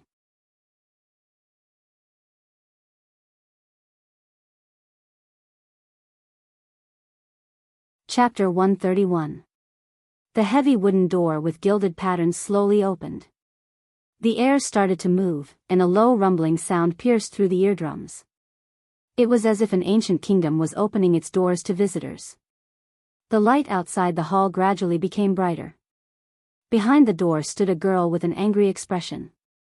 The half-elf princess was wearing a silver-white princess dress.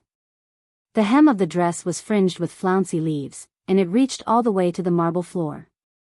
She held her head high and her chest puffed out.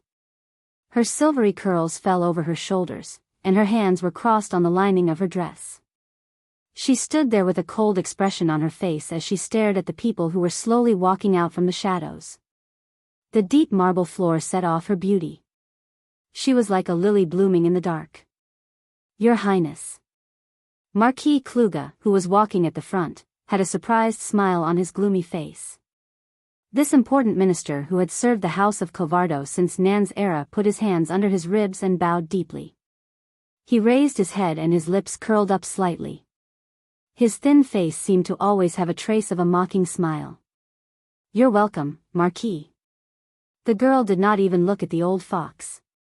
She looked straight ahead and asked coldly, Is father inside? I'm sorry, Your Highness. His Majesty is receiving the ambassador of Madara. I'm afraid he can't see you for the time being. Kluge replied with a smile. Erwin's eldest daughter had a worried look on her face, but she quickly recovered. Then I'll wait here. She raised her head and replied, It's late. The ambassador of Madara won't stay for long. Your Highness, please take care of yourself. Marquis Kluge looked at the proud flower of the royal family. His eyes were filled with admiration, but he still had a fake smile on his face. Thank you for your concern. Then I'll take my leave. Please. The girl's pale silver eyes did not move as she watched these people leave. But when Marquis Kluge, who was wearing a purple-gold official's robe, passed by her, the eldest daughter of Erwin suddenly said, Marquis Kluge, you're playing with fire. You're on your own now. Marquis Kluge was slightly startled. The princess' words carried a serious warning. The trusted minister of King Oberg VII stopped in his tracks and thought of something. A gloomy smile appeared on his face. Your Highness, what are you talking about? He asked. You know what I'm talking about. I can't stop what happened in the city of Brags and Fort Corco, but don't forget whose side the Holy Cathedral of Fire is on in Erwin. The princess replied coldly. Kluge's expression changed slightly, but he quickly returned to normal. This old fox was extremely shrewd. He took a deep breath and replied with a fake smile, Thank you for your reminder, Your Highness. Neither side seemed to be willing to continue the conversation. Marquis Kluge and his entourage left in a hurry. A young man behind the Marquis asked, Lord Marquis, what does she mean? This flower of the royal family can't be underestimated, Wilma. Marquis Kluge replied with a gloomy face, although we're in a good situation now, she's not idle either. According to the news from outside, this princess is using the Church of Havel to raise money. Although I don't know what she wants to do, I'm sure she'll make a move. Marquis Kluge turned his head to look at the dark night sky outside the arched windows of the corridor and said, Today, she's here to remind us of this. But if she can do this, it means that our princess still has some concerns. She's afraid of breaking the vases. He sighed and rubbed the ring on his glove. On the pitch-black ring tray, an Ouroboros seemed to have come to life as it coiled around the tray, its edges reflecting a faint bronze light. Everyone was silent. The half-fairy princess watched Marquis Kluge and his entourage leave without saying a word. When she turned back, she saw Sir Benninger in a light golden robe walking out from the shadows behind one of the pillars in the hall. How was it? The girl waited for him to come closer and immediately asked. The young man shook his head bitterly, Not good, Your Highness. I still haven't seen His Majesty. The girl's face became calm. Your Highness? Tonight, I'm going back to my territory. Take Hazel with you and come with me. The girl stared ahead and replied calmly, Be careful, don't attract the attention of those people. Your Highness, is there no other way? Benninger asked with a bitter face. He was the youngest son of Duke Cypher and had an extremely high status. But ever since he met Princess Griffine a year ago, he was shocked by her beauty. Since then, he had submitted to the charm of this half-fairy princess and was willing to follow her everywhere. Benninger had stayed in the capital for longer than a young nobleman expected. His father had sent him letters urging him to return home and inherit his fief, but the young man still lingered in the capital, forgetting to return home. Everyone knew that the one who held this young man's heart was only the eldest princess of the Erewhon royal family. Princess Griffin turned 16 in July, which was the age for the royal family to talk about marriage. However, Oberd VII loved her very much. He would rather have her accompany him for 2 more years. Besides, Oberd VII also understood that his youngest son, Hazel, was a coward and needed the help of his sister. However, this was actually a good thing for Benninger. He knew deep down that there was no possibility between him and the princess. The longer she stayed with Oberd, the longer he could stay with her. Of course, it wasn't that he didn't feel sorry for himself. If he was the eldest son of Duke Cypher instead of the youngest, things would be different. But now, the girl's words made his heart beat faster. The princess said that she wanted to return to her territory. This was a great opportunity. In the history of the Erewhon royal family, there weren't many cases where a direct descendant of the royal family returned to their territory, but every time they did, something terrible would happen. Benninger looked at the princess, his heart filled with anticipation and fear for the unknown future. He couldn't decide what to do. He felt that if they left, it wouldn't be just a simple storm in Erewhon. Under the dim candlelight, the 16-year-old Erewhon royal princess's firm gaze contrasted with the young man's hesitant expression. The hall was silent for a moment. "What are you worried about, Benninger?" "I have some worries." His Majesty, he. The young man didn't know how to express his thoughts. In fact, ever since June, or to be exact, ever since Madara's envoy arrived, other than Prime Minister Kluge, none of Oberd VII's trusted subordinates had seen him. Even his daughter and son were forcefully grounded, and their movements were limited to the royal capital. The news of Oberd VII's house arrest spread like wildfire, but it didn't cause much of a reaction among the nobles. Ever since Oberd VII appointed Kluge as his prime minister, his trust in him grew day by day. Kluge's faction held a lot of power in the royal court, which was a fact that everyone knew. However, this faction never had any contact with the local government, which was why Oberd VII trusted them so much. As a result, the royal faction allowed them to do as they pleased. Kluge's administration and strategy were impeccable, and he was hailed as the greatest politician of the Corvado dynasty since Anson XI. Some people even compared him to Poix, the archbishop of the Church of Havel during the time of Anson XI. However, the situation took a turn for the worse after 4 or 5 months. Kluge seemed to have the intention to seize power, and with the War of the Black Rose raging like wildfire, Erewhon's internal politics seemed to be in a precarious situation. However, doubts and suspicions didn't only spread among the nobles. However, the core figures of the royal faction, Oberway and Everton, were on their way to deal with Madara. The only remaining figure of the Church of Havel, the most prestigious of the 3, was also in seclusion. As a result, the situation in the royal capital seemed to be even more gloomy. However, at this time, the eldest daughter of the royal family of Erewhon proposed to return to her own territory. Not to mention whether or not they could escape from this big cage, but how could this princess bear to leave her father behind? The relationship between Princess Griffin and her father was recognized by the world. Benninger, as a close vassal of the princess, knew this better than anyone else. However, the half-elf girl's expression didn't change.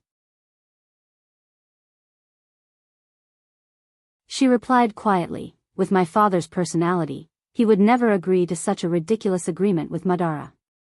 Although I still don't know what Kluge's goal is, one thing is clear, we can't do anything here. First of all, I have to send my brother out. This is one of my responsibilities. I have to be one step ahead. Everything is for the benefit of the royal family. If anything happens to my father, I think he will understand. Your Highness." The young man stared blankly at the half-elf girl who was a head shorter than him. It was as if she wasn't 16 years old, but a mature and outstanding politician. Griffin glanced at him and said, "Don't worry, Benninger, I am not unprepared. With the help of my teacher's connections, we can still play our own game. Don't forget that I have never trusted Kluge. They wouldn't dare to harm my father. The princess suddenly stopped talking. She saw the gloomy face of Madara's envoy walk out of the door. At this moment, the living and the dead looked at each other. Then they passed by each other. However, when Erewhon's royal capital was in a state of chaos, Brando, who was well aware of this, was sitting leisurely in the Cross Star Bar in the White Swan district of Brags. He was asking the bartender about the golden wine. Every once in a while, he would look at the wind-up clock hanging on the wine rack. It was almost 12 o'clock. Brando didn't expect to be lucky enough to get the clue of this continuous quest overnight and complete it easily. He was just waiting for someone and looking for something to pass the time. When the church's bell rang 12 times, the door of the bar was finally pushed open. Outside the door stood a girl wearing a dark blue military uniform. Her long ponytail was tied behind her head. Her face was slightly red, and she looked at him with a light brown and bright eyes. Freya seemed to be an official knight. She was wearing a formal knight's belt and a cross-hilt sword issued by the church on her waist. She also wore a pair of shiny riding boots. She looked like a heroic female knight. However, her concerned expression betrayed her. She looked around as soon as she entered the bar, and her eyes fell on Brando. She took a deep breath and immediately asked, "Are you leaving?" Brando? Yes. Freya was silent. To be continued. If you want to know what will happen next, please go to www.chidian.com to read more chapters. Support the author, support the original reading.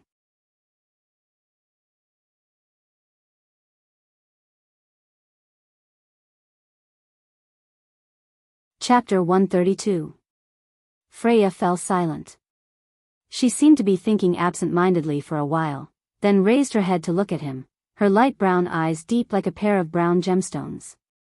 The young knight raised her left hand, hesitated for a moment, and then took off the ring on her index finger. "Brando, wear this ring. Outside, you need it more than I do." Brando was slightly startled. He looked at the fireball ring, the bright ruby shining under the candlelight. He then looked at Freya, who turned her head slightly and said, "This ring originally belonged to you." I'm just borrowing it temporarily, have you forgotten?" At this time, the bartender who had been chatting with him stood up and patted the young man's shoulder, smiling. "Buddy, looks like you're in a bit of trouble. I'll go do something first, I'll tell you about the legend of the wine glass later." After saying that, the bartender picked up the glass and walked to the other side of the bar to deal with a few drunk mercenaries. The young knight with a long ponytail saw this scene and could not help but close her mouth subconsciously, unable to say a word. Brando shook his head and smiled, but the faint smile on his face could not hide the warmth in his heart. He looked at Freya, once again feeling the weight of the word "partner" in his heart. He had originally only left a message for Freya, but he did not expect this stubborn girl from the countryside of Buchi to insist on seeing him after seeing the Roman. Of course, he knew that she did not come just to give him the ring, but to show her concern for him. Freya's heart was in a mess, she clenched her fists. When she first heard that Brando and the others were leaving, she only had one thought in her mind: even if she ran out of nowhere, she just wanted to see everyone. That feeling was like a child who could not leave the adults. After calming down, she only felt her face burning. She had been thinking about this problem. She wanted to go to Erewhon's Royal Cavalry Academy alone, leaving everyone, especially Brando. Could she really do what Brando said to her? He had the power to protect little Ferris and everyone else. Freya felt that her heart was filled with uncertainty and doubt about the uncertain future. Brando was like a life-saving straw in front of her, but when it came down to it, she didn't dare to reach out and grab him tightly. The female knight stared at the corner of Brando's clothes in a daze. Of course, Brando saw through her thoughts, because Freya's thoughts were written all over her face. He smiled and reached out his hand to take the ring. The female knight was slightly stunned. She raised her head and asked, You accepted it?" "Of course. How could I refuse a ring from the goddess of war?"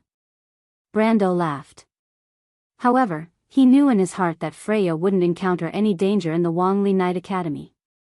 Moreover, He really needed every bit of strength he could muster. If that wasn't the case, he definitely wouldn't have accepted this ring just to make Freya feel at ease. Valkyrie? In my hometown, there's a story about the Valkyrie. The legendary Valkyrie was heroic and cool. She sat on a warhorse, holding a swallow-tailed flag in one hand and a long sword in the other, leading her people to victory. She protected her country. Brando looked at her and smiled. He was thinking about another Valkyrie story. At the end of the First Era in Wonde, there was a lady on a warhorse, wearing silver armor, and looking at her subordinates with sparkling light brown eyes. Brando remembered that the background was the gray sky of Fort Mar. The broken flag of the Silver Cross Army was hanging weakly on a spear. The female general was riding her beloved horse, Silver Sand. She was shorter than many warriors, but she wasn't much taller than Freya now. At that time, she still had the long ponytail that she had tied behind her head since the Bucci era. The brown ponytail that made people feel warm on the battlefield represented a name that could be relied on. It made everyone feel at ease, because that was Freya, Erwin's protector, the Valkyrie. At that time, Freya lowered her head and looked at each of them. She rode her beloved horse in a silver battle robe and slowly walked past each of them. It was drizzling. Her only subordinates were only 100 or so students from the Royal Knight Academy. Many of them were the children of great nobles, and some of them even became their most troublesome enemies. But at that time, they were all following behind the female knight. A group of knights in white battle robes followed her all the way into the eyes of these defeated soldiers.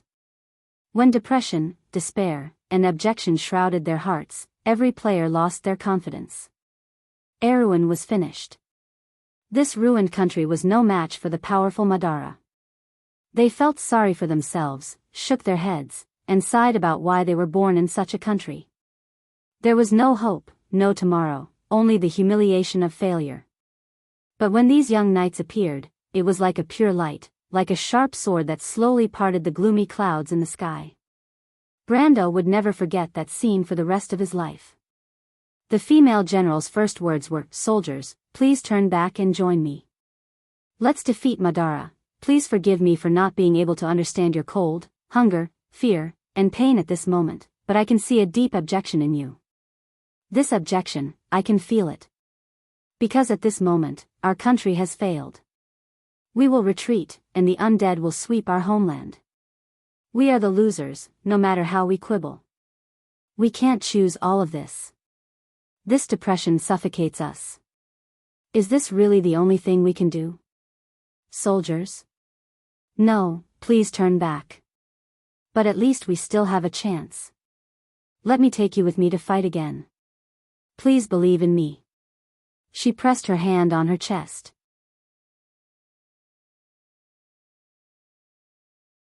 "I will fight side by side with you. I am willing to take all the responsibility for this. Follow me, let me die in front of you. Let me use this promise to exchange for the courage of a man." That was the first time the silver lily shone on the battlefield. The legend of the Valkyrie was written into a poem in Erewhon that touched countless players. Speaking of this protector of Erewhon, perhaps compared to most NPCs, the players had a deeper impression of this name. Because it was she who brought them out of the fate of failure, gave them glory, and made the name Erewhon a source of pride. She was their flag, the source of pride for the players of Erewhon. They were willing to fight for her because each of them was willing to fight for their own honor. Erewhon's war song was composed by an ordinary player who was not famous on the forum, but it was sung by countless people. "We are the proud people of Erewhon. Even if we fail, we will not lower our noble heads. Our courage is engraved on our swords. Our faith is the flag that protects us. The blood of Erewhon flows on the path that we yearn for. What we yearn for, there will be a day when the silver lily flag is raised again. What we yearn for, is the belief of Erewhon, never to be broken. When we die, the voice of our souls still echoes. Echoes on this land. It is telling, this is our homeland. The land that we love dearly." Brando lowered his head and rubbed his eyes. When he raised his head again, he saw Freya lowering her head and whispering to him, "How can I do the same thing as the legend, Brando? I am a very stupid girl, I just want to do my best." "Yes. Your best is the root of this legend." The young man looked at her. He admired this kind of serious Freya.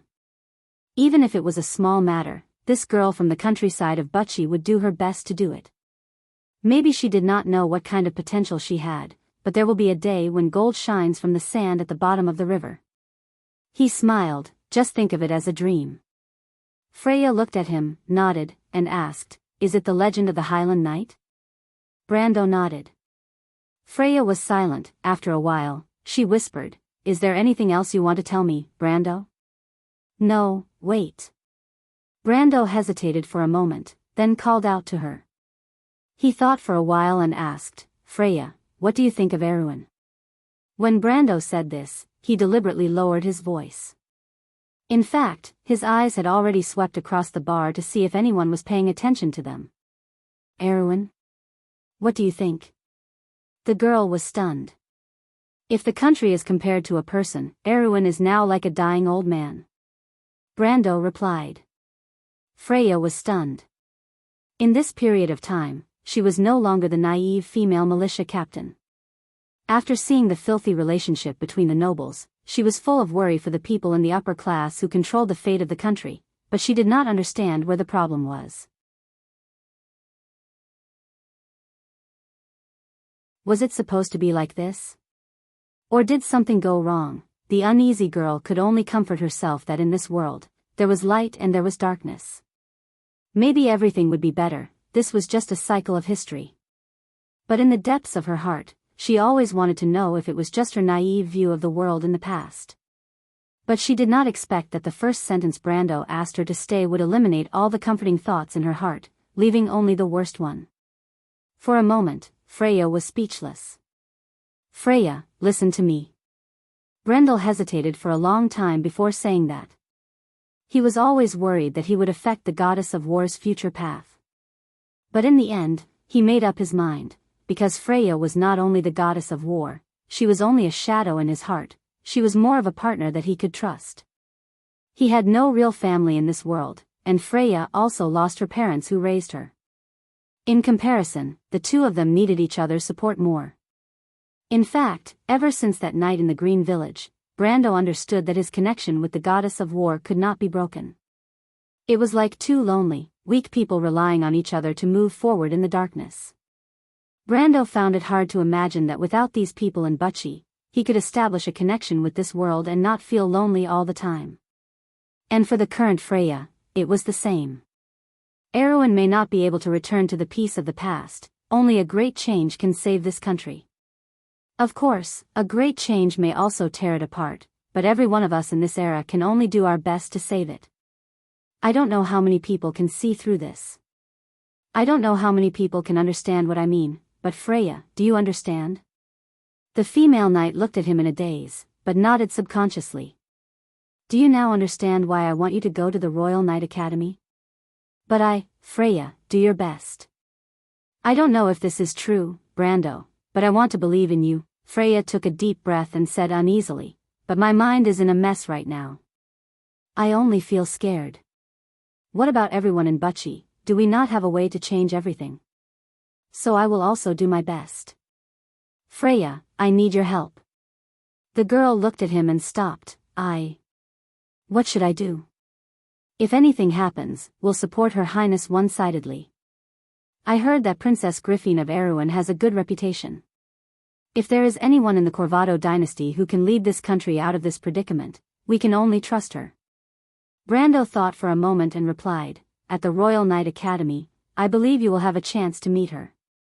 Brando, why do you know so much? Freya could not help but ask, You are joking with me, right? I also want to, but when you unconsciously become a chess player, whether you like it or not, you can see the big picture. You will understand in the future, Freya.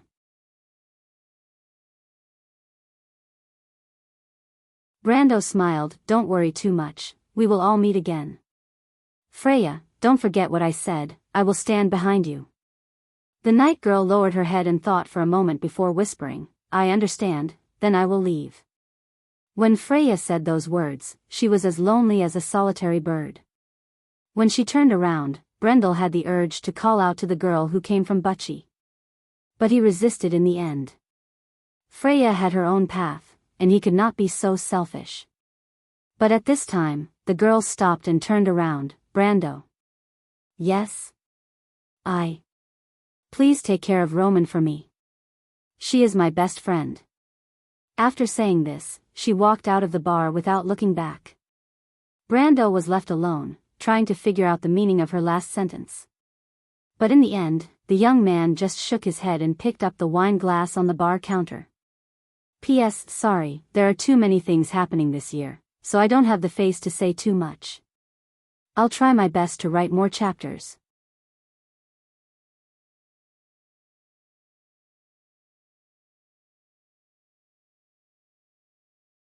Chapter 133.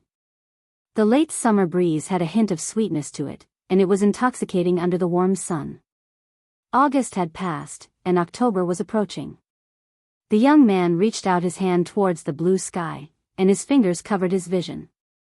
The gentle sunlight flowed through the gaps between his fingers, and the changing rays of light were exceptionally beautiful. Then he sighed and put down his hand. The green mountains of Chablis once again returned to his sight. The air was dry and comfortable, and the weather was clear and pleasant. However, the deep green that covered the mountains had faded a little. Ginkgo, metasequoia, and platanus trees had a layer of light yellow on their leaves, and the fragrant trees in the forest were dyed a light red. The mottled colors were like oil paint that flowed into a palette, and when they blended together, it created a natural beauty that made one's heart flutter. He sat on the back of his horse and held the reins with one hand. He stared at the grayish-white cliff not far away from him. At the intersection of the mountain and the river, there was a red roof. That was the town of Chablis. Chablis was not famous in the game, and Brando only knew that it was located in the middle of Randner. There were a few minorities in Eruin living there, the mountain folk. There was a dense forest to the north of the town, and the ruins of the Silver Elves were hidden under layers of trees. It was called the Baraganesti, Girlis Ruins, and it used to be a spacious temple for the Silver Elves. The silver courtyard was built in the middle of the dense forest, and it was connected to a sacred white corridor. It fit the philosophy of the Silver Elves, and it was a mysterious and majestic beauty. However, during the year of the Shadow Dragon, the elves left the area for unknown reasons, and the temple was abandoned. Now, it should be occupied by a group of lizardmen bandits, if Brando remembered correctly. In the game, there was no background in this area, and the reason why the players went to the Silver Elves temple was to plunder the wealth of the lizardmen bandits. Of course, the game designers gave them a more dignified reason, and it was mostly to get rid of evil for the people. Brando felt that it was ridiculous. The players did not need any excuses, but the game designers had to find ways to make the world self-consistent. Thus, they had to find a reason to help the locusts in the game. It was just that other than the plot, it was a thankless task to begin with. But now, his thoughts had changed. He realized that the background that he didn't understand before was now shrouded in fog. Brando had never been to Chablis before because there were more than 100 dungeons like the Balaganesti, Girlis ruins in the Old Grenoires region. Players did not need to risk their lives in other regions when they were still at low levels. The game designer's thought process was also biased towards this direction. Once players reached a higher level, they would be able to move freely between regions and countries. However, as a veteran player, he had more or less heard rumors about these areas.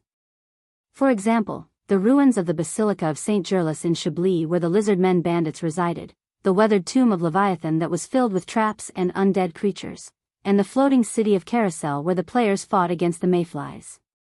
Every one of them was an adventure story of wealth and treasures against the shadows of swords. Brando did not expect that he would have the opportunity to visit these places when he was collecting information. But at this moment, he stood on top of a hill and looked down at Chablis. Smoke rose from the rooftops like slanted lines before dissipating into the air. Fortunately, I didn't have the intention to take advantage of the situation, or else I would be in a daze right now. He thought about the Basilica of St. Girlis and the lizardmen bandits. Chablis is as beautiful as described in the forums.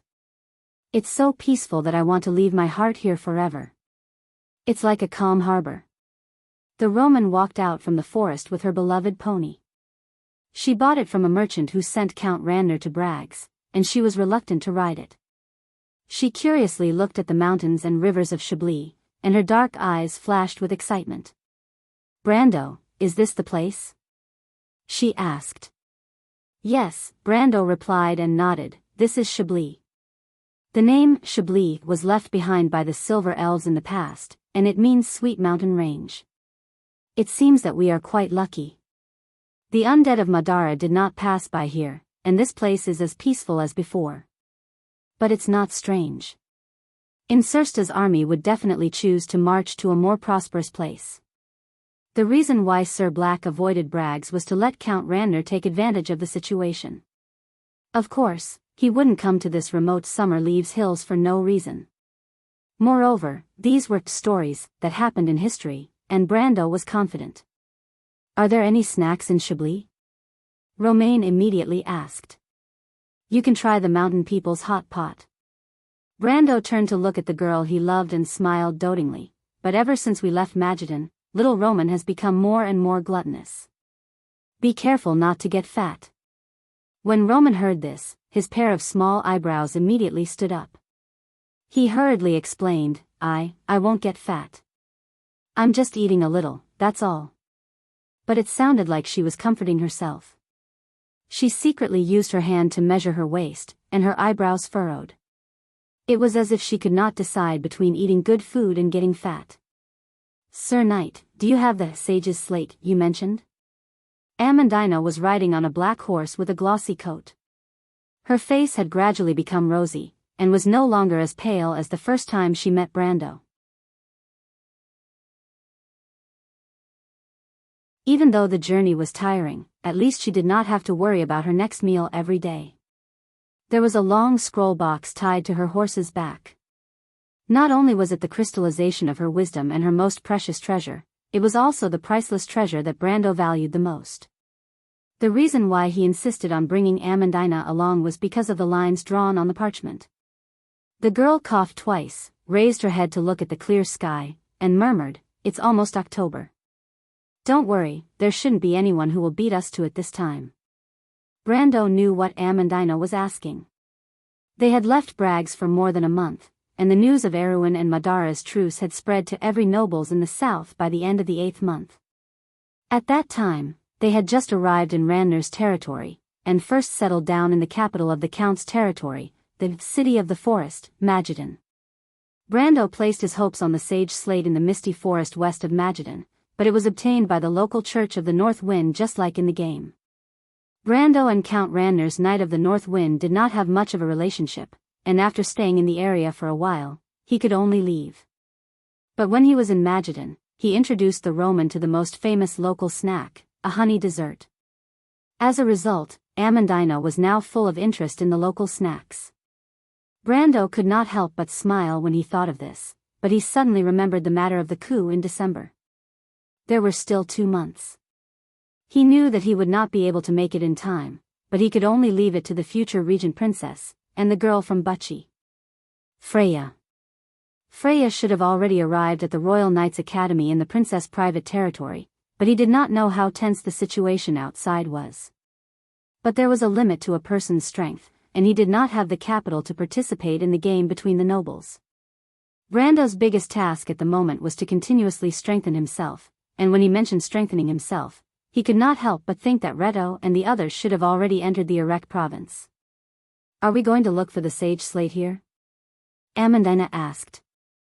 "Yes, there is a ruin of the Silver Elves to the north of here, and it is rumored that the sage slate is in there." Brando replied. He wanted to find a guide. He knew the background of this area like the back of his hand, but because he had never been to Chablis before, he did not know the exact location of the Balagon, St. Gerlix. But there was a group of lizard men bandits in the ruins, and it would not be as easy as he thought. In the game, the Balagon, St. Gerlix was a level 23 dungeon. Even though it was much lower than the forbidden orchard of the golden demonic tree, there was no shortcut to it. He thought for a moment and decided to first enter the town. The three of them walked down the mountain and entered Chablis in less than half an hour. In fact, the town of Chablis was different from most of the towns in the south of Erewhon. The mountain dwellers built this town in the middle of the mountain, and it was not a simple matter. They followed the wisdom of their ancestors and piled up stones to fill up the slope, so the new parts of the town were always stacked on top of the old parts. Over time, the entire town was built up along the river at the foot of the mountain, and it looked like a stone fortress. If one had to describe the town with an impression, it would be stairs. A large number of stairs that intersected with each other. The buildings were arranged side by side on the platforms. Narrow and slender stairs connected the platforms that were staggered in space. This place still maintained the primitive appearance of Awin's southern mountains, and the mountain people rarely used magic. They built stone lamp posts on both sides of the stone steps, and placed braziers in the hollowed-out areas to replace oil lamps or magic street lamps. Brando remembered that there was only one bar in Chablis, and it was called Chablis Lantern Grass. This was the name of the Chablis players in the forums, and it was because of this reason that he remembered this legendary inn. It was said to be a legendary inn because it was the home of all the adventurers, mercenaries, and players in Chablis. Its appearance was like a large hall, and the guest rooms were at the bottom of the hall. Usually, travelers would gather in the hall above to exchange information. There was only one such inn in the whole of Awin's southern border.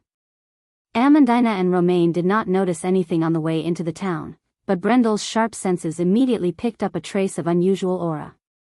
On the horse, he looked around carefully. The people who were dressed differently from the traditional clothing of the surrounding mountain people were passing through the streets in twos and threes. Most of them were in the prime of their lives. Some of these people even cast suspicious glances at the three of them. Brando immediately recognized these people. They were travelers, adventurers, mercenaries, and monster hunters.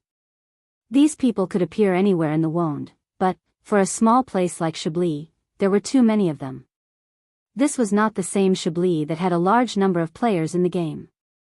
To be continued. If you want to know what will happen next, please go to www.chidian.com. There are more chapters. Support the author, support the original reading. You're tuning into the Carefree Valley YouTube channel. Don't forget to subscribe and join us on this journey to catch the most captivating stories.